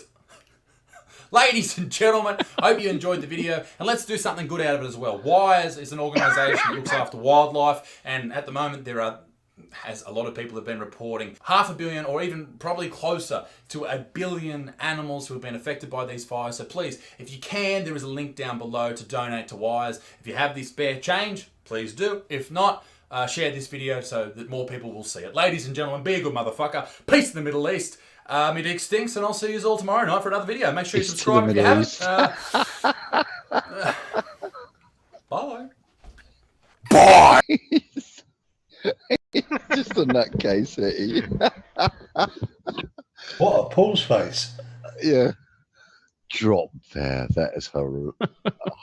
No, he's a government shill. He's going to get into trouble for doing that. For telling people that they. Yeah. Oh dear. Yeah, I think we've got a bit of problem. We're going to have a problem.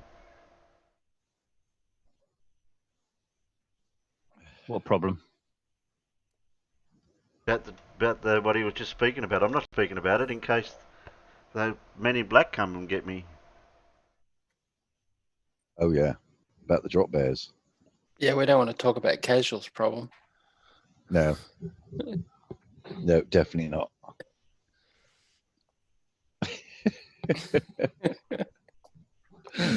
No, after that phone call, you definitely want to talk about my problems.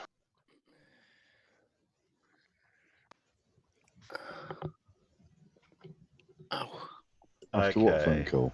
Down to 4. That's what I reckon. What else have we got here? We've still got Blues to go yet. Blues would be good. Yeah, How are you, I want to watch Blue almost last. How are you feeling, Alan? Have your brain recovered yet? Yeah, let's just say let's not go looking for the drop. for me to try and explain anything technical today. I think maybe Saturday might have overdone it a little.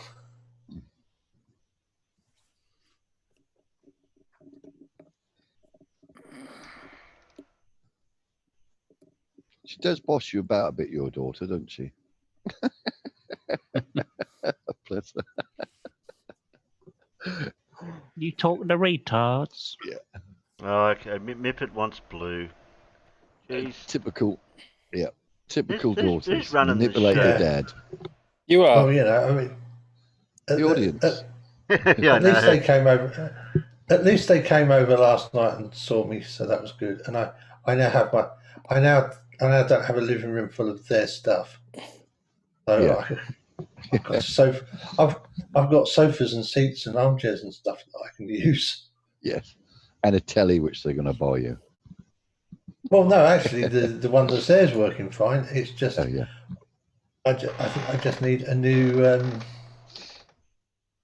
clever stick for it because the one that's there is starting to show its age a bit. Yeah.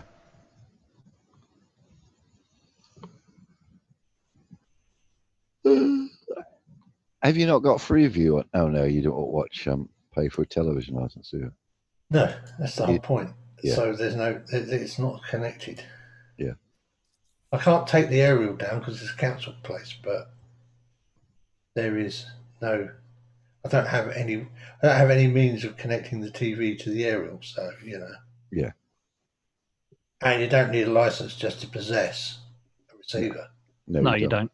No, if it's disconnected, right? Even if you've pulled the aerial out, apparently they cannot. They are not allowed to actually then try to reconnect it because it's technically repairing something. Yeah, they're not allowed to do that. it, so they can't. They can't do it.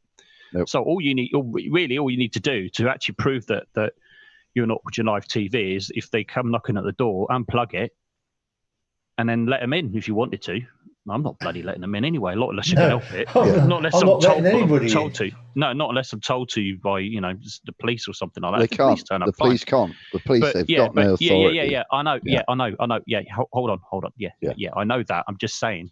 Just technically speaking, if they did, then fine. I'd let him in. Don't have an issue with that. But I'm not letting the license in, and I'm not going to tell them my bloody names. None of their flipping business. Yeah. I've got no contract with them. Yeah, and the police ain't coming in unless they got a warrant. Yeah, exactly. Yeah. Exactly. And they can't get warrant because this is a civil matter. Until then, they can cluck off. Yeah, it's not a criminal matter. No. And I've been saying for years that not having a TV license is a criminal offence. It's not. No. Never has been. It's No. just they're just frightening people. Yeah. which they should have been done by the Ofcom. Absolutely. Monitors them. Yeah. They should have actually fined them millions for that, because bullying tactics. Yeah, well, they still use bullying tactics now, don't they? I mean, like the tone of their letters is kind of very, very threatening. You know, we're going to come around on such and such a date, and they never do. They never bloody come around on their date anyway. No, just to scare people into getting. You mean that one like they sent both of us earlier in January that said basically. Yeah. Guess what? Never came. With the laser printed on stamp. Signature.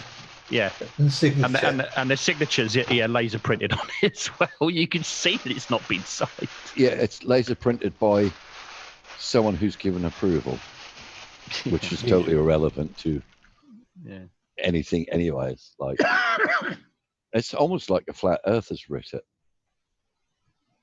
it. Meaningless. Exactly, meaningless. Yeah. I mean, all the years that I've been doing that, I've decided not to have a TV or have a TV license. I've never been forced to actually let anybody in at all. I never have done, and everything's fine. I haven't been put in prison yet. I haven't been fined by anybody. Probably about 4 or 5 years now. So yeah, as soon as the letter drops through the door, straight in the bin. Yeah, I find it really odd that the government will enforce fines on people for something that's not. It's a civil matter. Criminal. Yeah, it's a civil matter. Yeah, the BBC are a private company. Yeah, why should I have to go to court and be fined up to £1,000 for not having a television license? What? How's that law? I just don't watch TV. It's just I know, but how is that bloody law? Don't know. I have no idea. I find that really preposterous. So do I. A private company's got stature, a legal stature to fine you. Yeah. I mean, the BBC are a private company, and the people that are collecting the TV licenses, they're also a private company. Mm-hmm. Yeah. So there's no government involved in any of that part of it at all. No, exactly. So I don't understand. I'll pay my taxes. If the government tell me to pay something, I'll pay it. Yeah. But I'm not paying a private company, and I'm not going to pay a private company because they tell me to pay a private company. I'll pay them any taxes that I have to pay. Then I'll pay it. Yeah. I don't have an issue with it. I don't have an issue with taxes, but I'm not paying a bloody private company because they tell me to. Yeah. They can cluck off as well. You know, we can fine you up to £1,000 for not having one. I think. Yeah, try it. Who says so? Yeah. I ain't gonna pay it. You can fine me all you like, mate. I ain't paying you. It's not a criminal offence, so piss off. Mm. You know, I don't. Wasn't that up to 2 years in prison as well? Yeah, they were saying that they want to at the time, but I don't believe anybody's actually been in prison for it. Well, you can't be in prison for it. It's ridiculous. No. And as for these detective vans, what a load of nonsense. Yeah. We're going off subject a little bit here, aren't we? Yeah. Going off topic. So waiting for Terry to make his mind up what he's playing next. I snuck out into the kitchen to get me dinner ready. No, well, we're waffling about TV licenses. Oh, well, you can watch Blue. Yes, watch Blue. Let's watch Blue. Watch Blue. Let's watch Blue. I've got 14 minutes to get me dinner ready. Was there lightning? Oh, did I forget no, to tell lightning, you there was lightning? How you doing? Yeah, okay. no, there's no lightning. So what were you shooting down the road? A late snack. What So a rodent. Yeah. Had to shoot some food. No How's your flashing 3D chops. How's your 3D printing coming along? Ah, good. Have you set it up perfect now? Yes, I have. Okay. No, I'm just waiting on the UV plastics so that I can actually print these outdoor. Oh, cool. Got any fish? Just chops. Sorry, I just had to say it. Just no fish. Fish on chops. He's gonna eat it out. He's gonna eat it out on his dick. Yeah. Oh, we got a dick. On his dick. If you, I'm not going to say it. He's going to eat his fish and chops out on his dick. He's going to have fish and chops with his spotted dick. Spotted dick. Spotted dick. Did you buy some spotted paint for you to paint your dick? No, but I drank my six-pack. Take a six-pack. You can't even speak Kiwi. Well, you're a Kiwi. You can't even speak Kiwi. He drank his six-pack. He's a half-breed. You got to repaint. You got to look after your dick. And you got to wash your dick properly, and then you can paint your dick. How many people can you fit in your dick? Yeah. I mean, I was really embarrassed. I couldn't even have children around my dick. I was that minging. I need to wash my dick. It's dirty. Yeah. Peanut Gallery, say play, quick, say play. Play. Play the bloody song. I'm getting roasted. Should have washed your dick, mate.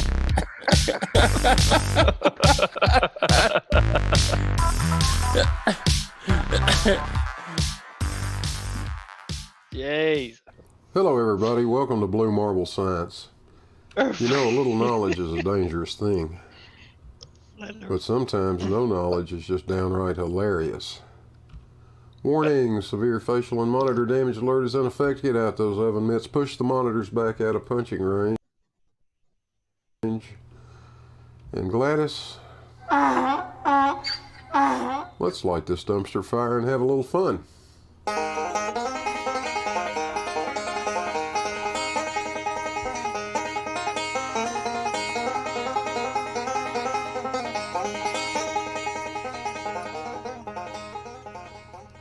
The other night on a live stream, Flat Earth Data made a claim. Let's listen to what he said. All you're doing, bro, is do you want me to teach you now, Cal? What do you think you're doing? 1.22 times the square root of the height of the observer in feet gets you the diffraction limit in miles. It's the hijacking of every curvature calculator. Too loud, Do you want to Terry. know how to do it? Type in 1 foot, 1 mile. You'll get What's wrong? 0.666 feet, 7.98 The volume. inches at 1. It's too loud. 459 miles. Yeah. That hijacking calculator. No, I've took got it our only. I've only got it on angular resolution of 2/3. you and I and turned it into Earth curve. What did he say? Can you rewind once you got sorted out? Because I haven't heard a word that's just been said. Resolution. What's wrong? That's Can really you loud. rewind a little bit, perhaps? After Not got loud things for sorted out. me. Turn your volume down then, because it's not loud for me. No, it's fine for me as well. Yeah, who's got the problem?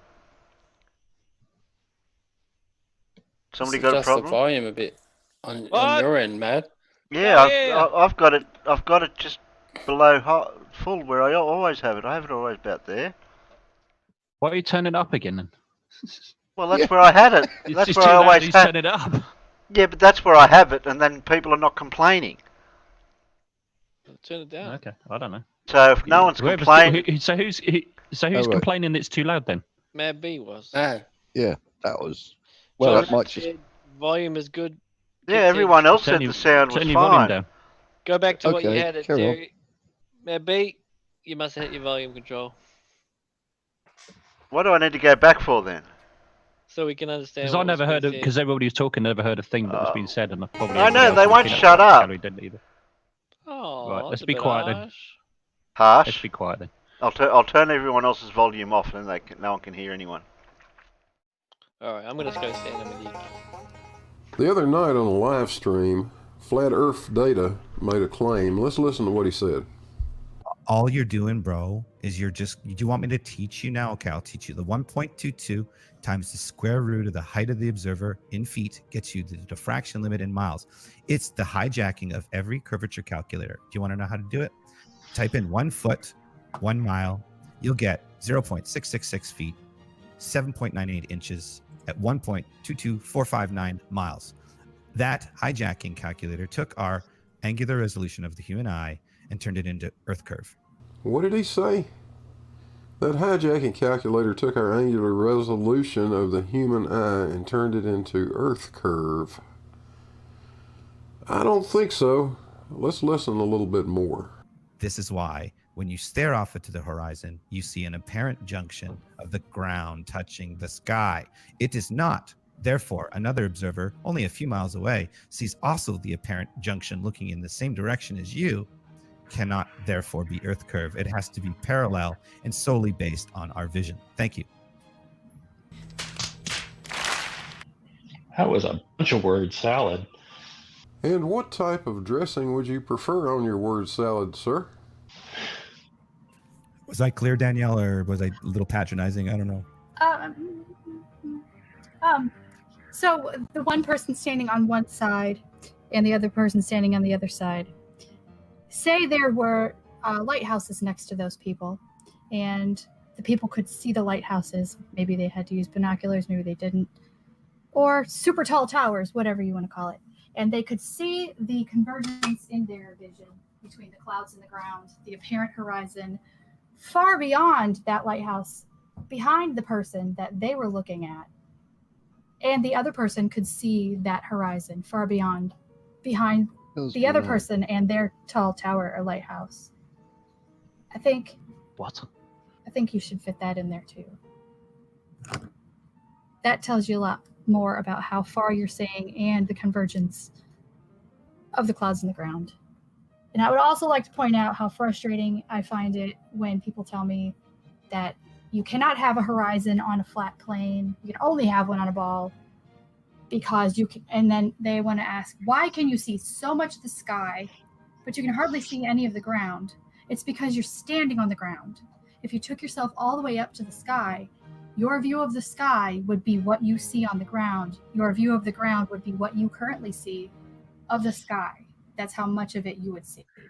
That was Eyes to See. In fact, it was her stream that this was on. What did she say? Go all the way up to the sky? You got to think about that one a little. You're an idiot! And that's why I was just dragging my camera around between two pieces of craft paper. It's definitely not thought of what you're actually seeing. We're not talking about size there, Blue Marble Science. We're talking about the distance to the horizon using the constant 1.22. That was secretively hijacked from a flat circle disk. Danielle, do you want to know something? What does that have to do with the Rayleigh criterion? So the Rayleigh criterion uses the 1.22 times the lambda over diameter to calculate the resolvable distance between two objects or an object. But that's the resolvable size. It tells you the resolvable size. Sure, it's the resolvable detail of an object. Yes. The point is the 122 is a constant, and it's in every curvature calculator, and I can calculate the distance to the horizon by using two functions, the 1.22 and the height of me. I don't need any Earth curve to figure out the distance of the diffraction limit, because the 1.22 is the diffraction limit of the angular resolution. So what's the diffraction limit? So diffraction limit is how resolvable the angle of light is based on going through the size of a slit. So the longer the angle of light is, the narrower the angle gets. When the angle gets too acute, it becomes unresolvable, therefore diffracting. It could be called banding. It could be called shading or coloring, or I can't remember the other phrases of it. There's different types of diffraction, but in this particular case, the angular resolution diffraction limit is 1.22. Suck it up, Buttercup. Suck it up, Buttercup. Ooh, that's going to get ugly.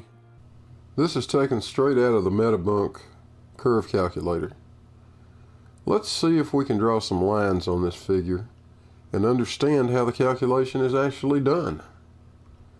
Well, there's a line there. Goes all the way from the center of the Earth to the surface plus the height of the viewer. There's another line that goes from the center of the Earth to the tangent point of the horizon. And there's a third line forming a triangle. You might recognize that as a right triangle. You know it's a right triangle because it is a tangent line touching the point of that radius line. So let's give them some names. Let's call the little short leg up there A. Let's call the longer leg B. And this thing we refer to as the hypotenuse will be C. You might recognize this formula a squared plus b squared equals c squared. And with a little bit of mathematical magic, we can reconfigure that to say a is equal to the square root of c squared minus b squared. Pretty spiffy, huh? Now b is the radius of the Earth. That's the line B we put on the diagram. C is the radius plus the height of the observer. That's the hypotenuse. We need to solve for A. That would be the distance to the horizon. Seems like we know enough to be able to do that. In fact, there is the formula in the MetaBunk calculator where it is specified how the calculation is done. It's right there. Distance to the horizon is the square root of r plus h times r plus h minus r times r. Does that look anything like that? Well, son of a gun, it looks exactly like that now, doesn't it? Here's the MetaBunk curve calculator, and I've put a distance to the target of 10 miles in here and a viewer height of 1 foot. And as you pointed out, that will give us a geometric horizon of 1.22 miles. And I've shown you how that's calculated. But let me show you something else. Don't be afraid to click this advanced button. I can turn it off, okay? But when I click that, then I get all this other nice stuff down here. I get all these formulas, including the one we just used, distance to the horizon, right there, okay? So you can find out anything you want to know just by looking at that part. Let's try something else though. Let's put in metric. Suppose we're working in metric. Let's let the viewer height be 1 meter. Distance to the target doesn't really make any difference. But we'll put something in there anyway. Let's say 10 kilometers. All right. Now what do we have? Well, geometric horizon is 3.57 kilometers, not 1.22 kilometers. There is no relationship between this calculation and the Rayleigh criterion other than the fact that coincidentally 1.22 can occur here with a viewer height of 1 foot. That's the only thing. You know, if we wanted to only know the distance to the horizon, we could use that very simple formula you're talking about. In fact, even Garmin figured it out. Let's watch a little short clip from Garmin Marine radar, and they'll tell you how to do it. One more thing, when most people are looking at buying a radar, they want to know its max range. Well, okay, our open array radars, for example, with their narrow beams and their focused energy, support display ranges out to 72 nautical miles. Now, does this mean you're going to see another boat 72 miles away? Regrettably, no. Marine radars have a horizon too, just like your eyes. You can calculate this distance by measuring the height of your radar off the water, taking the square root of that number and multiplying it by 1.22. As an example, let's take a center console boat with a T-top. And let's say the radar is 9 feet off the water to keep the math simple. Square root of 9 is 3. 3 times 1.22 is 3.66. The radar's horizon, its limit of sight, is 3.66 miles away. Well, that's a really simple way to find the distance to the horizon if that's the only thing you're interested in. The factor 1.22 is simply a coincidence when it comes to the Rayleigh criterion, and let me tell you why. The Rayleigh criterion is used to determine the diffraction limit for your eye or for a camera lens or things like that. When light passes through a circular aperture, you get a diffraction pattern, like you see here in A. If you have 2 point sources of light and they're close together, they'll look like what you see here in B. But if you move them too close together, you can no longer determine that that is actually 2 separate light sources. it begins to look like a single source of light. And what has happened is the center of this source has now overlapped the first minimum, which would be out here at this first dark ring you see. Once the center of this light source overlaps that point, then you get this pattern. Look, let me read it to you. The accepted criterion for determining the diffraction limit to resolution based on this angle was developed by Lord Rayleigh in the 19th century. The Rayleigh criterion for diffraction limit to resolution states that two images are just resolvable when the center of the diffraction pattern of one is directly over the first minimum of the diffraction pattern of the other. Exactly what I told you above. The first minimum is at an angle of theta equals 1.22 times lambda, which is the wavelength of light that you're interested in, divided by d, which is the diameter of the aperture. And that shows that depiction that I have verbally described above. Here you see the peak of one of the diffraction patterns lining up with the first minimum of the other diffraction pattern. And at any closer point, any smaller angle than that, we will not be able to resolve this as two separate sources of light. It's just that simple. Well, flat earth data, nice try, I suppose. That 1.22 factor is a simple coincidence when we use imperial units. That's all it is, a coincidence. The horizon is a line, you knucklehead. There's nothing to resolve, so talking about the Rayleigh criterion is just pure codswallop. Still, thanks for the laugh.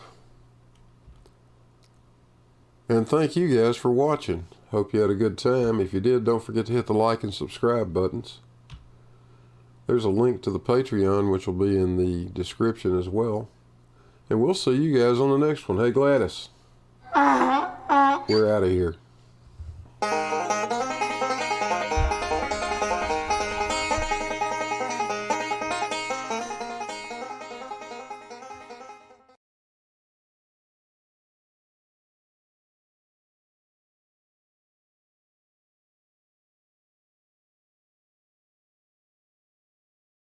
Did we get all that? I think so. Idiots who can't work in real units. Don't realise you need to then put fudge factors in when you change from feet to nautical miles or nautical miles to feet in your measurements. Well, the measurements could have been done in meters. Yeah. I don't know. Yep. So is that Rayleigh criterion the same thing as when you're looking at a car's headlights in the distance and it looks like just one light until the car gets close enough and you can see it's got two headlights? Correct. Exactly. Because unfortunately, the you know he mentioned that little word D in the in working out the Rayleigh criterion. That when it comes to the human eye, that D is really, really little because it's like 0.004. It's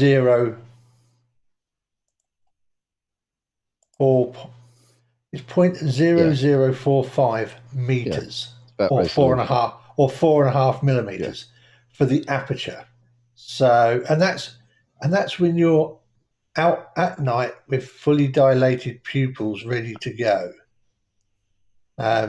Daytime, when your pupils are dilated to maybe half that, the Rayleigh criterion is reduced even more because your diffraction limit is based on the diameter of the pupil. So, you know, the Rayleigh criteria for the human eye depends on the time of day.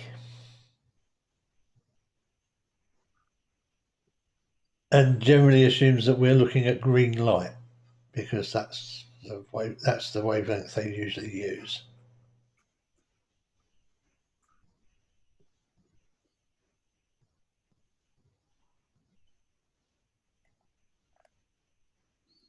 I've tried to say to all the flat earthers that nothing they present will hold up under scrutiny, and nothing they have presented has held up under scrutiny. You know? And I said the reason I know this, and I can say it, and I haven't even seen all the observations, is because if there was one thing that actually held water, you would be spreading it across every single known platform as the gotcha for the globe model. You know? Does your deck hold water? It does now that I got the black cork.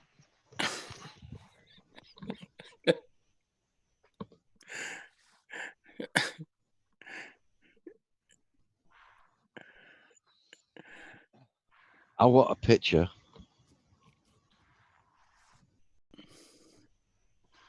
Of what? Of what? Of what? Picture of what? I don't have a deek. I had it removed.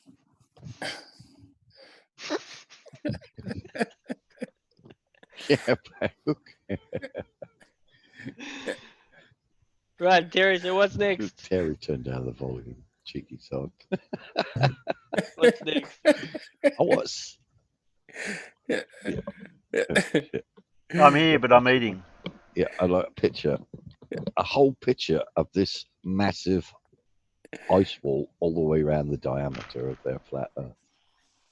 I know, right? Easy. I'm still waiting.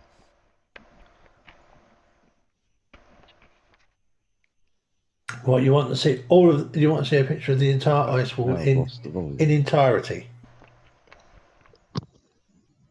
Yeah, and also like some sample data of the dome would be quite nice. Does anyone know Spurs Chemo?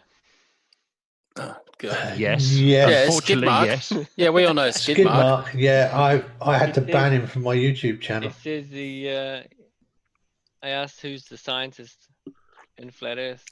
What do you think he replied? Riley. Himself. That's right, Casual. He says, I am. Yeah. We all are. Yeah, right. I said, no, Yes. actual scientists. You know? Oh, it's funny. But yeah, don't worry, because when the flat Earth has been established, and the flat earthers want blood because they'll be hunting us globe earthers to hunt us down. People like Chemo will be there to save us. Well, Jane Truth is a physicist. Can Okay, anyone say delusions okay, of everyone, grandeur? put your votes in. We got Number 2. You got High Mind, IQ Red Pill. You got Professor Phil with Remedial Geometry class for Nathan. And we've got a P-Brain shows us Path of the Sun. So we'll class that as 1, 2, and 3. First 3 votes of any particular one. That's not hard to understand. The first 3 of any particular. Yeah, first 3 voted. First one to get voted 3 times is what we'll play. All right. Let's So I'll see go what 1 for a 3. Go Peanuts. I can't go. Right, take your spinner. What did he do? What happened? Take it. Take it anyway. Take your spinner. We'll time him out. He's not allowed to Yeah. vote. He's not allowed to vote. What is this? It's it's fixed. It's fixed. Yeah, three's got 3. Fixed. Don't you mean fixed? Fixed. 3. 1, 3, 1, 1, 3. 3 got 3. Three's got 3. Yeah. There you go. 3 got 3. 3, Okay. 3, 3. I get it. All right, Jerry, play number 1. No, 3.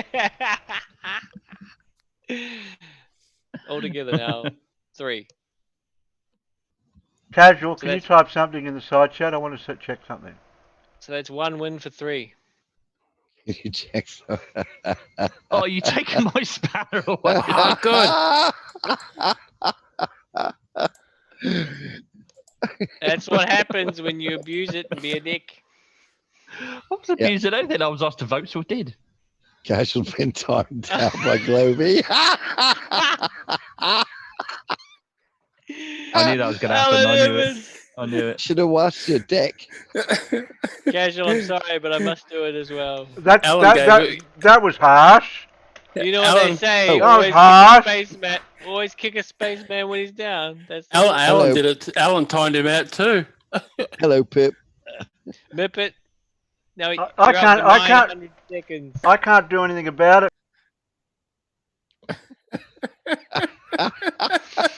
Sorry, Casual. I can't fix it. I hope you didn't want to write anything in the next 900 seconds. I can't. I just clicked on your name next to the bars, and all I get is report, remove, put in timeout, hide user.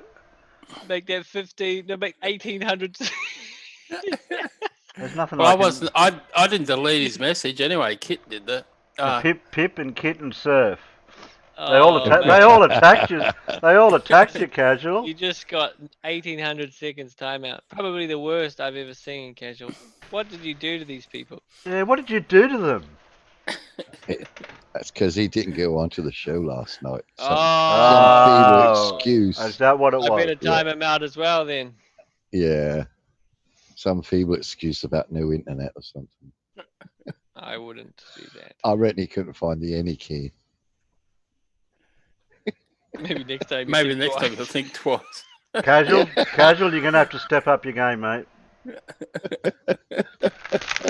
And you know the funny thing is that he wrote 3 and the answer was 3, and he didn't. Yeah. He wouldn't have to write anything, but he abused his powers as the panel member. Yeah. Ah, well, what are you gonna do? I mean, you give these people a spanner, it goes to their heads, doesn't it? Exactly. They'll be just waiting for someone to slip up. No, he's grey. He's grey. Get him. Yeah. Wrench his spanner off him.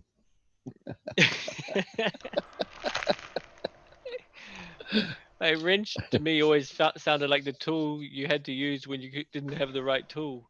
You had to make a wrenching action. You couldn't unscrew or untighten. You just wrench it off.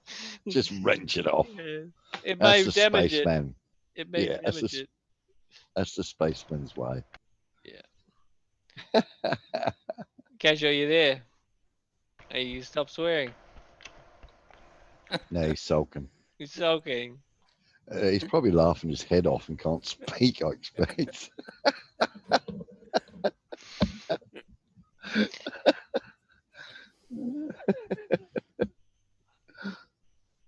was funny. It's just not to worry, Casual. The drop bears in the chat got him. They waited for him. Yeah, shouldn't mess with the drop bears. Yeah. That's what we should call the peanut gallery from now on, Terry, the drop bears. He's got a phone call. He's got a phone call. Oh, the old I've got a phone call. As he dries his eyes. Right. Now that Casual's gone, should we watch the video? Nah, Yeah. Kidding, Casual. I'm just being a dick. A dick or a dick? A dick.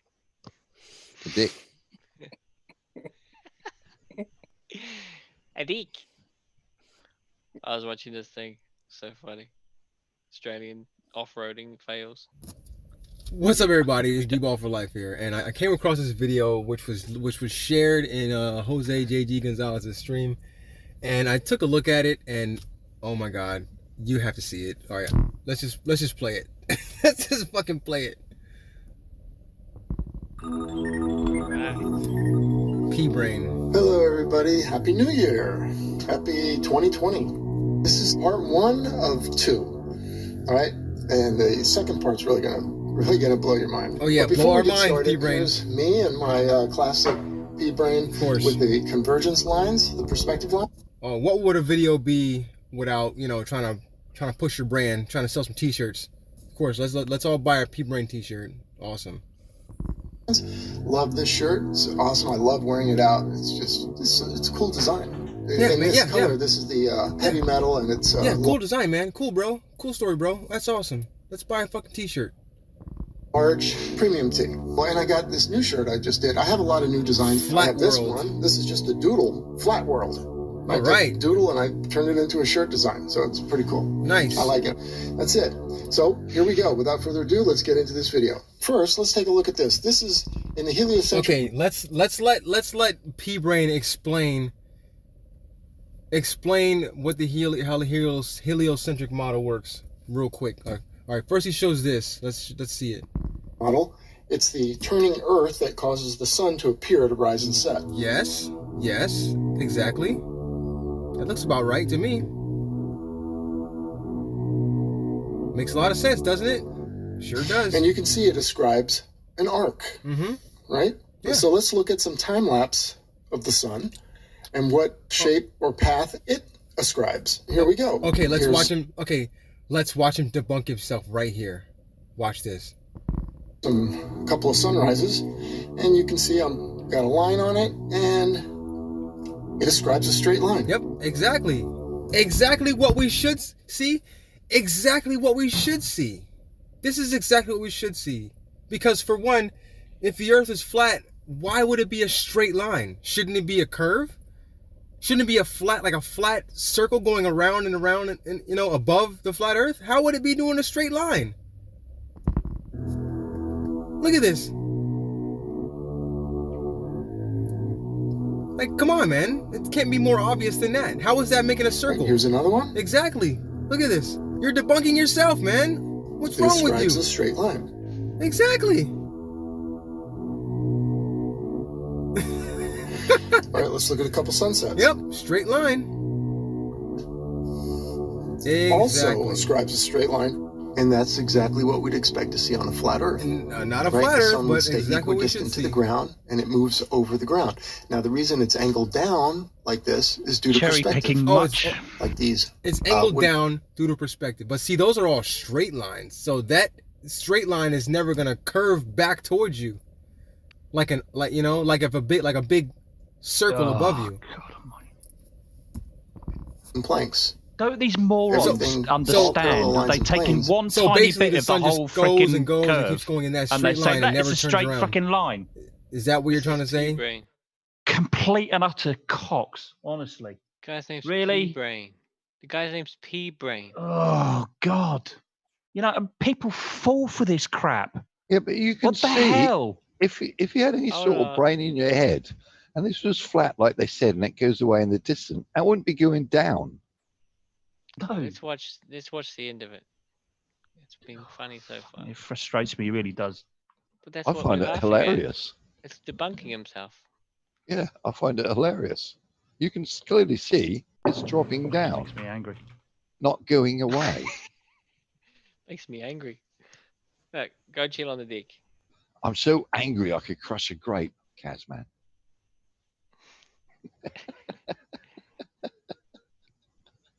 Carry on, Terry. Onward. Onward and forward. Like, straight line. Come on, man. See, it goes in a straight line. Like so when does it turn back to come back around over the flat Earth? I don't understand. Let's keep going. Let's let him bury himself. Angle to a point in the horizon. So that's all that is. That's all that is. So anyway, here's another sunset. Straight line. And it obviously you can see I've traced a nice straight line, tracing its path, and it's a straight line. Sun not changing in angular size. Maybe the brightness is getting dimmer because of the atmosphere, but okay, so whether it's the ball model, look at this. Oh God, look at this. Look at this. Oh God. Okay, so you mean to tell me that sun that you have here is doing a straight line going down? Why can't people in Australia see the sun in this picture right here?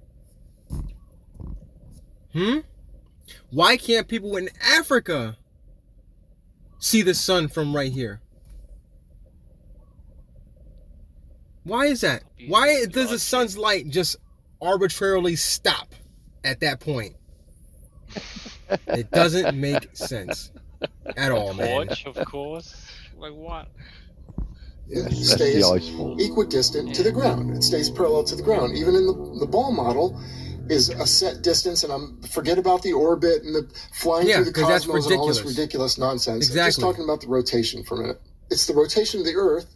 The rotation causes the sun to look like it rises and sets, and it would cause an arc path. The path would be arced. It is arced. Yet, when we see the time lapse of the sun, the reality, what we actually witness, it's a straight line. Exactly. It is a straight line. You know, especially like here, you're looking out over the sunrise, over the horizon, and they say, oh, ships and everything are going over the curvature. They are. Well, if they're going over the curvature, right now with this sunset, you're looking at a couple of hours of time lapse right here. That's a couple thousand miles of movement. So it should be arcing, curving downward. Look at this. Looking What something the like what this. the fuck is this? What is this? Oh, what is this? What is this, man? Are you serious? Is this what it should look?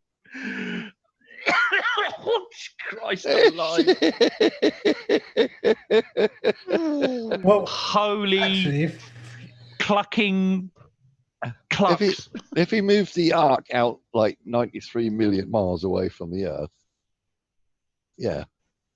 Actually, if you were well outside the tropics and you picked the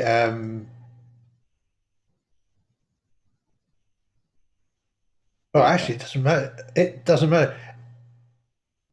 Sorry, if you pick an equinox so that you have roughly almost exactly equal day and night, if you are able to show the path across the full 180 degrees of your vision, then yeah, you will see a curve from the horizon up to the zenith and back down again. Only if you're at 90 degrees to it. No, yeah, well, it goes up, it curves around. Yeah. Yeah, there would have to be a curve if you are well outside of the tropics, because we're not going to see it go up in a straight line and then form a triangle, are we? No. See, but again, his problem is one of scale. Yeah. And he still hasn't given us the reason how the sun gets back to the other side and comes up at the east again. No, because it's supposed to be going around in a big circle, isn't it? I thought so, yeah. Yeah. And it's not, clearly. It's not. Yeah. Anyway, you'll have to excuse me for a minute because Nathan's just made me some scrambled egg on toast, so I must go and eat it. Oh yes. What's Nathan Thompson doing in your house? He's a shill. It's not Natalie. It's my son-in-law. Yes, it is an unfortunate name for him to have to share. I know, but you know, it's that, or call him Jim.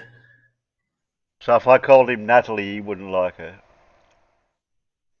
He would get very cross. He can't do that. He can't do much about it, though, Terry. Yeah, there's not much he can do. Yeah, tell him that I said hi, Natalie. I don't think he actually knows who Natalie is, and I don't think he actually cares who Natalie is, to be honest.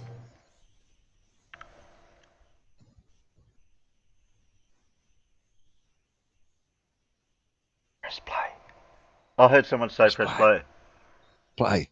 Look like? Play. Really? Oh my, oh God.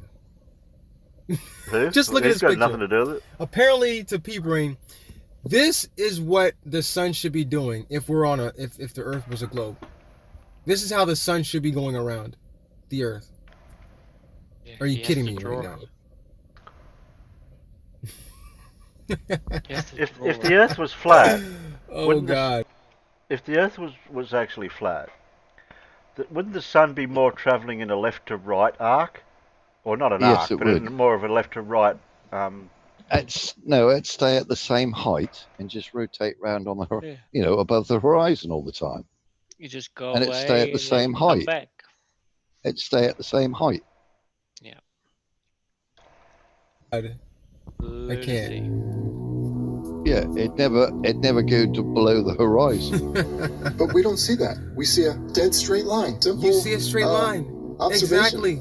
And thanks But guess to time what? lapse and putting a If you having draw, a steady. Guess what? If you take that straight line and you follow it all day, what shape does it make, P-Brain?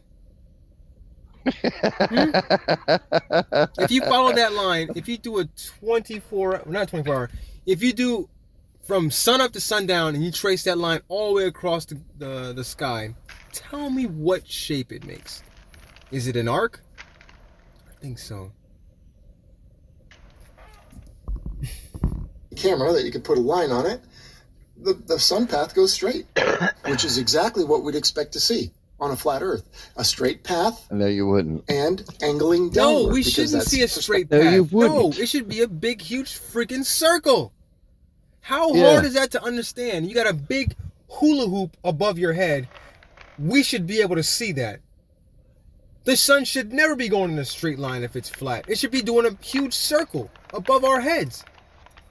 It should never go down. It should never go down and touch the horizon. Never. No. Exactly. Because the sun would never be able to go far enough away in order for it to set on a flat Earth. Everyone would be able to see it all day. And let me go back. Let's go back to this picture right here. Look. Why wouldn't people in Australia be able to see the sun at nighttime? Why wouldn't people in Africa be able to see the sun at nighttime? Why? It doesn't make sense, man. Look at this. Look at this picture. You can see it for yourself.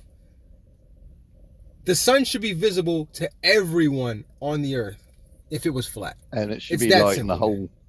It's really that simple. And I'm not even going to really go into it because at the end he just talks about his freaking t-shirts and wants to sell hoodies and stuff. Yeah, that's pretty much it. But yeah, P-Brain, you debunk yourself, man. Literally. Once again, thanks a lot. It's B-Ball for Life. I'm out. Are there any replies from P-Brain in his chat, Terry, in the comments? Yeah, I'll have a look. So what I would like flat earthers to explain, right? What is this magical force that stops photons of light just suddenly stop at this line that nowhere else can actually see it? The penguins. Please, I would like one flat earther to explain that. Just one. They can't. Just one. We know. Sub-proposal. CHL has already told us. It's the magic shape-shifting lampshade. Oh, right. It's the invisible... Stingray. Okay. Dean's trying to throw a spanner in the works. Well, that's... The ether band is clearly in effect here, where it's stopping the light. He does have the sun going below the horizon with his flat Earth model. But Stingray invented physics that doesn't actually exist in the real world to do it. Yeah, you cheated. You cheated, Dean. Is it invented or not yet discovered? No, he invented because... No, he actually invented it.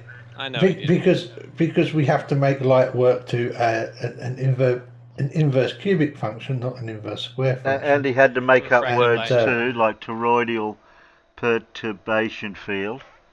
And he made refracted light.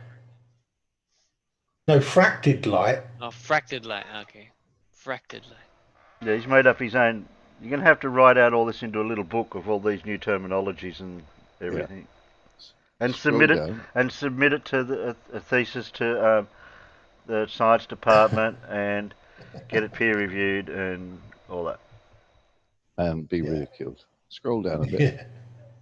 You read that bit? Yep, read them all. Yeah. No, has the Peanut Gallery been reading? Still not seeing any flurf responses yet. Oh, okay. Anything there? Oh, I'll tell you what, I'm going to do my own challenge, right? Down a bit. Seeing R-E-Y. Oh, okay, no, sorry. I thought it was someone. Where? No. I'm gonna. Well, everybody else is putting out challenges, right? I'm gonna put out a challenge, right? I'm gonna offer 20 million quid right, for the first flat earther that can bring back the sun using their P1000, P900 telescope, pair of binoculars, whatever you want, after sunset, and bring back the sun and show us. There you go, 20 million quid. You haven't There you got go. 20 million quid. Without changing your height. Yeah, sorry, without changing your height, exactly. Yeah. At sea level, stay at sea level, and bring back the sun, because if you on a flat Earth, you should be able to do that. So show us. Casual. There you go. I want 20 million quid. to see this. I want to see this 20 million. You might owe him a box of beers for No, that. don't worry about that. Kevin. I'll get it. I'll get it. Don't worry about that. You sure? I'll get it. Okay, you good Yeah, for it? I'll pay it out. No problem. Yeah, You I'll good pay for it out. it? Of course. Okay. 20 Yeah, I'm good million for it. Yeah. quid. Yeah. I mean, everybody trusts flat earthers to pay out £200,000. Oh, okay. $200,000. Sorry. So why should you trust me? You know. I tell you what else I'd like to see. I'd like to see them do something even simpler. I'd like them to show a German equatorial mount working on the flat Earth at any point that isn't the North Pole. Yeah. Oh, the I can only see so far thing, John. Yeah, that's right. I asked the flat earther about Yeah, that. yeah, you can only see so far. He replied, Yeah, that's what I would like to see. I would like to see them do Well, the it's EQ quite mount. obviously we can see halfway across the world when the sun's up in the air because we can see the sun. So that just debunks their theory about you can only see so far. Yeah, why couldn't I see Australia up on the mountain? Exactly. Ridiculous. They lied to me.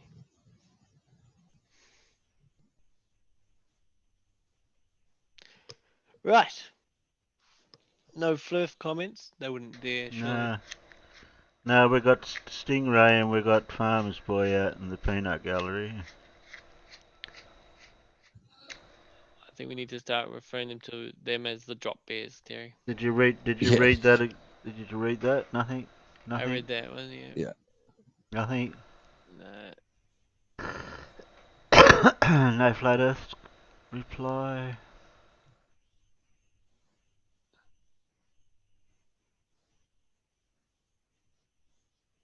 No, not one flat Earth reply so far. Someone's already put in the comment, Alan. This is the same reason. Up a bit. Yeah, P-Brain and up a bit more. 3D. There. This is the same reason they can't understand why an equatorial mount works. Yeah. At the North Pole. Well, no, the reason why we have an equatorial mount is because we're on a curve.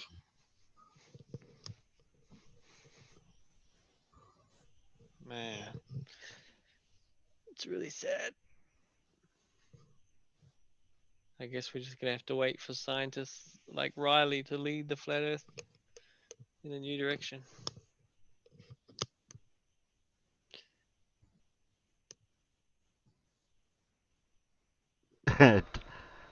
Yeah. How does the sun go down in a straight line and come up the other side next morning?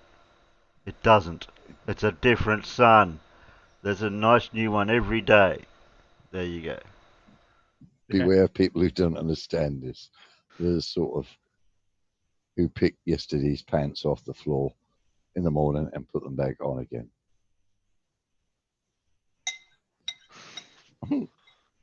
It's a new sun. Good man. It's good man in your pants. Oh, the pain, the pain. Please make it stop. Damn. Flat Earthers are learning their lesson. That's the first time I've actually seen anything from P-Brain, and honestly, he doesn't call himself P-Brain for nothing, does he?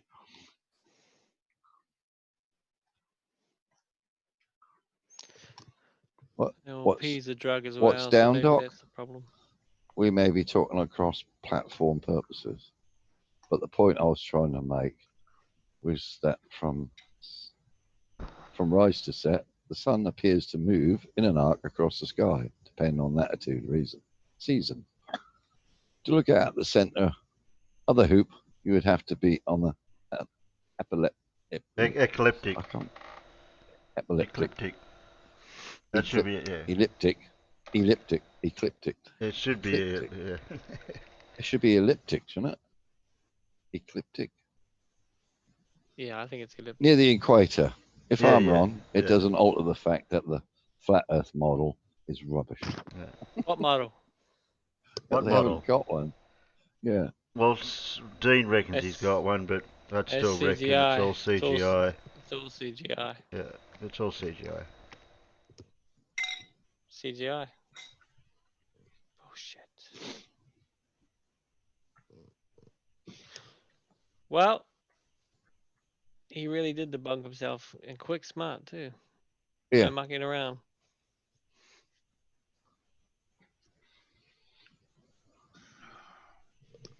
Idiot. I'm still trying to get my head around the curved path of the sun. If it was on a ball, I'd still don't Yeah. get it. Like what? Yeah. I've always said that, yeah, it goes round the edge of the sun. I think, well, how come it goes below the horizon then?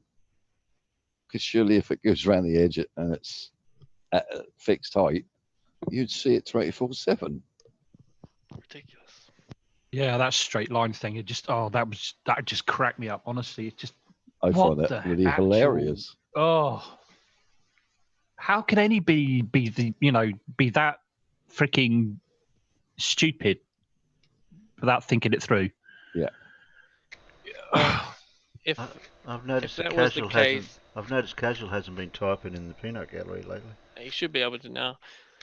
But he's still grey, no doubt. But the thing is like if the sun rose here in New Zealand first, which it does, despite being mentioned on the video, we would see the sun come back in the sky. You know what I mean? Like it would, if it's coming back, we'd be seeing the sky light up, and then the sun would appear. But that's not what we see here. It rises in the west. I'd love to see Red Pill Philosophy take a IQ test. I mean, east. Because he's always going on about high IQ, high IQ, high IQ, high IQ this. It'd be funny if he actually done an IQ test and he was below Yeah, average. but that doesn't really tell you your intelligence. No, but he wouldn't be able to use the high IQ bit anymore, would he? Ah. In his videos, because he's always referring to how much high-level IQ research he does.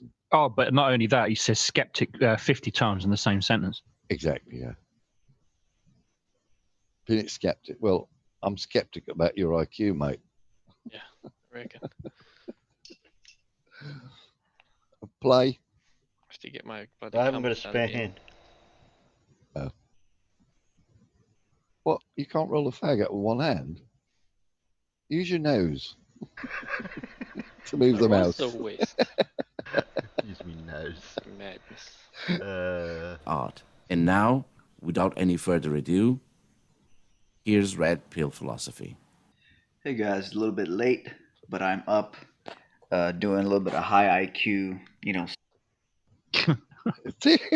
skeptic. There it is again. Research. As you can see here, a gazillion tabs open. A gazillion. That's how it is. Yes, ladies and gentlemen, this is where it all started. The number of tabs, meaning higher IQ, it started all with Red Pill Philosophy. Yeah, I know. Let's continue. Looking into Eratosthenes, blah, blah, blah. What's with these conspiracy theorists and the blah, blah, blah thing? It actually reminds me of someone else. Blah, blah, blah, blah, blah, blah. It's just want to do a real quick video because, the lighting is Let me see if I can get some extra lighting in here. Yeah, there you go. It's a little better. It's just, there's... Is that the screaming? When you really start doing the high IQ, just skepticism, when you start exercising high IQ skepticism, you just, and you got 30 tabs open because you're researching, and you're just using high IQ research and stuff. Dude, really? High IQ because And you've don't got pick your 30 nose. tabs open? Really? Oh, and by the way, stop picking your nose. And don't open 30 tabs that, up on a laptop. You really just do get to the point where you're like, there's no way we live in a fucking ball. Don't get me wrong, people. I'm not the most eloquent person around, but this should have been edited out. There's no way we live on a fucking globe. It's just... Mate, can you make a coherent thought and stop dropping the S-bombs and the F-bombs? You're making me edit this video too much. The globe is the most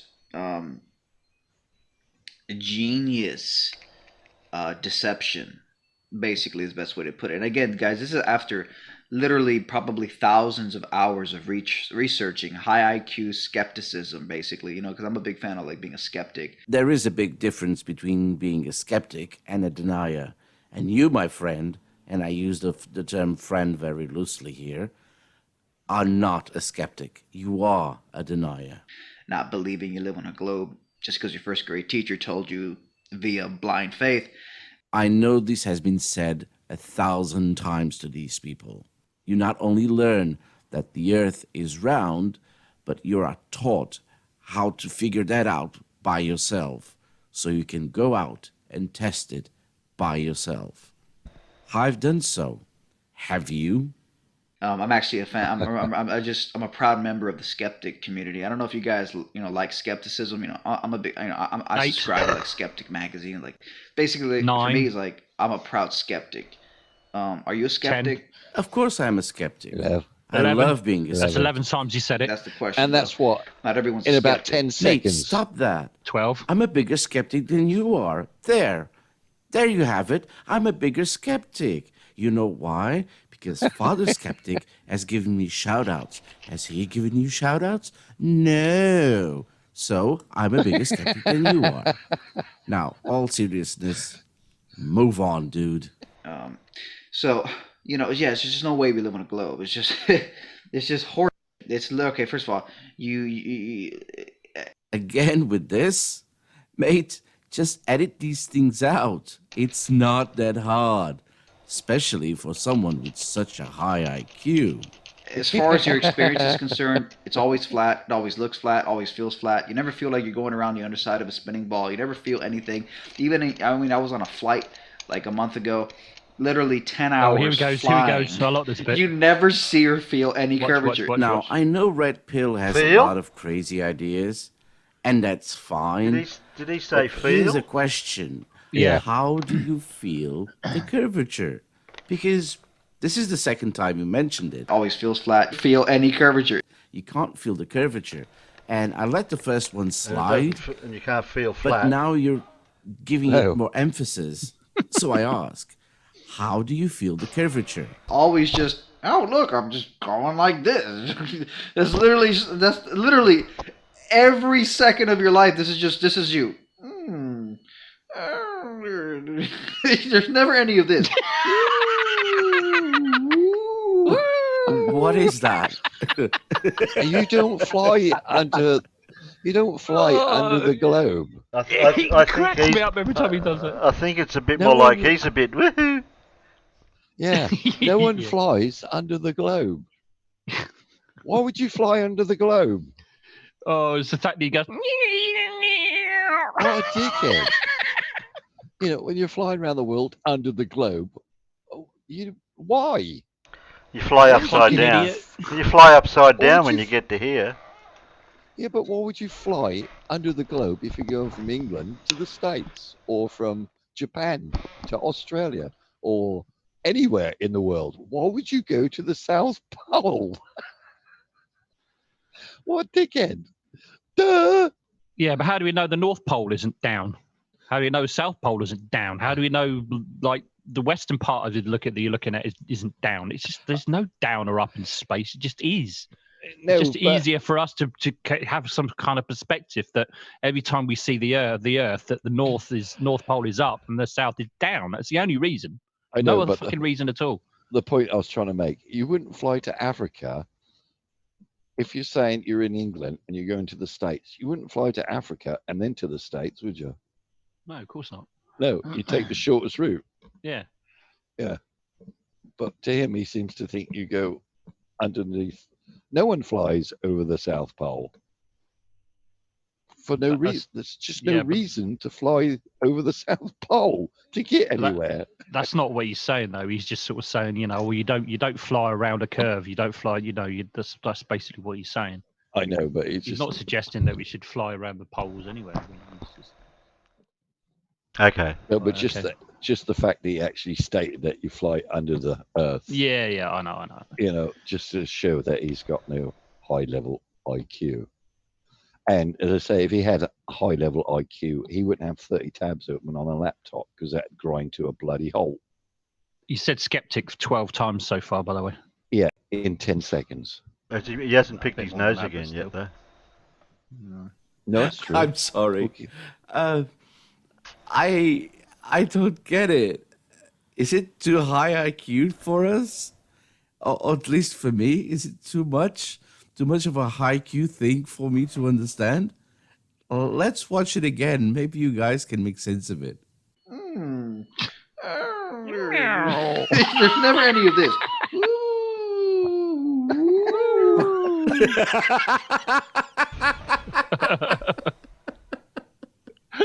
I'm so Ryder's lost it as well. Oh, God. Why would someone put that on a video? Honestly. You never experienced that. You only experienced that on a roller coaster. But guess what? We don't live on a fucking roller coaster, even though they tell you we do. Wait a minute. Who said we live on a roller coaster? What? So I had another crystallization moment here as I was doing hours of research. Do you think he means realization? And the thought occurred to me, man, the globe is like they've reverse brain's been engineered. crystallized. The globe is like a reverse engineered thing. Wow. That's an argument I've never heard before. And to say thing instead of the actual word, it's so high IQ, man. And I typed it into YouTube. I typed the term into YouTube. I literally went to YouTube. Get on with it. Yes, get over there. And this is what I typed in right here. I typed in reverse engineer globe. Reverse engineering the globe. This is what I typed in. And I got a few videos, and one of the videos was from a YouTube channel called Stinky Cash. Funny enough, I typed the same search parameters on Google, and only YouTube videos related to what you were about to say came up. Funny that. And literally, basically, this dude released this video 2 years ago, read my mind. Basically, everything that was crystallizing in my head right now, this dude basically says it. I'll put a link to his video below. I don't know if you realize this, but this is how time works.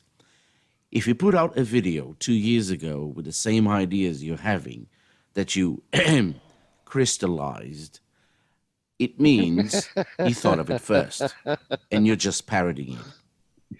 Parroting it? Something like that. But yes,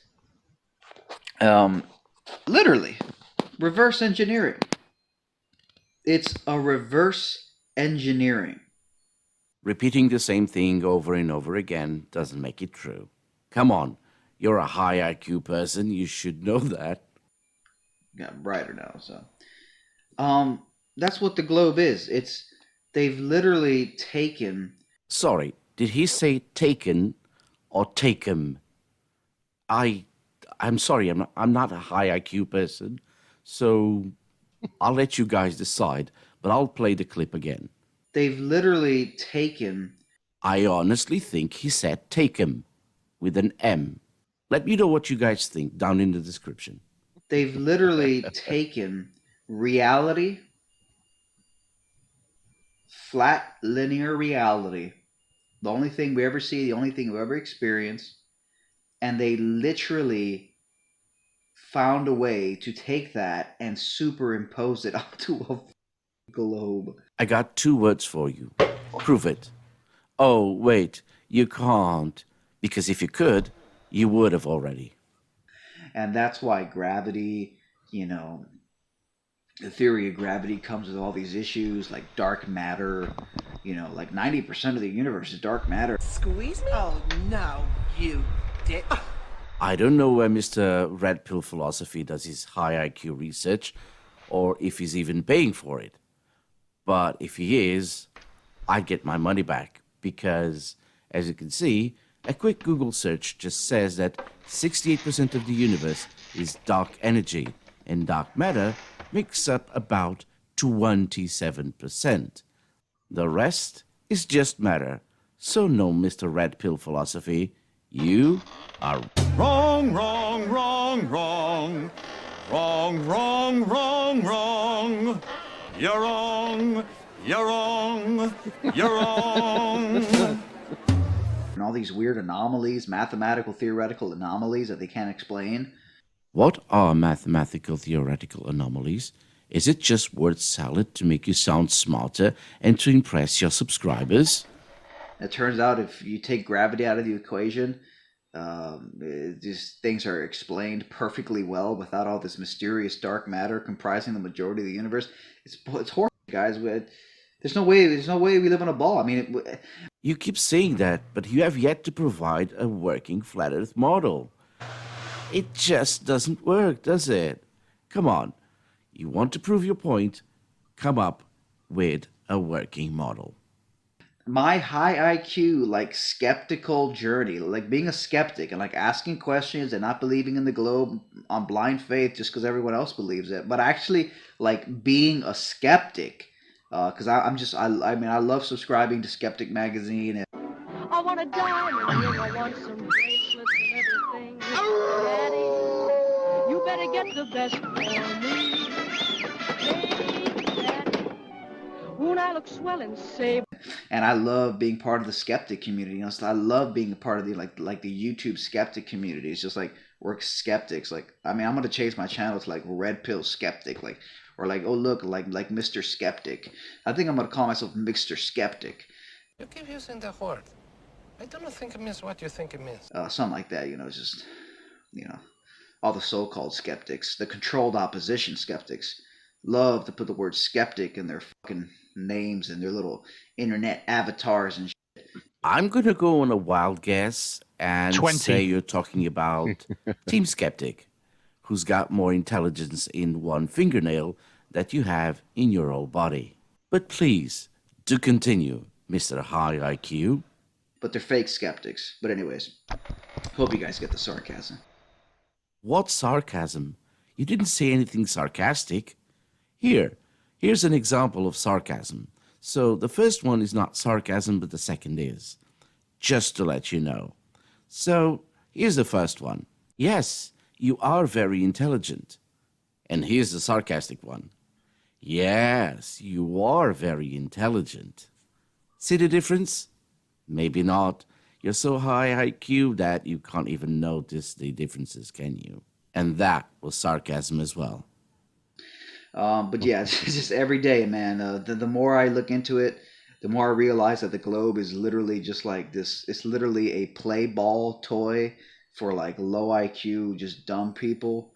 It's literally like the bot, like literally like so dumb. It's just so stupid. It's embarrassing, dude. Like, I feel bad for how dumb you are. You so f***ing stupid, man. Squeeze me? Oh, no, you dick. Oh, look at him. Bless him. He thinks he's smarter than everyone else in the world. Of course he is, because he's got the mastery of the English language. Let us observe his eloquence at work. Blah, blah, blah. And who can forget this Shakespearean sentence that will go down in the history books forever? Or even this one, that I'm sure it will revolutionize the English language forever.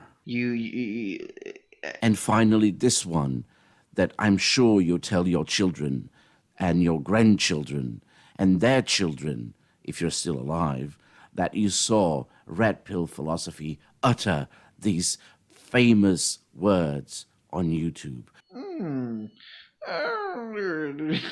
There's never any of this.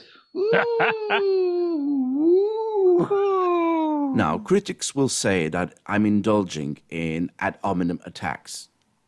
You're right, I am. Because when you say things like this, The globe is literally just like this. It's literally a play ball toy for like low IQ, just dumb people. It's just so stupid. It's embarrassing, dude. Like, I feel bad for how dumb you are. You so f***ing stupid, man. then I think I'm entitled to a little ad hominem myself. But don't get me wrong, I'm not offended. I couldn't care less if he thinks I'm low IQ or high IQ or no IQ. This is just for fun. And since they indulge themselves in ad hominem instead of actual evidence, why shouldn't I do the same for entertainment purposes?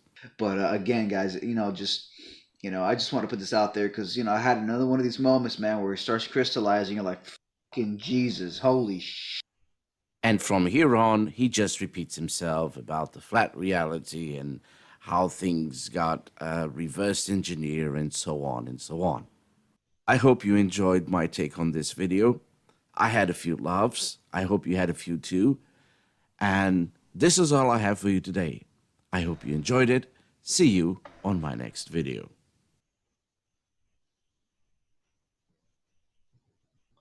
It's just lots of high IQ there. Just really high IQ. Meow, meow, around the globe. I was distracted with other things, and I got up to 20 times he said skeptic. I know. It's just an absolute joke, that guy, isn't he? That'd be hilarious if you took an IQ test and he had below average IQ, wouldn't it?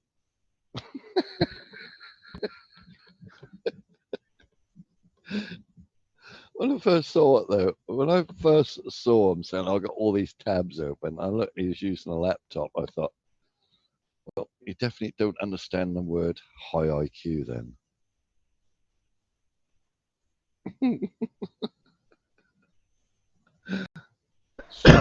That's like getting your whole encyclopedia set out and just opening up the couple of pages and leaving them all out open. That means you're doing a lot of research. Yeah.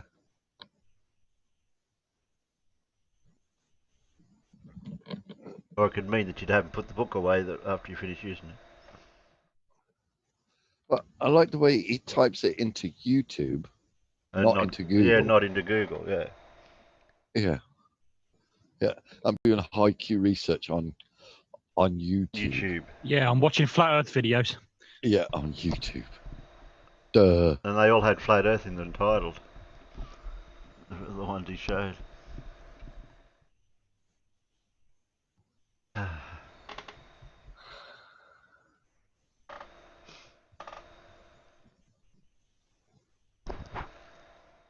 How come Globy's still got Terry turned down the volume as the... I don't know. It's fallen asleep, I reckon. I'm still awake. Yeah, I turned down the volume. Yeah, but that's just got to make sure if Mad pops up again with it. Oh, okay. It's there. Yeah. Okay. That was Zoom. My end just went berserk. YouTube went berserk. Hell, that was loud. I hadn't moved the volume or anything. I hadn't touched anything. He started playing the video, and suddenly it went, "Wah!" And it was all distorted and everything. Oh, what? So apologies for that. That's okay. I don't know what happened this end, but it just went really loud. Because my volume at the moment is on 20 out of 100 on the headphones.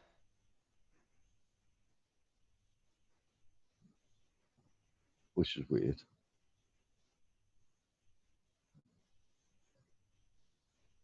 So what's the next video?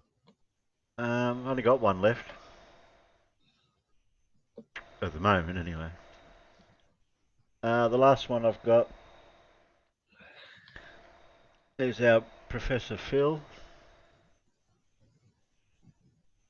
I thought he would have been here by now because he said he had 3 hours plus an hour to get home. And that was about 2 hours ago. Who's that, Phil? About an hour and a half ago, that would be. So he's probably having dinner. Are you going to do a video with him? No, I A thought he stream. might have wanted to come in and review his video. He might have had extra to add to it. Yeah, I changed my name. Sheppel has a dirty deck. Sheeple, I didn't know your Wash- dick was dirty. Sheeple. Sheebles, wash your dick. But Ash? Have you put dick or deck? Deck. Oh, that's right. Black Cock. Right. So what are we up to? I changed my name. Yes, I heard. Change my name. Change my name. It's not uncommon. People want to be me, Ozzie. Oh, shit, I'll change my name again. That plan worked perfectly. That must be my high IQ. Wait, I don't have enough tabs open. Hold on. All right, cool. Let's go, Professor. Well, he takes 2 minutes to get into the introduction, so Yeah, it's probably because he's explaining why. yeah, but I don't think we need to, do we? No, probably not. We're high IQ. Ish. Show you the board, and we can start this remedial class. I'm going to have to turn the volume up because he hasn't got a microphone. Okay, Nathan, and your friend Anthony Riley too can join us,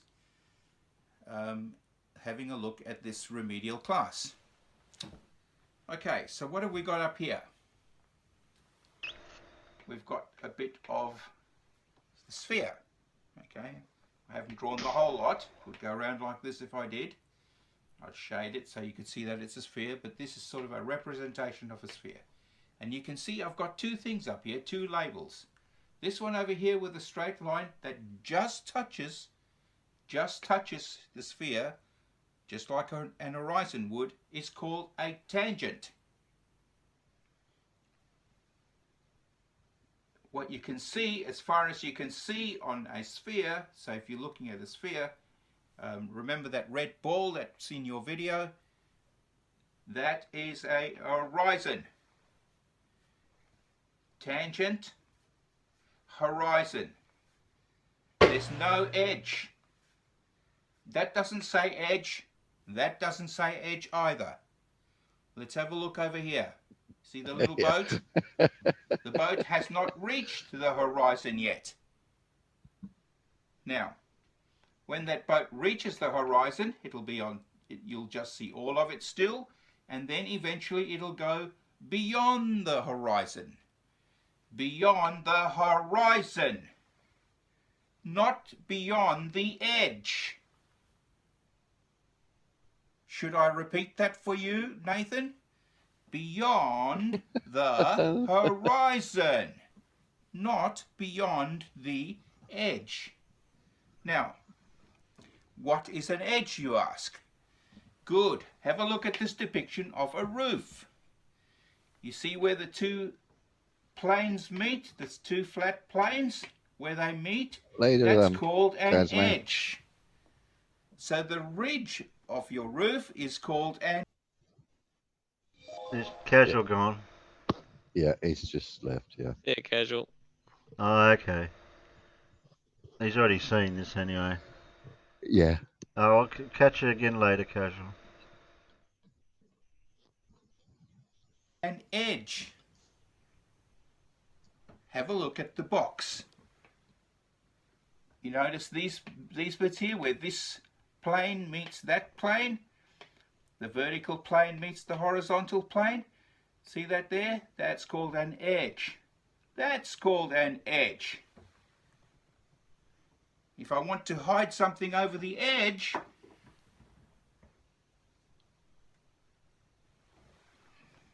that little fellow's hiding. His legs are behind the edge, not the horizon. Horizon implies a sphere. A flat surface has an edge. That's the difference, Nathan. Okay, now, Anthony, this one's for you. I've heard this on that you were struggling with triangles. So here we go. This here is an equilateral triangle. That means that the triangle has equal sides. It doesn't matter, Anthony, what size these sides are. It doesn't matter if that's 1, 1, and 1, or 1 million, 1 million, 1 million. It doesn't matter. The angles in between those three angles of that triangle will be 60 degrees each. They add up to 180 degrees, like they do on any triangle. Now, one other thing, talking about kilometers and meters. Okay, so 1 meter is 0.001 kilometer. So 1/1000th of a kilometer is 0.001 kilometer. Okay? Good. Hope you like that. Hope you understood that. All right. So, is there anything that you want me to go over again? If you do, just go back over the video again. It's not that hard. Okay. Hope you enjoyed the lesson.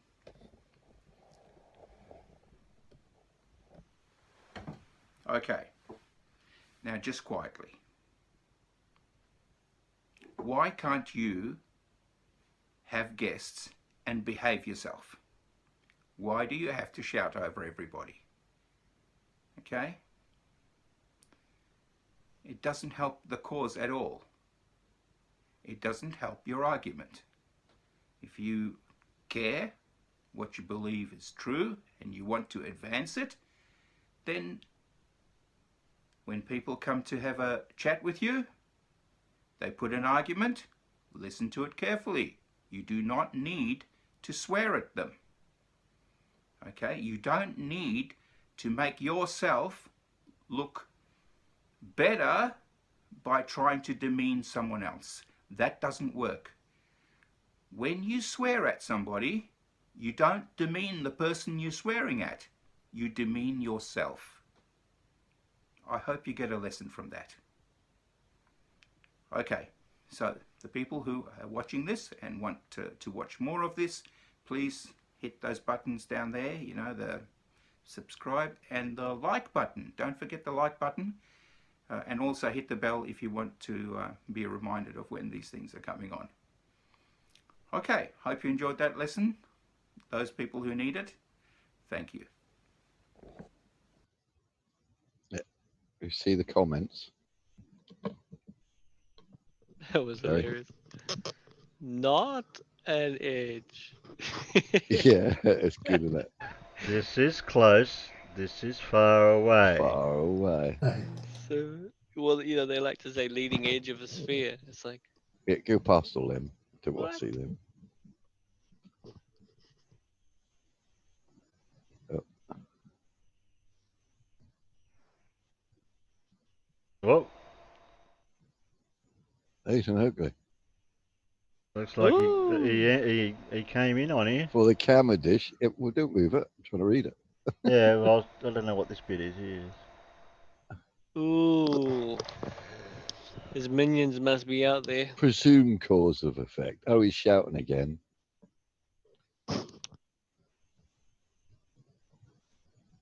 None. So what did he bring up dependent variable for the Cavendish for? What are you bringing that into it for? He was replying to that guy above. Yeah, I know. But... talking about geometries. Oh my goodness. Professor Bell, I can't wait to reply. Cavendish is pseudo. It's not pseudoscience. Pseudoscience. Pseudoscience, sorry. Yeah. You knew that. He just said it that way. It's pseudo. Yeah, pseudo. Yeah. Sway or Sue. Well, it depends where you're. Yeah, no. Some people pronounce it Sue. Some pronounce it sway. Play-Doh, that's posh people's Play-Doh, right? But wouldn't it be PSG? Hey, say what? Say what? Scroll down, Terry. Say what? Say what? Where? Down. Say what? There's comments. The comment. Embla says if Nathan was paid not to yell, he would not yell. I agree. Yeah, there. Say what? Ah. Not to mention slapping a child doing a live video. Yeah.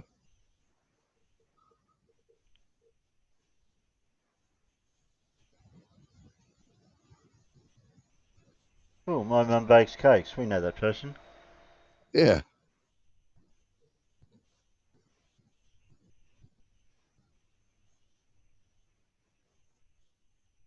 Trying to explain simple things to flirt is like trying to tell them 1 + 1 = 2. Reds versus Red Vlad. Oh my goodness.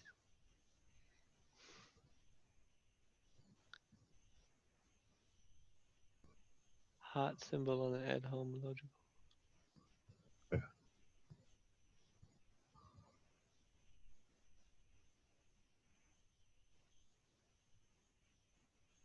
Oh, He really Nathan thinks doesn't himself highly, doesn't he? Nathan doesn't like it. Yeah. Ooh, that's hilariously funny.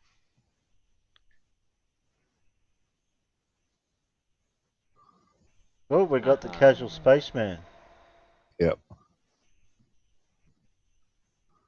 He sure told me. Edge now. The outside limit of an object area surface. Yep. Yep. Oh, Click read more. He's not Click read liking more. this. He's No.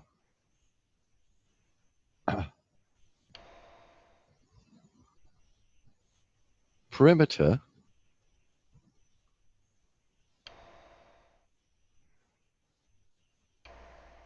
But you don't have an edge on a ball. Nathan Oakley. He had to say edge multiple times. He gave you 2 examples of what an edge is. Yeah. What an idiot. A boundary is not an edge. So in my 3D surface program. Yeah, well, it's the edge. My It's the program edge of working that with area. 3D spheres. It says it's a surface when I click on it. But Like yet when I make a my fence line square, for my yard is my edge. Is the edge of my property. exactly, I make a square and it says Yeah, it's the border of your property. edge. Yeah, it's just people have used the word. Yes, but a sphere is the only shape that Doesn't have an edge. Is a surface that doesn't have an edge. Yeah, Yes, it doesn't have that's an what I edge. mean. You think it would be there if it was reality, wouldn't you? Though, in a 3D Yeah. drawing program, you think it would be there. Oh my God, love a star. I had a good laugh. Oh, non sequitur.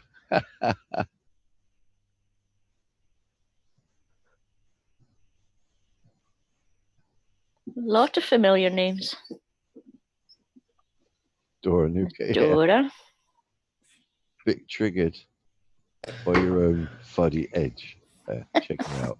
Yeah, Edge. but we don't know if that's the real Nathan Oakley or not. It is. Oh, it will be. That is. Yeah. That looks like it. That is him. Just right click on his thing and go to channel, Terry. Report. report him. Yeah. No, it only has report. Right click on his name. Yeah. You just report him. Open a new tab. Open in 1 more million tabs. It definitely is him. He speaks like that.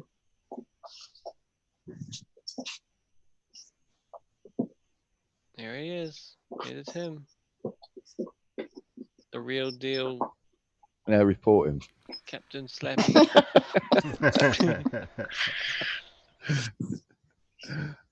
Call me a fundy. I'm reporting you.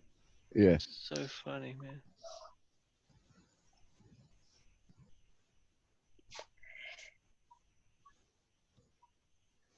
Oh no.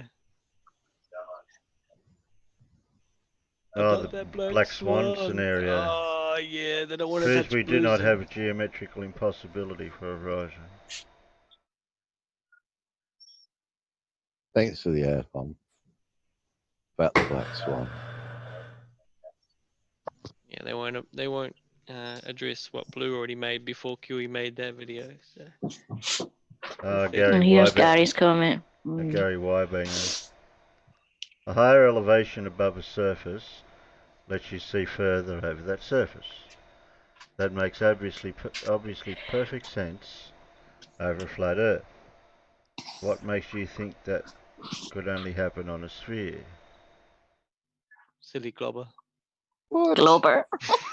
Now we're we're funny globbers. Globber. You're a globber. You're a globber, yeah, not a glober. I thought I was seeing double for a second.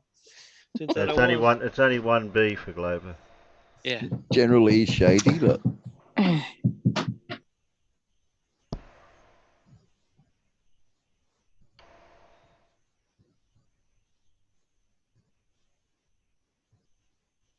He's tried to explain this before to him, General, and he still doesn't get it. It's good to see the community there. Yeah. My mum bakes cakes. Again. Gary, students watch my videos and read my comments. There's no need to add on. It's fine. I know it cannot happen as a flat earth depicted in the previous video. Oh, that's the phone, Reg. Hello, it's Alan.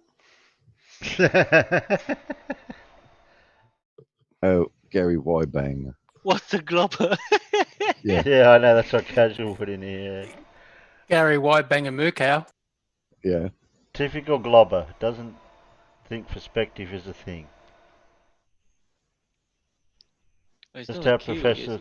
just like Professor Phil Bell, you don't understand how the angle between things becomes too narrow to differentiate the things at the surface. There really is simple stuff. Amazed you how dumb you guys are. So The has this Gary professor- Wybanger got a physics degree or a No. college Professor degree in doesn't anything? understand. Oh, that's No? rich. No. Of course he Ed, you're hasn't. welcome. My mum bakes cakes. Gary Whitebanger Mookow's as dumb as a brick. Yeah. I mean, if he had physics degree and all that, he'd understand on a flat surface. As long as you stood above the surface, you'd see whatever's on that surface all Oh, the way around. Casual Spaceman wants to challenge Gary. Yeah. Here's a challenge for you. I'd like you to get a telescope or some powerful binoculars, I Binos. think that should be, Yeah. and show Yeah, us how you binos. can get the sun back into view just after sunset. There's your challenge. Are you up for that? No reply, of course. Fricks is smarter. Silly globber. Billy Globber. Then he works for Only boats. works for boats. The sun, the sun has a whole totally different type of magic. I mean perspective. It makes it so you can't do that. But Earth's still flat though.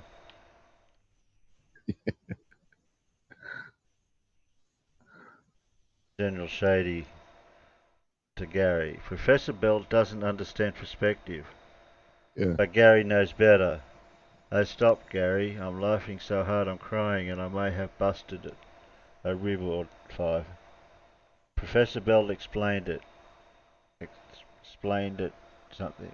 I explained it, yeah. Everyone has explained it to you. Yeah. But you have to deny it. Keep. Oh shit, Oh. more? And the book. Oh dear, Follow. here we go. But you have to deny it to keep your lies and delusional beliefs going, don't you?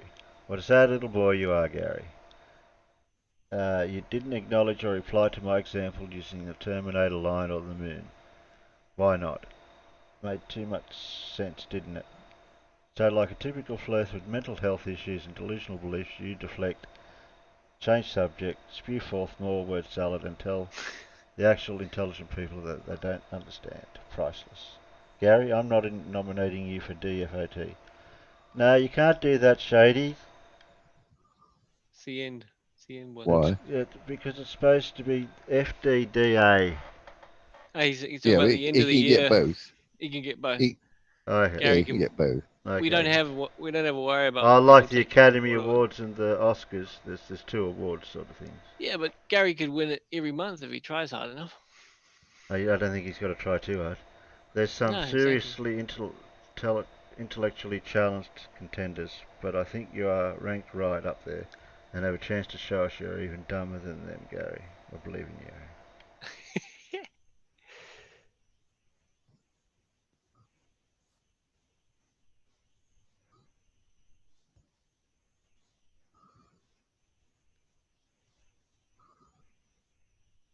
Look at them going back and forth.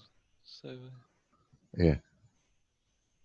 Looks like there's a few more comments. I'm not going to read all Oh, of he's them. got a video he's uploading to show the areas of the professor.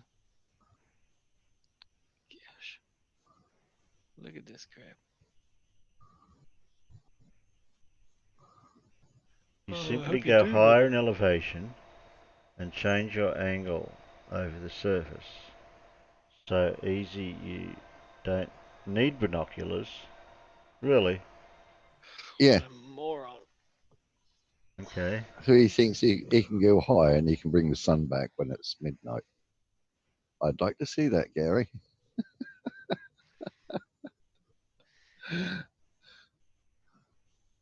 I hope you do nominate me. That'll get more people to look at my videos. They just don't get No, it, it do they, won't. man?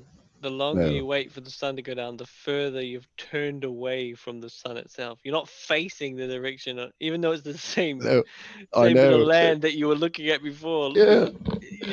It's like someone turning you away. Yeah.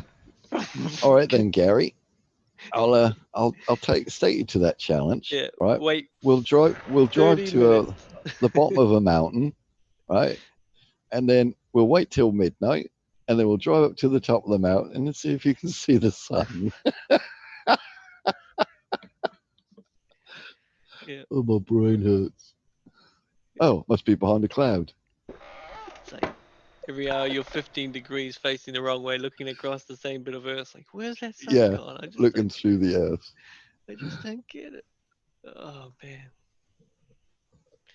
it's so funny.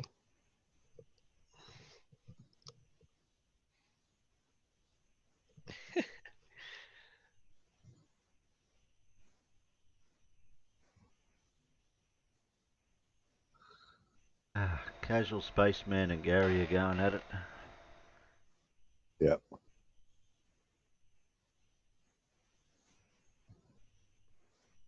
I don't know what this link is. Gary Biobinker's been around for a Here's the while. correct version of how horizons form. No, that won't be. I'm not gonna. I don't think I'll link. I'll go to it. No, don't give him any watch time. That's exactly what he wants. Yeah. He's willing to be nominated just so he can get views and people to look at him. Feel sorry for your students. Yeah, that's what it is. Yeah. We don't know how angles and visions work together. Oh, look. I have another video uploading right now to show your errors. Alas, your video does not explain what you hoped it would. So, Professor already watched that video and says it doesn't work. Oh, brilliant. The audacity to call the professor. The thing is, he doesn't understand that, yeah, you can raise your elevation and bring the sun back, but there's only a certain point you could do it. Yeah, exactly. As the sun's at 180 degrees behind us, it don't matter how high you go, you're not going to see the sun. Unless, of course, you go out several 100,000 miles into space. If you look at the ISS, and the ISS depicts it beautifully, right, man? Even the Exactly. ISS can't see the sun; it's on the other side of the Earth, and then when it comes around, boom, sunrise. Boom, It's it's like, there. whoa. They even call it sunrise because it's what it looks like, even to the ISS, because Yeah. it's coming off. So this Gary Wybinger thinks he's smarter than a professor. Yeah. Yeah. He's so smart. He hasn't even got He hasn't got a doctorate or anything. No. He hasn't got an avatar since I've known him over a year. It's like can't even put an avatar. You're just a G.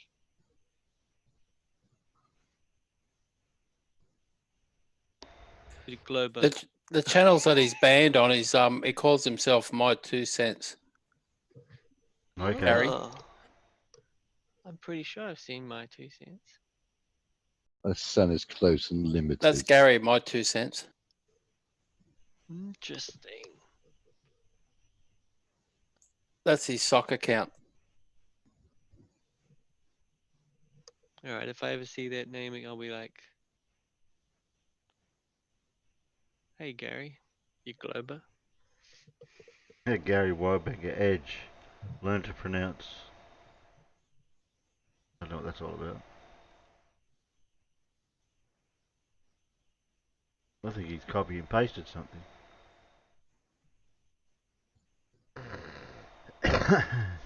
Yeah. It's so Oh, funny. Yeah. that was Yeah. The that reason was it interesting. says But search the sentence edge of a sphere, see what you get. what? I'm going to do it right now. Gary White. The flat Earth has topography. I can't pronounce. And little things will block out bottoms of bigger things further. Oh no, don't go there. I The typed in world's edge of a sphere. A sphere has no edges, and therefore no corners. It has Yeah. one curved face that goes all the way around. A square-based pyramid, triangle-based pyramid, and a cone have a point at the top. There you go. That's why I've told you if you go in a round room and told you to stand in the corner, you wouldn't know where to go. I only typed Be it 9 walking minutes around ago. trying to find it, like it's in here somewhere. He told me to go and stay. It must be here. He wouldn't lead me astray. It's like I swear I've seen that part before. Wow. Why I'll is keep looking. Why is Oakley having to go at Gary Whitebanger? Terry, Because you sometimes you got to probably keep the could minions find in a line. corner in a round room. Oh, here we Because go. you've always got the corner. You've always got the corner between the wall and the floor. Because it's the bottom of a cylinder. Trying to get me on a technicality. Well, remember, by saying room, you're defining a three-dimensional space, not a two-dimensional space. Okay. Yeah, wouldn't that be the edge rather than a corner? No, it's still a corner. Yeah, it'd be an edge. That'd be an edge. The It corner's would got be an right edge. angles to both Internal. sides. It'll be an internal Yeah, angle. and X, Y. internally, it has got a 90-degree angle. Yeah, only It's one. just got. Yeah, only one. It hasn't got At one three. point. It's actually got the going from the walls of a cylinder to the base or top of a cylinder. You actually have a 90-degree corner that has an infinite number of 90-degree angles in it. Yeah. Yeah, but Gary would It's just circle. Gary would just be walking in a circle. He'd try one way and then he'd turn around and go back the other way. Keep looking.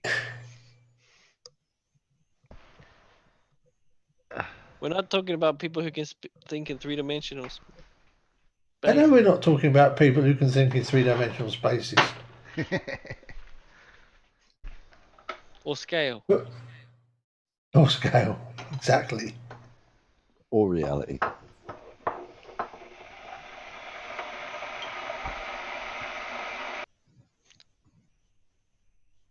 I wonder if they realize, like, spatial dimension, they just pour water until it overfills the cup. Oh, that's enough. That's enough. There we go. I have no idea. Pour a little bit out now. That's how I make my coffee.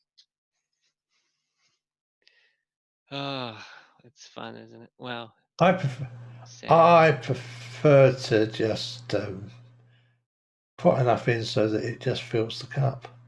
Yeah, to start with. Unless you got a rocket PhD, that ain't going to happen anytime soon, is it? So you can't bring the sun back at midnight on Earth, unless of course you're in Alaska or Australia. Well, I suppose no, not Australia. I like my fellow ex-penguins comment. 3 shovels and tell him to take his pick. Yeah, yeah, that's an Irish joke. How to confuse an Irishman. Line 3 picks up a wall and tell him to take his pick.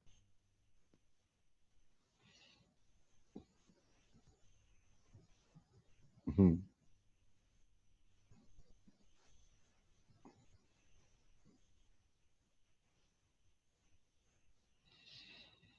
Or how do you confuse a flurfer? Or how do you make a flurfer dizzy? Stick him in a barrel and tell him there's a penny in the corner.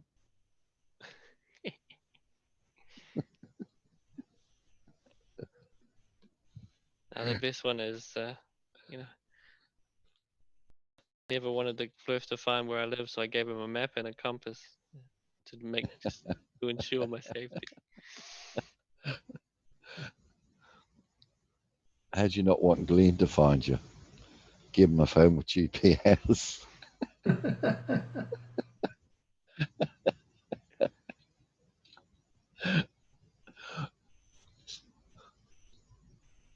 They've tracked down the Devros. What? I've tracked down Devros.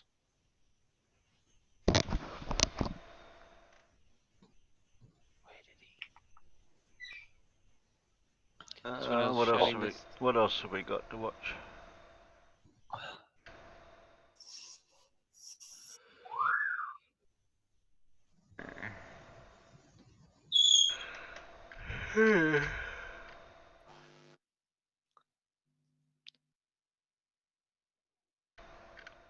I think I've run out. What? What? What? I've run out, and it's only it was 10 o'clock. I've been We've going. watched I've all been of going for YouTube. nearly. I've been going It's for nearly. impossible. I've been We've going for watched all nearly of 7. YouTube. Okay. Blimey, that was a long stream. Damn, I got a bad memory. Yeah. What was the first video you played? I can't remember. It was so We long ago. we started off with A. We started at A. A, yes. Why didn't you start at 0? And A was that video. No, you're not keeping. We're not keeping you up. You're not keeping me up, Mippet. It's 10 o'clock here. I could probably squeeze out another half hour.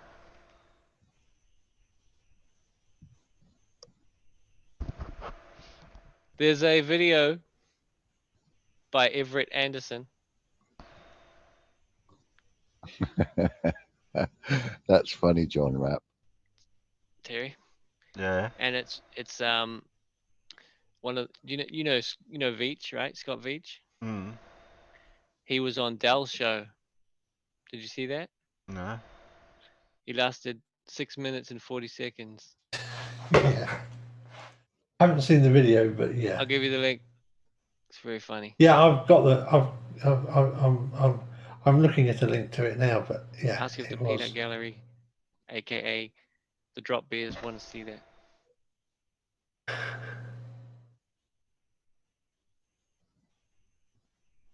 Calling all Drop Bears. What? Yes, I'm listening. You're not a Drop Bear. Unless you're in the chat. Give the game away. Damn. All right, Terry. It's in the Zoom chat.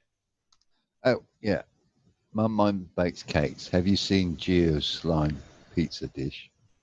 What's that, Mippet? That's about as long as my drugs will take to kick in. Oh, okay. Half an hour. Okay.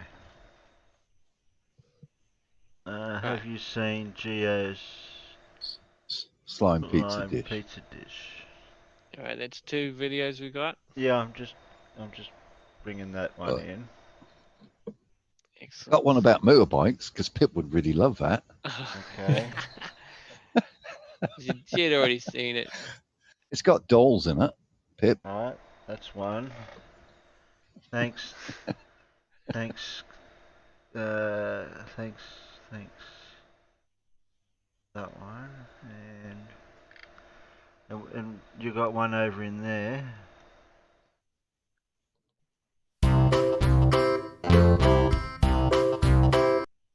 It's not showing. I know it's not showing. What was that? I didn't know, but it's horrible music. Some people. Yeah, I know. I probably won't be able to play the sound. What were we watching? What is that? I don't know what this is. Oh, it's that thing. Yeah, it'll just be the beginning of the video. Yeah, I'll turn the sound down until it goes a bit. The last 6 minutes and 40 seconds with Dale.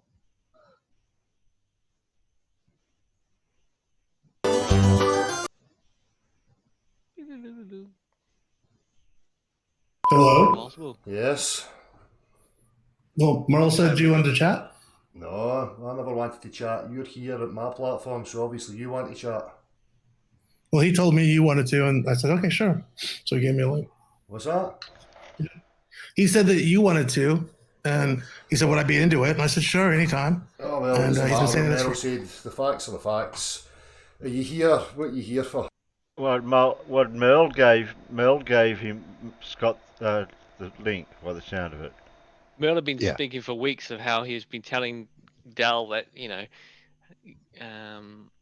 sorry, Merle had been telling Scott that Dal had been telling Merle that he wanted to speak to him, and then he set it up, and then. Oh, so Merle's been lying by saying Dal's Merle's been. Merle's been like, you're not ready, Dal's gonna crucify you, yada yada yada, and this is the result.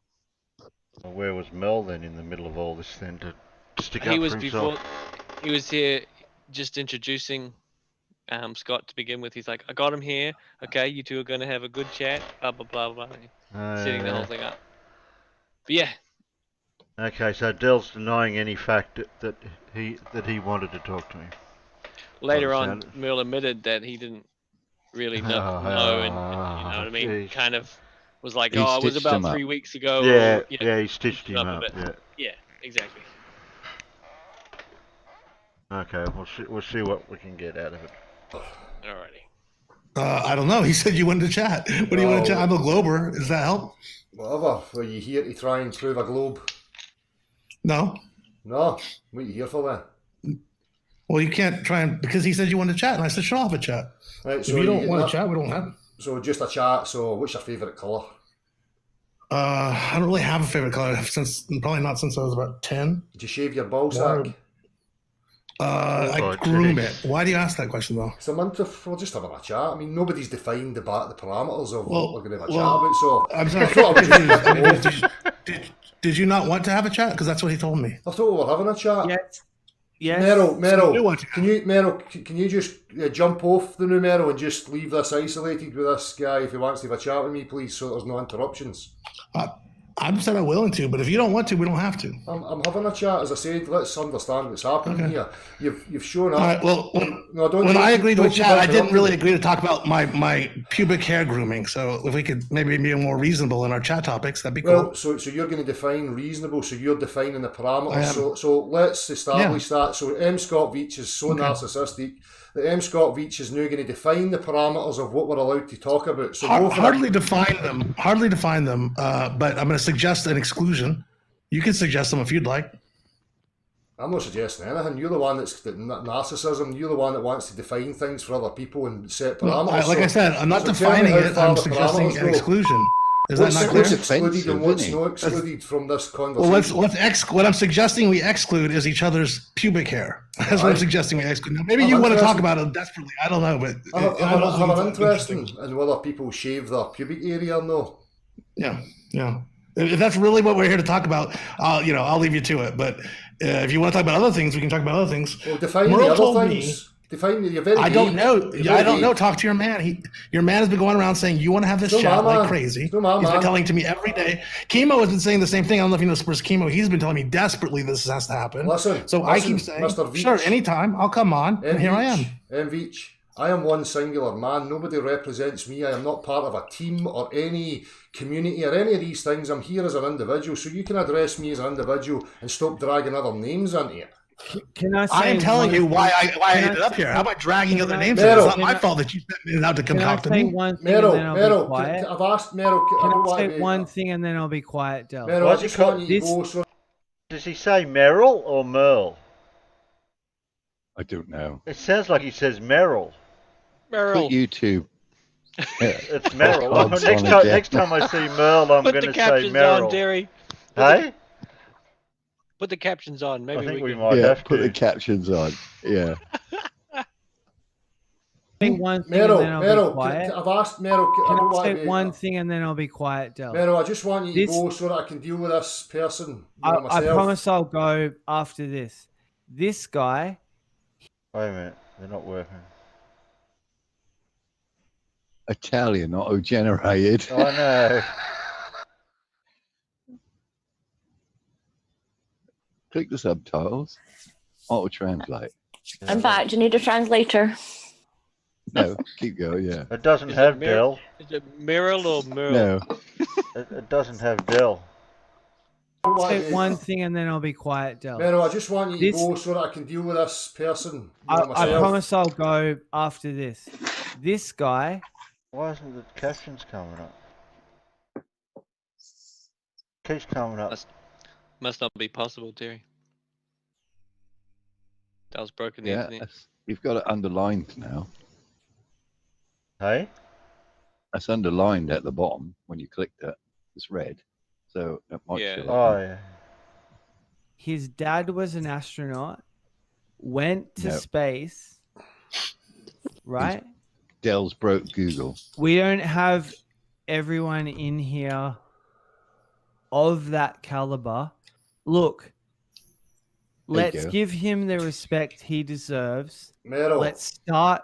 Listen, No, then I'm I'll sick be of people trying quiet. to define Listen, parameters and lay out, grounds here.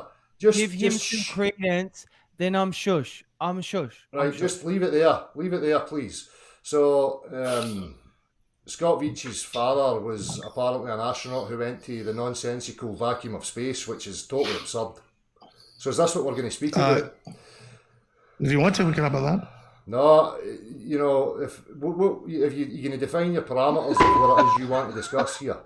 What the hell? I really don't have any agenda. I was just showing up because I was told you wanted to talk. We can talk about space. You want to talk about my dad's job? We can talk about my dad's job. I don't believe. I don't care about hearsay. What I care about is practical references for claims that are being made. Go down to Italian. Mm-hmm. How's that? What's your definition of practical reference? Well, when somebody makes a claim, they demonstrate the claim by way of practicality. No, it's not clear. They understand practical. English is That's weird. I guess not, because you mean physically? Yes, that's what we're talking about. We're talking about the physical, objective reality. So if somebody makes a claim and you don't see a physical demonstration of it, like it's live, you mean, then you don't think the claim is true, or you just don't know. If you can reference some sort of physical demonstration, then we'll have a look at it. But that's what I'm asking. Is that like a video? Is that something you would consider practical or not? A video? What's a video? That's not something that I can quantify and demonstrate in a practical fashion. That's watching a TV through a screen. I mean. So then, what do you do? Yeah, so that makes sense. So what do you do about things that obviously have no way of being seen practically? You just assume they must not be true. How do you establish an objective fact? I guess I don't really think there's anything that's 100% objective.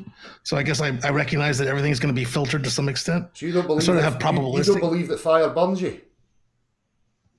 I think fire is going to burn you in almost every case, but not every single case, no.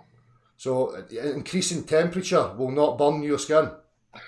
Well, it depends. There's all kinds of contexts in which it won't, right? For example, I work in I work in Hollywood, and we sometimes have to put... This is the thing. You already, if that's your name, Mark, or whatever the M stands for, you're displaying serious intellectual dishonesty. Yeah, I'm beginning to think you're just a game player from some Discord who thinks he's fucking clever. I'll tell you what, but you're just no man enough to sit here in front of me, sonny boy. I'll tell you what, Del.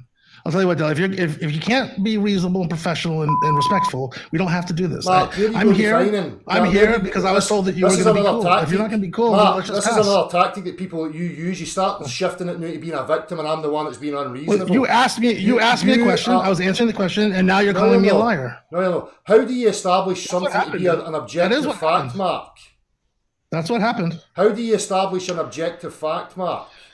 I don't think that objective facts necessarily exist. You're I think a moron, everything's subjective. son. I'm not say you fuck off. Okay, that's very polite of you. You just made an absolute. You're exactly what moral promised. You're a moron. A gentleman and a scholar, my friend. You are a moron, son. He's a dickhead, isn't he, Del? You can put your hands through a fire and it won't burn you. Correct. What a dickhead. And it seems like Scott might work in special effects. Yeah. Seem to at least have some of the words I've heard when looking at TV programs that talk about special effects. So, yeah, haven't seen Will since that day. He said, if you raise the temperature, that'll burn your skin. I can get in the bath. That's raising the temperature. They ain't burning my skin. Yeah, no. And Scott made it very clear in almost every case that would be the correct, about fire burning you. In almost every case. Almost, yeah. Oh, well, that's what you get. I mean, It's he no came point to Jim talking to. Panda's server. Merle invited him. He said, "Well, of course we're going to see curves because we have got oblate spheroids for eyes." And then Jim Panda was like, "Well, what if I draw a straight line on a piece of paper?" And he got all angry. And he left, rage quit that after a few minutes. Then he went away for a few weeks after that beating. Then brings this on, takes this beating. It's just ridiculous. Sorry, Terry. Message for you in the inside chat and maybe to check Discord. You already are. Mel was telling everybody too, and that Del was his brother. Oh dear. Oh no, dear. Oh dear. He's just a sorry. He's another Oakley, isn't he? Yep. Basically, if you don't agree with what he's saying, you're lying. It's just so funny. So it's like saying my car's reliable and never breaks down. Apart from when it breaks down occasionally, I have to repair it. Exactly. No car will never ever not break down. Actually, I suppose you could preempt all the breakdowns simply by doing really, really, really, really thorough maintenance on it. My car will never break down. Formula One racing cars. My car will never break down. Alan, my car will never break. No, my car will never break down because I don't have you didn't one. play the Del cow at the end of the video. No. Too late now. No. Yeah, slow. sorry, I was Never too late. Yeah. Sorry, my brain is not functioning fully correctly this morning. I should have reminded you when it finished. Sorry, it was my fault. Yeah. Del doesn't understand there are exceptions. My mum bakes cakes. My mum bakes cakes. Where? It's coming into the chat. Where? That's what it says. Alan said. No, my she mum would bakes like cake. to. Would my like mum to. would like to. Yeah, Join she's us. now part. She is now part of Discord. Join us. And would like to join us. Do you need I'm to send free him the for link, a Terry? chat. Hey, Yeah, I've done my bit. new members, Oh, welcome. good. Yep. You get a mulligan. Oh, we've still got another one yet. We got. They have to ask about the deck. The deck. Okay. I have to see what this other one is now. Joke's on you. I have no dick. Okay. I've always known that. Oh, shots fired. Not from you. I'll put that in the inventory now. This Yeah, you fire blanks. Oh, this guy. It's a bit harsh. Yeah, it's a bit harsh. How can he fire blanks if he hasn't got no deck? I don't want to prove it to you. Well, No, I don't we'll want put to it this prove. way: you must be firing blanks because there's no sheep that are pregnant. Oh. Now that's harsh. That's harsh. I almost let a F-bomb slip then, Terry. I just held it in there, just held it in the flame. Let it burn away. Am I allowed to let an F-bomb slip if I'm the one that caused it? Oh, well, I don't know. It's up to you, Terry. You make the rules. This is a correct new flat Earth map reloaded I'm after impressed. YouTube removal from flat Earth search term. Geotruths. I'm impressed that you jumped on the attack as well. It's very Is he from un-Terry-like. Is he from New Zealand? Oh no, what? Don't embarrass us. Well, it's got NZ on the end. I assume it's just. What? Where? Where's it saying? Scroll down a bit. No, I'm gonna get on my scroll down a bit. bicycle. There, look. It's there. Truth Geotruth NZ. Geotruth New Zealand. You might be guys. someone from New Zealand. I That's- apologize in that's your advance. In advance. In I'm getting on advance. I'll get on my bicycle. He's probably that close. Is that your brother? No. My brother's name Sheeple, is. don't be embarrassed. We've My got Dale. brother's name is Lack of Truth. NZ. Hello, Pip. Hello. Oh, I feel bad already. Slightly sick. So don't feel bad. We've got Dale. No, you've got Dale. Oh, Well, I've got Dale. Pip, you just made me feel instantly better. There you go. There you go. There you go. Glad to help. Oh, New Zealand. Oh, Yeah, I'll take your mind off, Dell. It's impossible. I'll take your mind off, Dell. I can't now. Mad, the wall won't keep Dell away.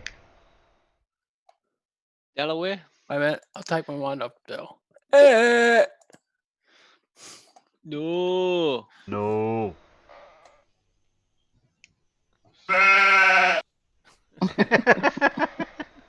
What was that, Sheepy? F-bomb. Yeah, and if it says the Australians have got Ross. I tell you what. I tell you what. Even Alan's getting in on the roasting. I tell you what, Alan, I'm impressed even more than I was impressed.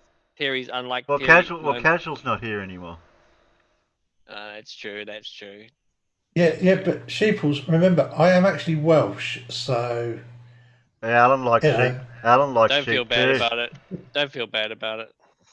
Alan likes sheep. No, he don't. That's why he moved from Wales. It's not your fault. You're Welsh, Alan.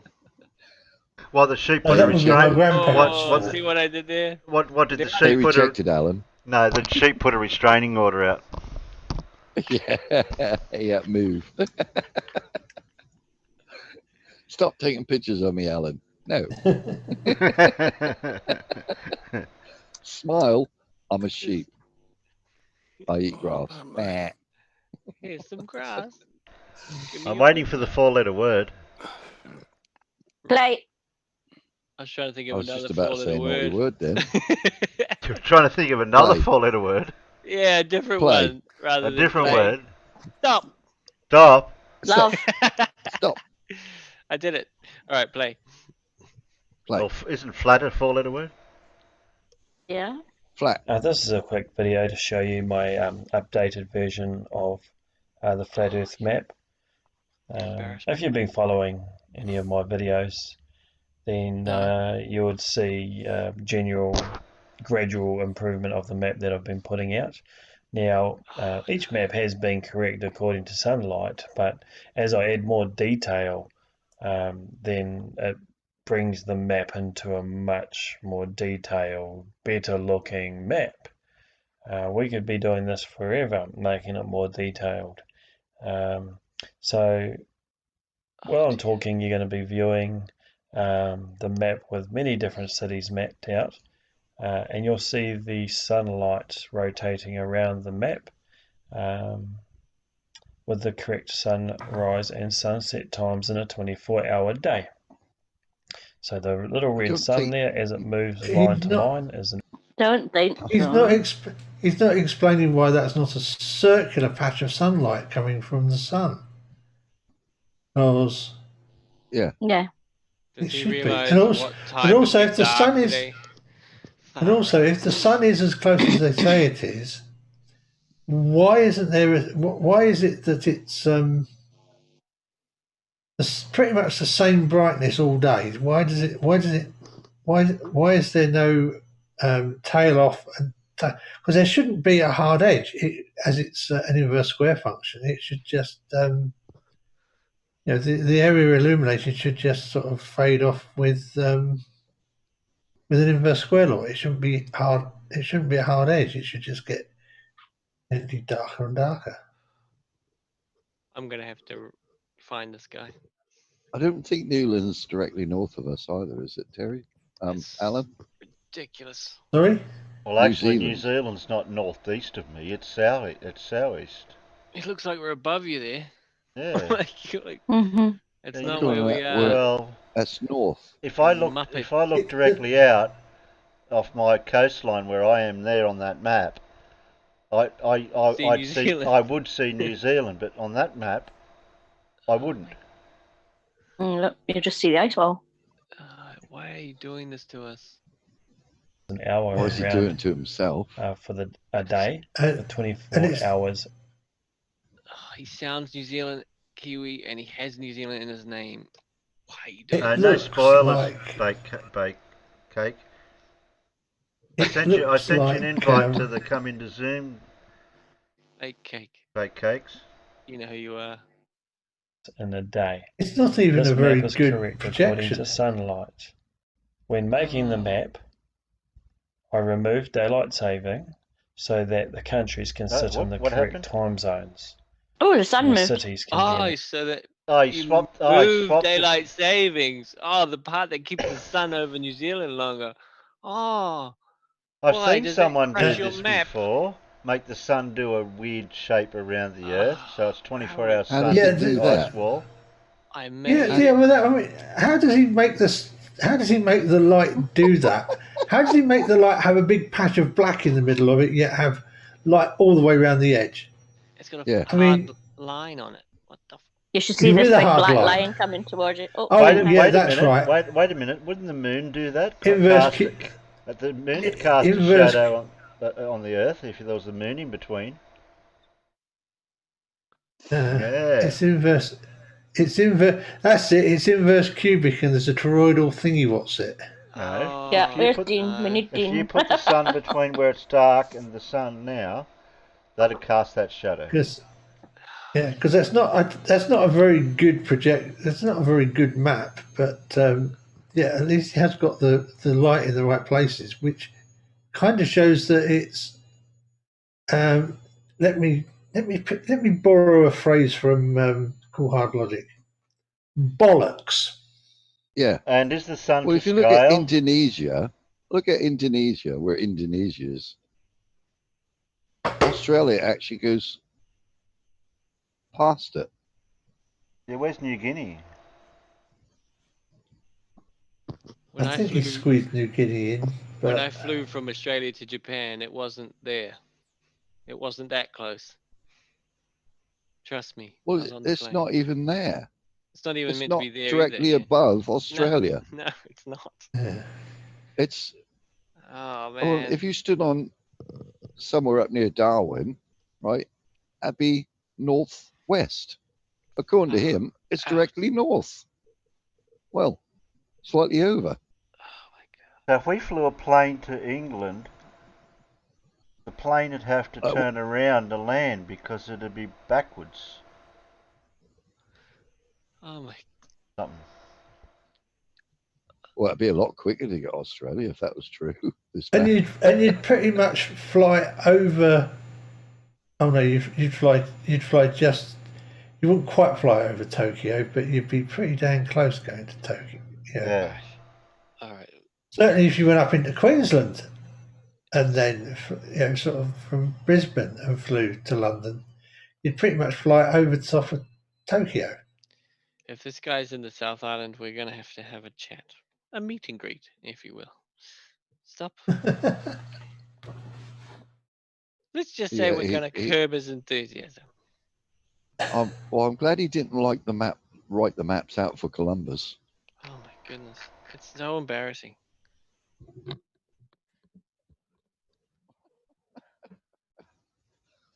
You got South America's a little bit skew. Well, South America always does end up looking a bit like that. I just said it's just not very well drawn. New Zealand's like a line. He lives in New Zealand and he's drawn it like a line. Yeah, well, on that scale, it pretty much is, isn't it? But it's not a line. We're not a line of islands. My mum baked cake. I already sent you the link, and then you said, "Where's the link?" Have we got an avatar? Apparently it gets worse as it goes on, Terry. And we're only a minute in. I know. I didn't want no spoilers. No avatar. Sorry. That's the first Come on, time. we do let people off the first time. First time. Three. I was going to They mention get three. that. Yeah. Okay. First time. They get 3 strikes. Yeah. My Who's mum got the baked book? cakes. Who's got the books with that? Hello. Hello.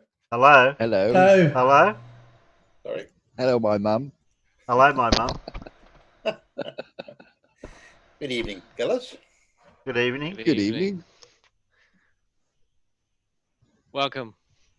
Welcome to the Crazy House. Geez, I'm from Adelaide, Australia, so I listen to the a couple of few Aussies down here in the flatland. Yeah. Well, you got a Davros in your neck of the woods. Another South Australian. Oh no! I was going to say, if I lived in Adelaide, I wouldn't admit it. Yeah, my dad's from Elizabeth. What? Your mum come from the Queen? My dad was born in Elizabeth, and my family's in Salisbury.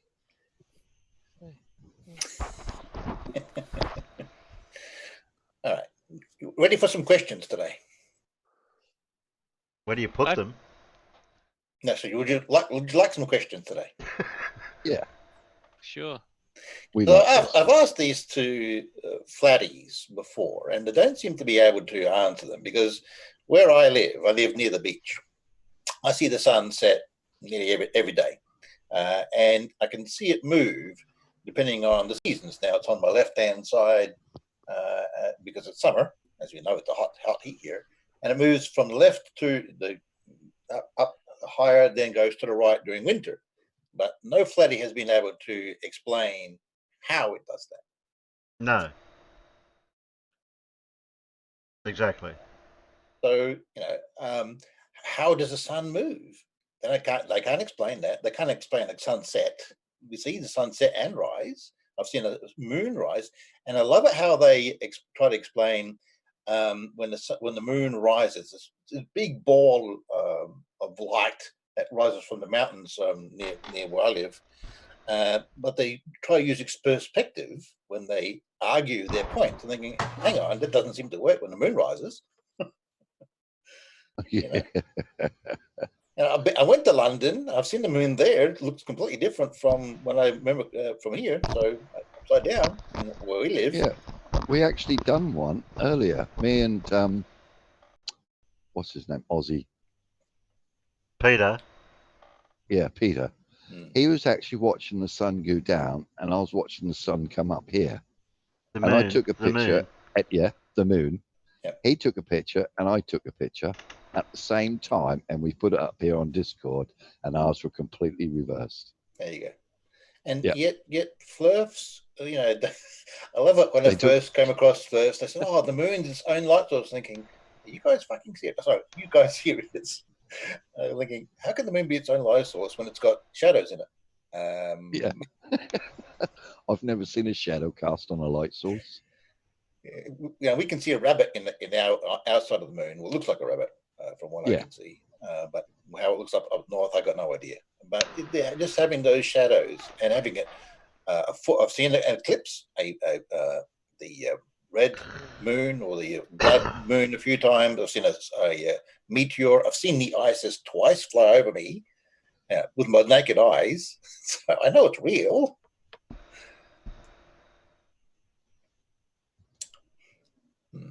Yeah. And as for the water being flat and level, and I love it how they use the level to measure their surfaces, and it's got that bubble inside of it. Yeah. Oh no. Yeah. And they don't get it. I just don't comprehend how stupid these people are. I mean, my maths isn't very good.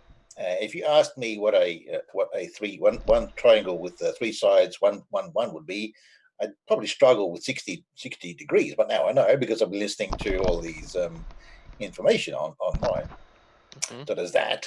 But it's simple maths. I mean, Professor Bell and Professor Dave got to give him full kudos for kicking Flurf's butts. Wouldn't you all agree?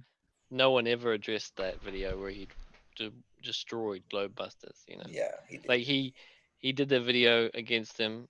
Sorry, they did the video against him, and he replied, and they never touched it again. Just like, So.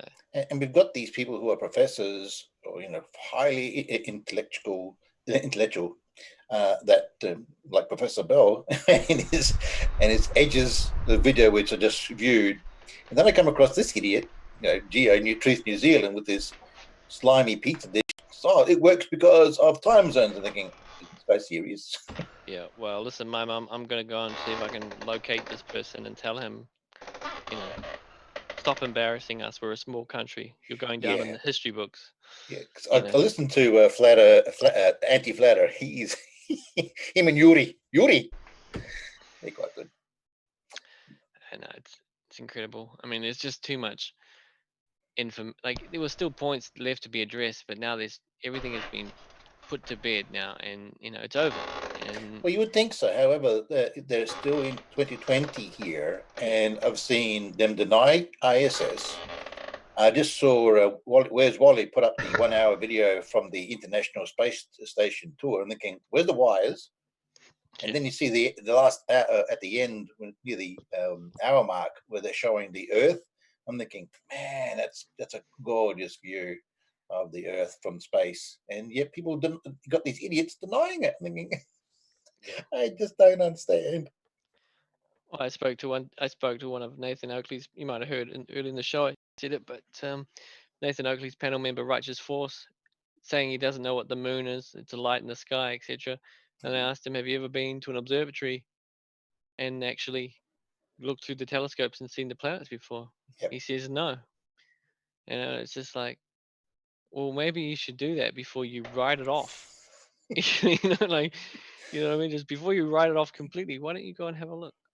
Well, I remember seeing the comet fly over above our heads a few hours ago. It was mentioned in the news. Some comet was flying over and stunning, and then you see the bright stars over my suburb, and thinking, and you can see them move if you just stay out long enough. And the sun moves, the moon moves, yet they can't explain those two celestial objects how they move. I mean, they put them on this flat disk. They move. They don't explain how they change positions. They don't change. They don't explain how they move across the sky. Are they on some sort of string? Yeah. Anyway, exactly what keeps them up there. Try to explain to them how radio operators work with the directional antenna. Mm-hmm. We try to explain to them how airplanes fly. Airplanes. Yeah, they got to dip their nose all the time. And what gets me is they people pay to go to these international flat Earth conferences from around the world. Yeah, from around the world. Yeah, that's good. That isn't They it? pay $200 to go sit to listen to these people talk, and thinking, and all they talk about is nonsense. Watch Mark Sargent, a bit of Mark Sargent. In the background, they've got the Earth, the background of the Earth and this moon and sky. And you can see, if you look close enough, it's curved, and people just don't realise what they're looking at. So yeah, anyway. Well, if you look at this map, right, a radio operator would normally, like I'm in England, right, on the East Coast, right, and I said I want to talk to someone in Darwin, I'd have my aerial pointing somewhere about 100 degrees, right? According to this map, if I point my antenna 100 degrees, I'd be talking to someone in South Africa. And I love the goal of this guy saying this is the most accurate flat Earth map he's created. I'm thinking, are you serious? It's completely wrong. Yeah, let me just turn off Great Daylight Savings so that you can understand it better. I did argue him about that, because he said, because it's so accurate because of daylight saving. I said, hang on, daylight saving wasn't invented till however many years ago. People didn't. There was no time back when yonks ago, because there was a sundial. So none of this is correct. Time is only what your local position is. Great, we've got daylight saving, but that doesn't prove the flat Earth. Yeah. Yeah, no, it got dark around 9:30 today. And according to this, you'd see the sun rise. Well, if you're like in Adelaide or somewhere, you'd see it from the north. And it'd just stay north to north. I know. It's just sad. I know, sad. The sun doesn't rise up from the north. No. Well, it wouldn't rise, would it? You just see it go across the skyline. Yeah. Oh, there goes the sun. I mean, when you see a sunset, I mean, gorgeous sunset, and you can see who's complaining. P Brain was complaining about the mountains being lit up from below because Matt Rainier, I think it was, Bob the Science Guy, was having a go at him. I'm thinking, hang on, I've seen gorgeous sunsets from where I live, and the sun lights up the clouds on the bottom. How does it do that? Can they explain that? No. That's my Joe impression.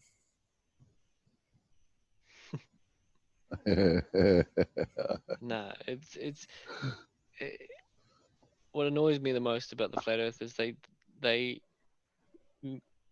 move on to the next point, and it's like, wait, can we stop and address the other points that you've just glanced over that you couldn't answer, that you've had no answer for before we go on to these ambiguous statements and they love using ambiguous word salad, and if they have any form of knowledge, they know how to repeat or parrot big words and big numbers, 1,000 miles per hour.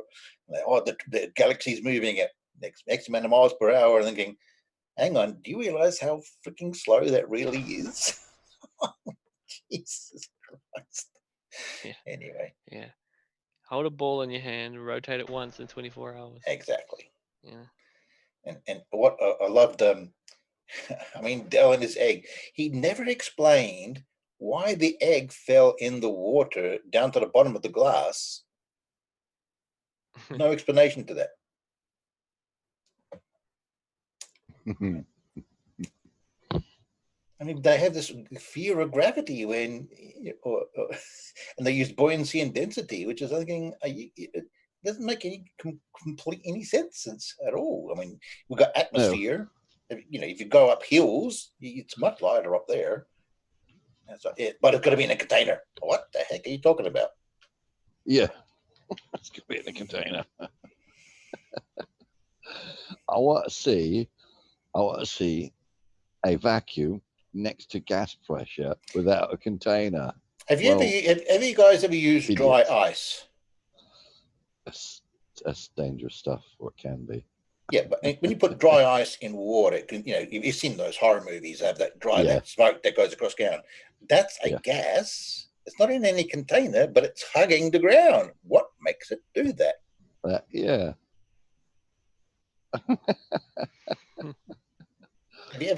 Has anyone asked the flat Earth that? Can they answer that kind of question?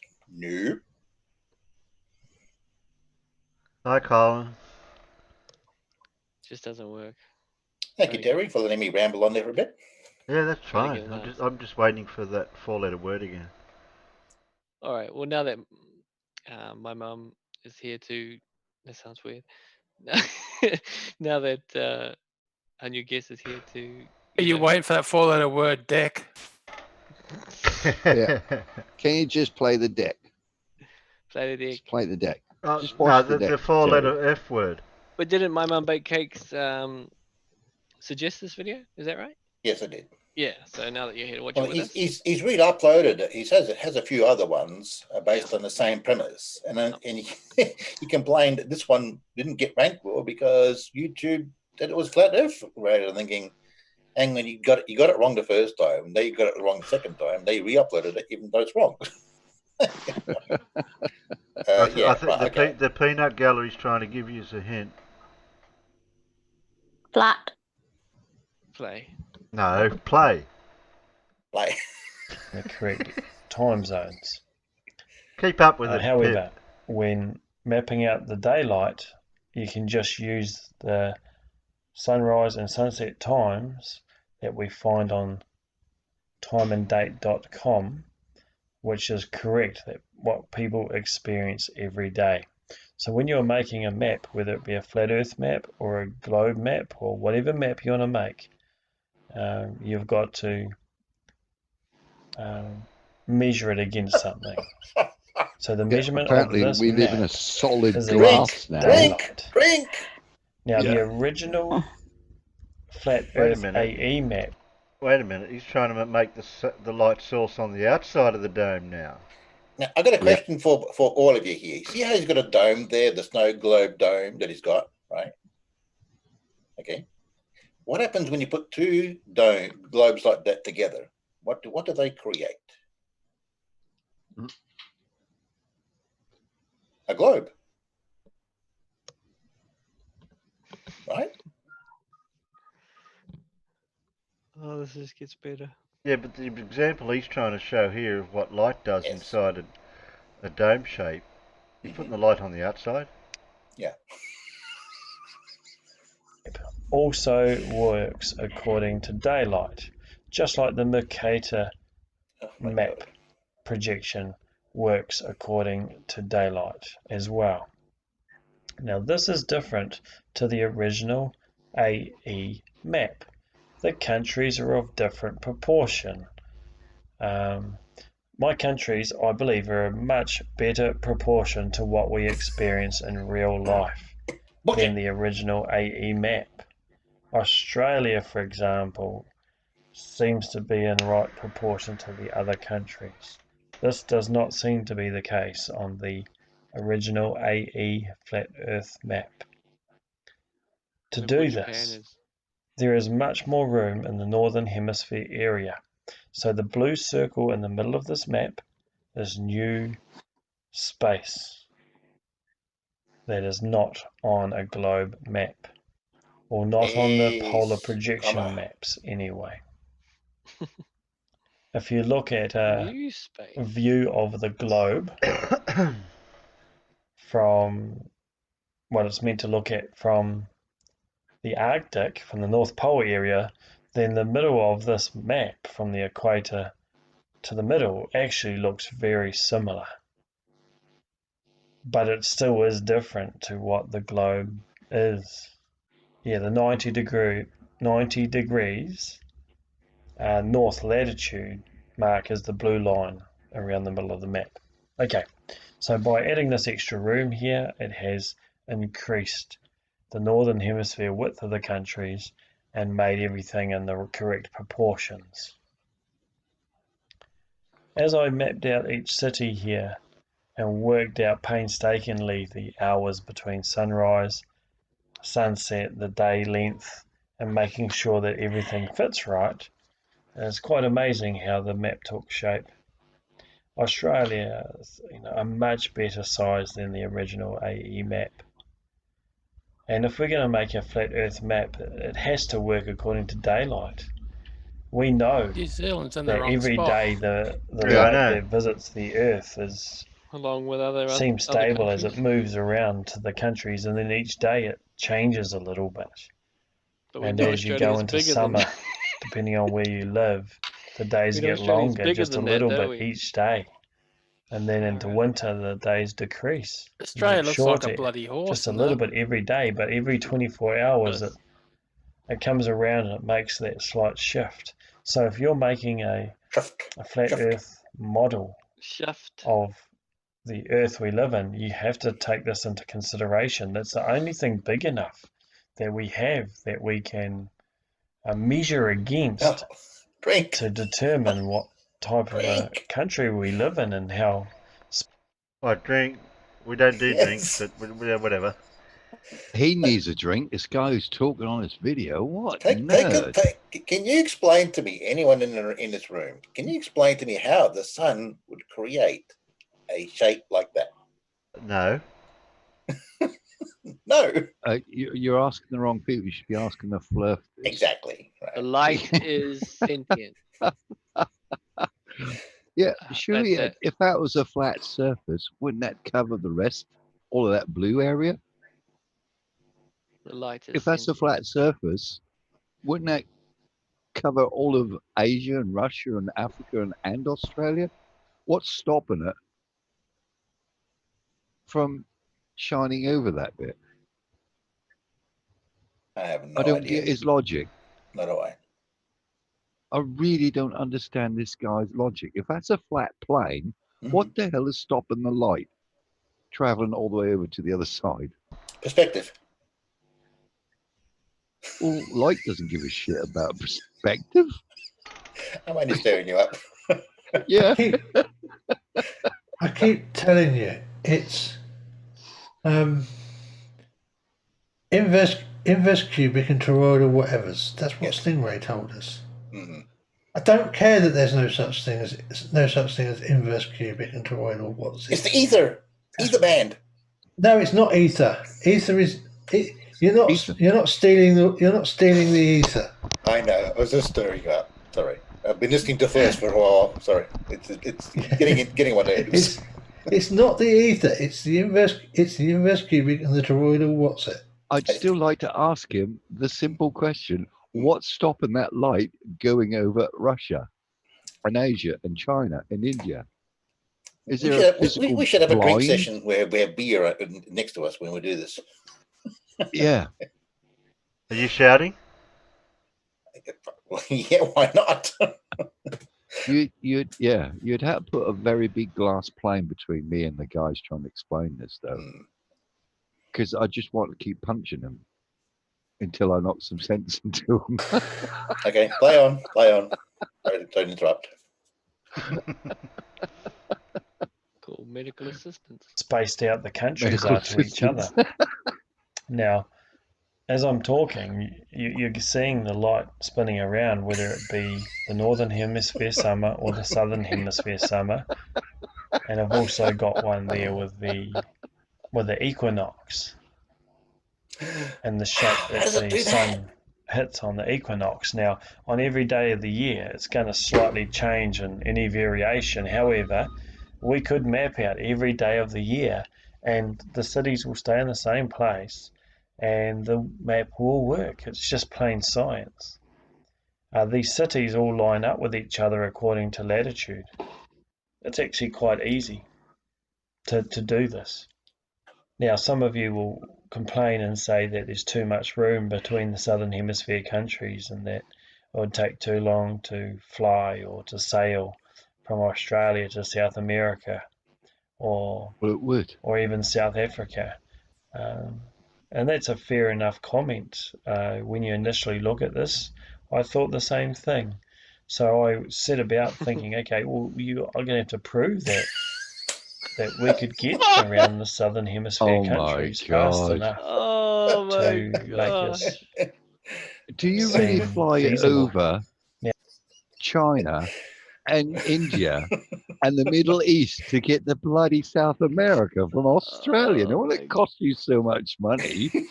I love how these flatties use science or try to use science to prove their method when they don't understand the terms they're even using. You know, they use the word salad, ether band, ether, or test the methods or whatever they use. And yet, when we face them and ask them serious questions, very simple questions: how does the sun move? Why is the sun set? Why is there a horizon? And why do boats disappear from bottom up? They go, oh, this refracting or lensing or whatever, or some other excuse. And they're going, ask any sailor, pilot that same question, and they'd give you the answer. So, I'm in Adelaide, right, and I want to get to South America. Yeah. Do I fly over the North Pole to get there? Oh my God, is this guy really serious? What a complete and utter idiot. He better not be. Maybe he better not be. It's twat. Oh my word. No, you got to fly. No, if I want to go from me to South America, I'd have to fly over Alaska. Yeah, over the North Pole. Basically, near enough, but you wouldn't go near it.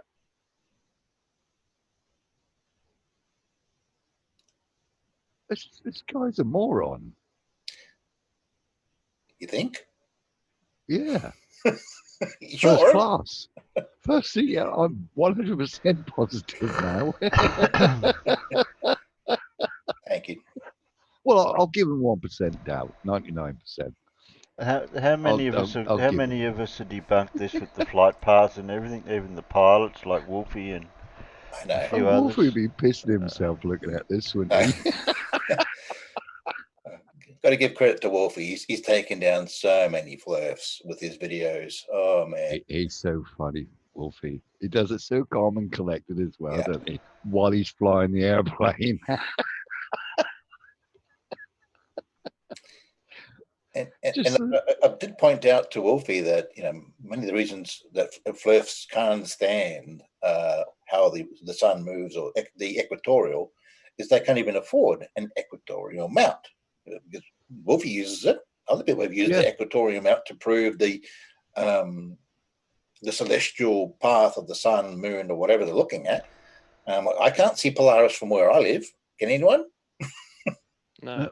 I can, but I happen to be in the northern There you hemisphere. go. See? Oh, what a Yeah, coincidence! I can see it. But Oh, can you so see can the Pip. Can you see the Southern Cross? No. If I was in Australia, No. No. Oh, but it's because it's too far away. Yes.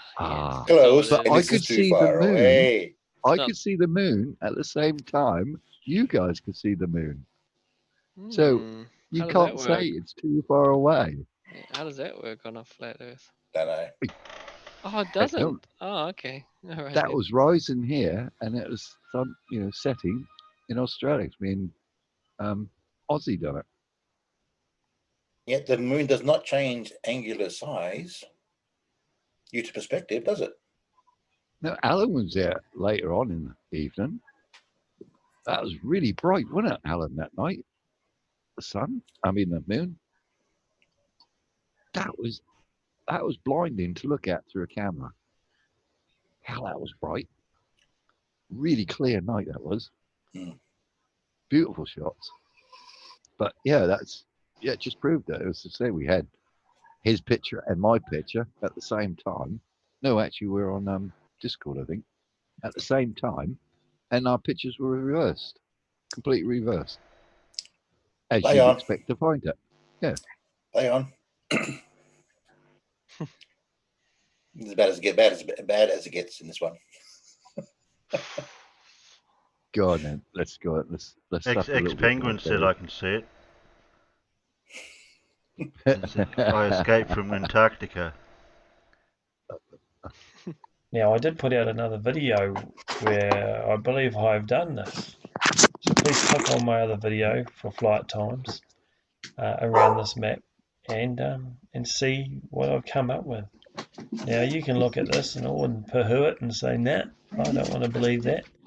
I don't. Poo it.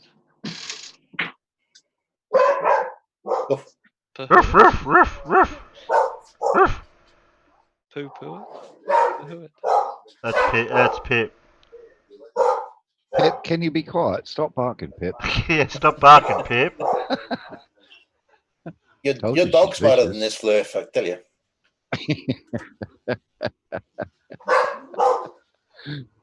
Hey, I fixed it. I fixed it for now. Yeah. That's fair enough. You're welcome to that belief. I have looked into this, and as far as I'm concerned, this is more reasonable than the flying ball. No, it's not reasonable. Every at day all. I step outside and there's no ball flying around that I'm standing on it. It's stationary, it's flat.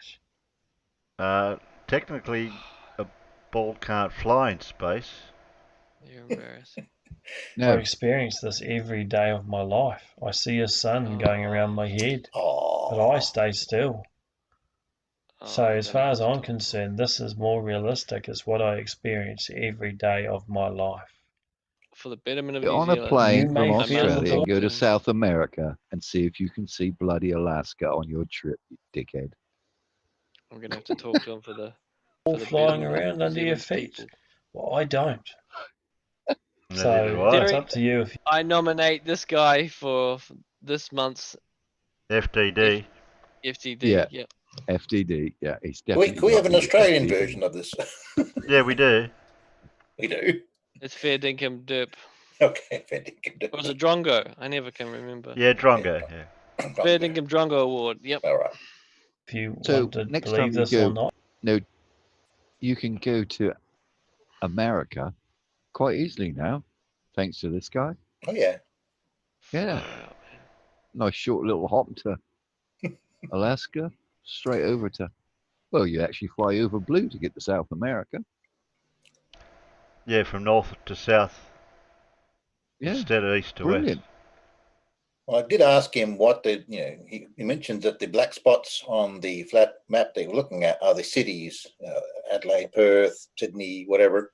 And thinking they look like it's green slime with some pock marks or whatever. Ugh. Horrible. But the thing is, you get to North America really quick because it's rotating. All right, Alan. Have a good sleep. Have a good rest. Right. Oh, Now, well, if I can have more evidence Goodbye, that Alan. makes me experience this Oh. ball flying around that I'm supposed to be standing on, then I'll believe in the ball. But at the moment, I think this is more reasonable and understandable, and it's what we experience day to day. So I am going to put up No, it more isn't, mate. videos, especially around how the light, the visible sun that we see, how we see that at the right angles. Now I have Now, just as it hit the land there, that'd be in winter, yes, but it doesn't curve across the sky. put out other videos on that as well. But you will have to wait. These videos can only be so long, so I will bring out Too more long. info soon, which I believe can provide an answer for everything every question that you have. Okay, thank you for your time. Wishful thinking. Yeah. I've seen Anyway. Davros one here. He could have gone and typed a message. Oh, Sheebles, do you want to type a message to him and ask him, since when do you fly over North America to get to South Africa from Australia? To Davros. Yeah, Davros would love it, wouldn't he? He's into all this sort of stuff. Oh, And you are as well, aren't you? Go ask him, how the hell do you manage to fly over North America to get to South America from Australia? Just go ask him that, Sheebles.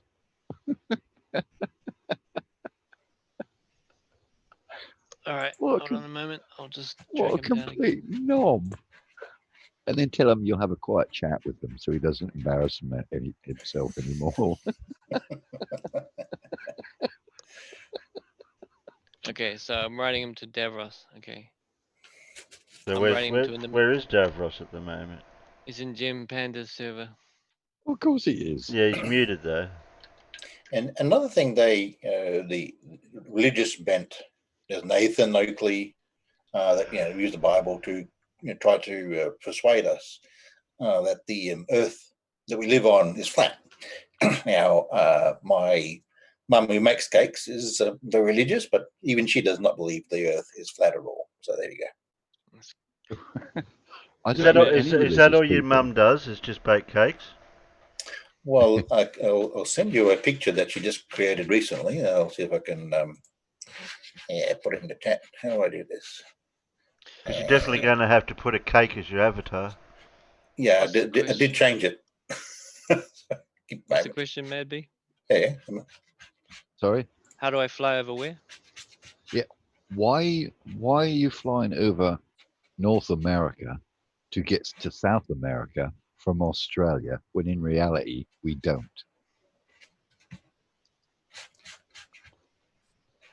Why'd you fly over North America to get to South America? Yeah. Why do you fly over North America to get to South America when in reality we don't? You see That's that? cool. Yeah. Yeah. That's well cool. He made that yesterday. Is that just one slice? It's one big one. Yeah. You dropped me. There you go. Is that what it said? Yep, in Polish. Nice. Yeah. Polish. That's well cool. Yep. Awesome. She got 10 out of 10. Well, 9.5 because I didn't get a slice.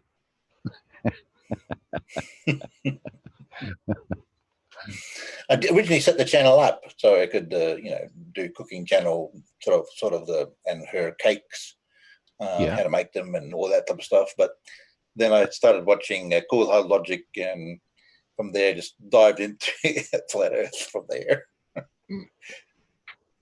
You got to make a flat Earth cake. Yeah. And then eat it. This have is what I have think your is cake your and flat eat Earth it model. too. There you go. Yeah.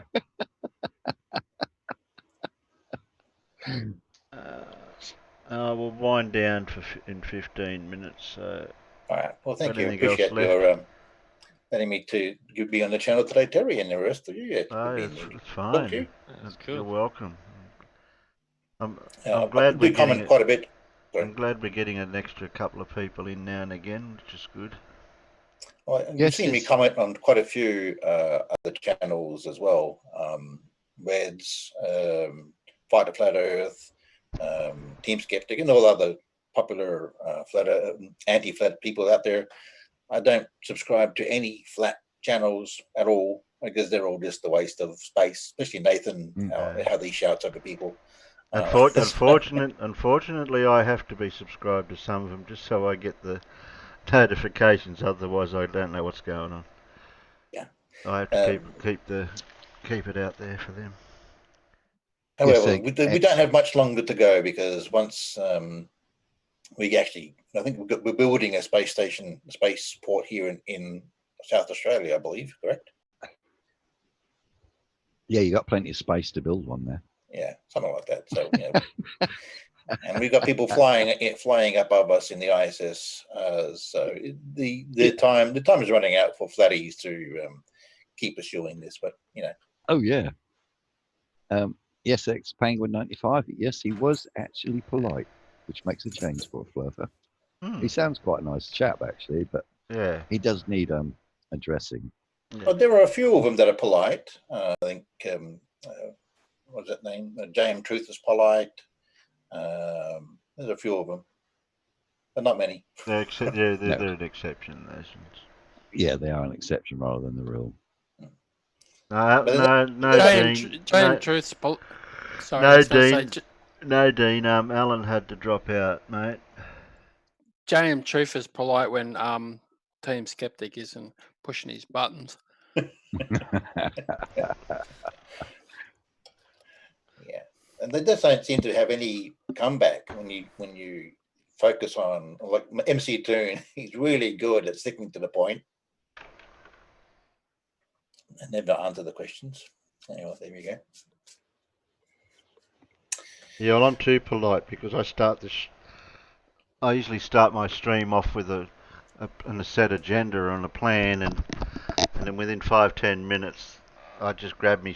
It's like as if I've got a sheet of A4 paper here, and I just throw it over my shoulder. Well, I have watched quite a few of your shows there, Terry, and this crew here.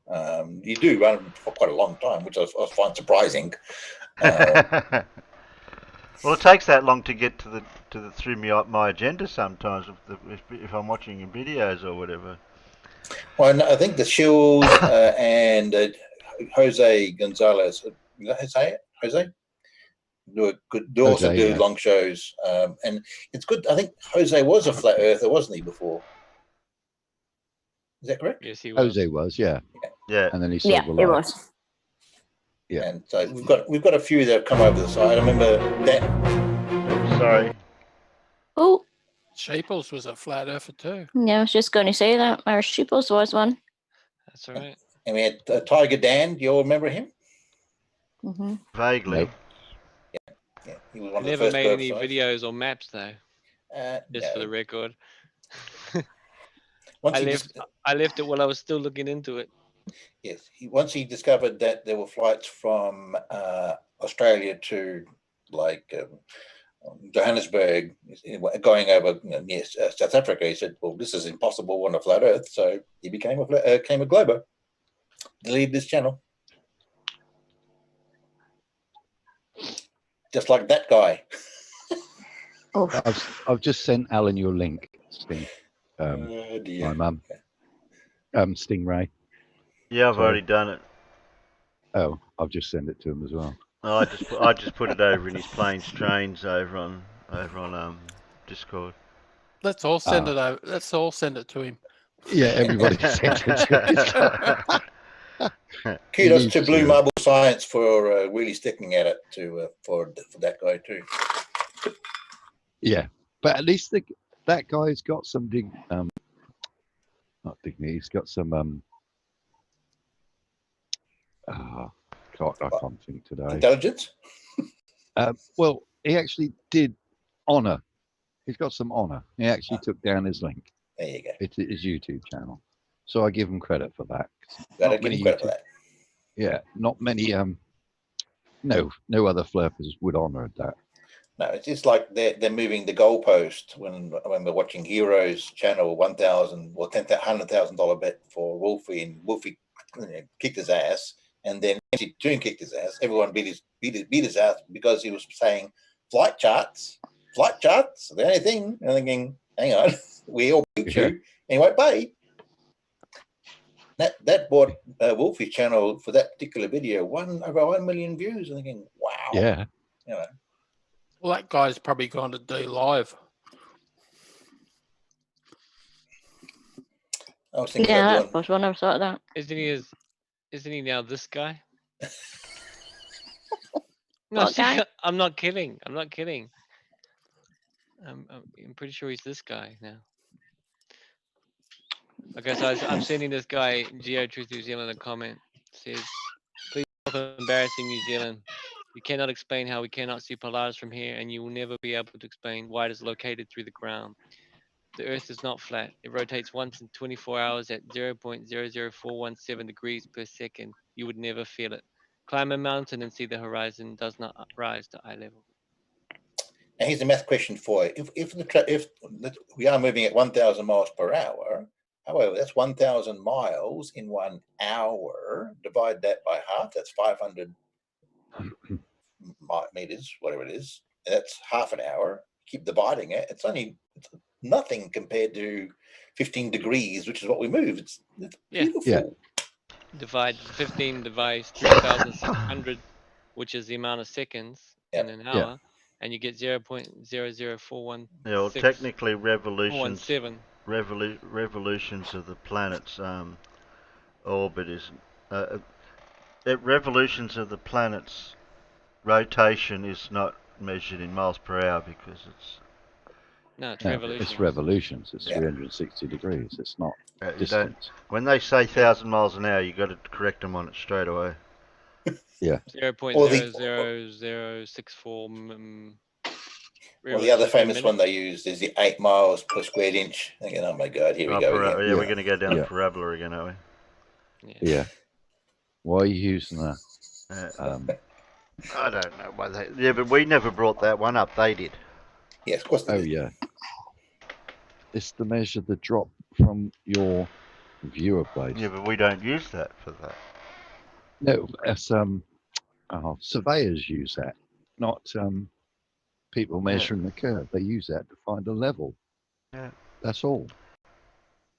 Level and flat, not the same thing as we. Yeah, we know that. Well. Yeah, I wouldn't get that. I wouldn't get a flat earther to put up a set of shells for me. That's for sure.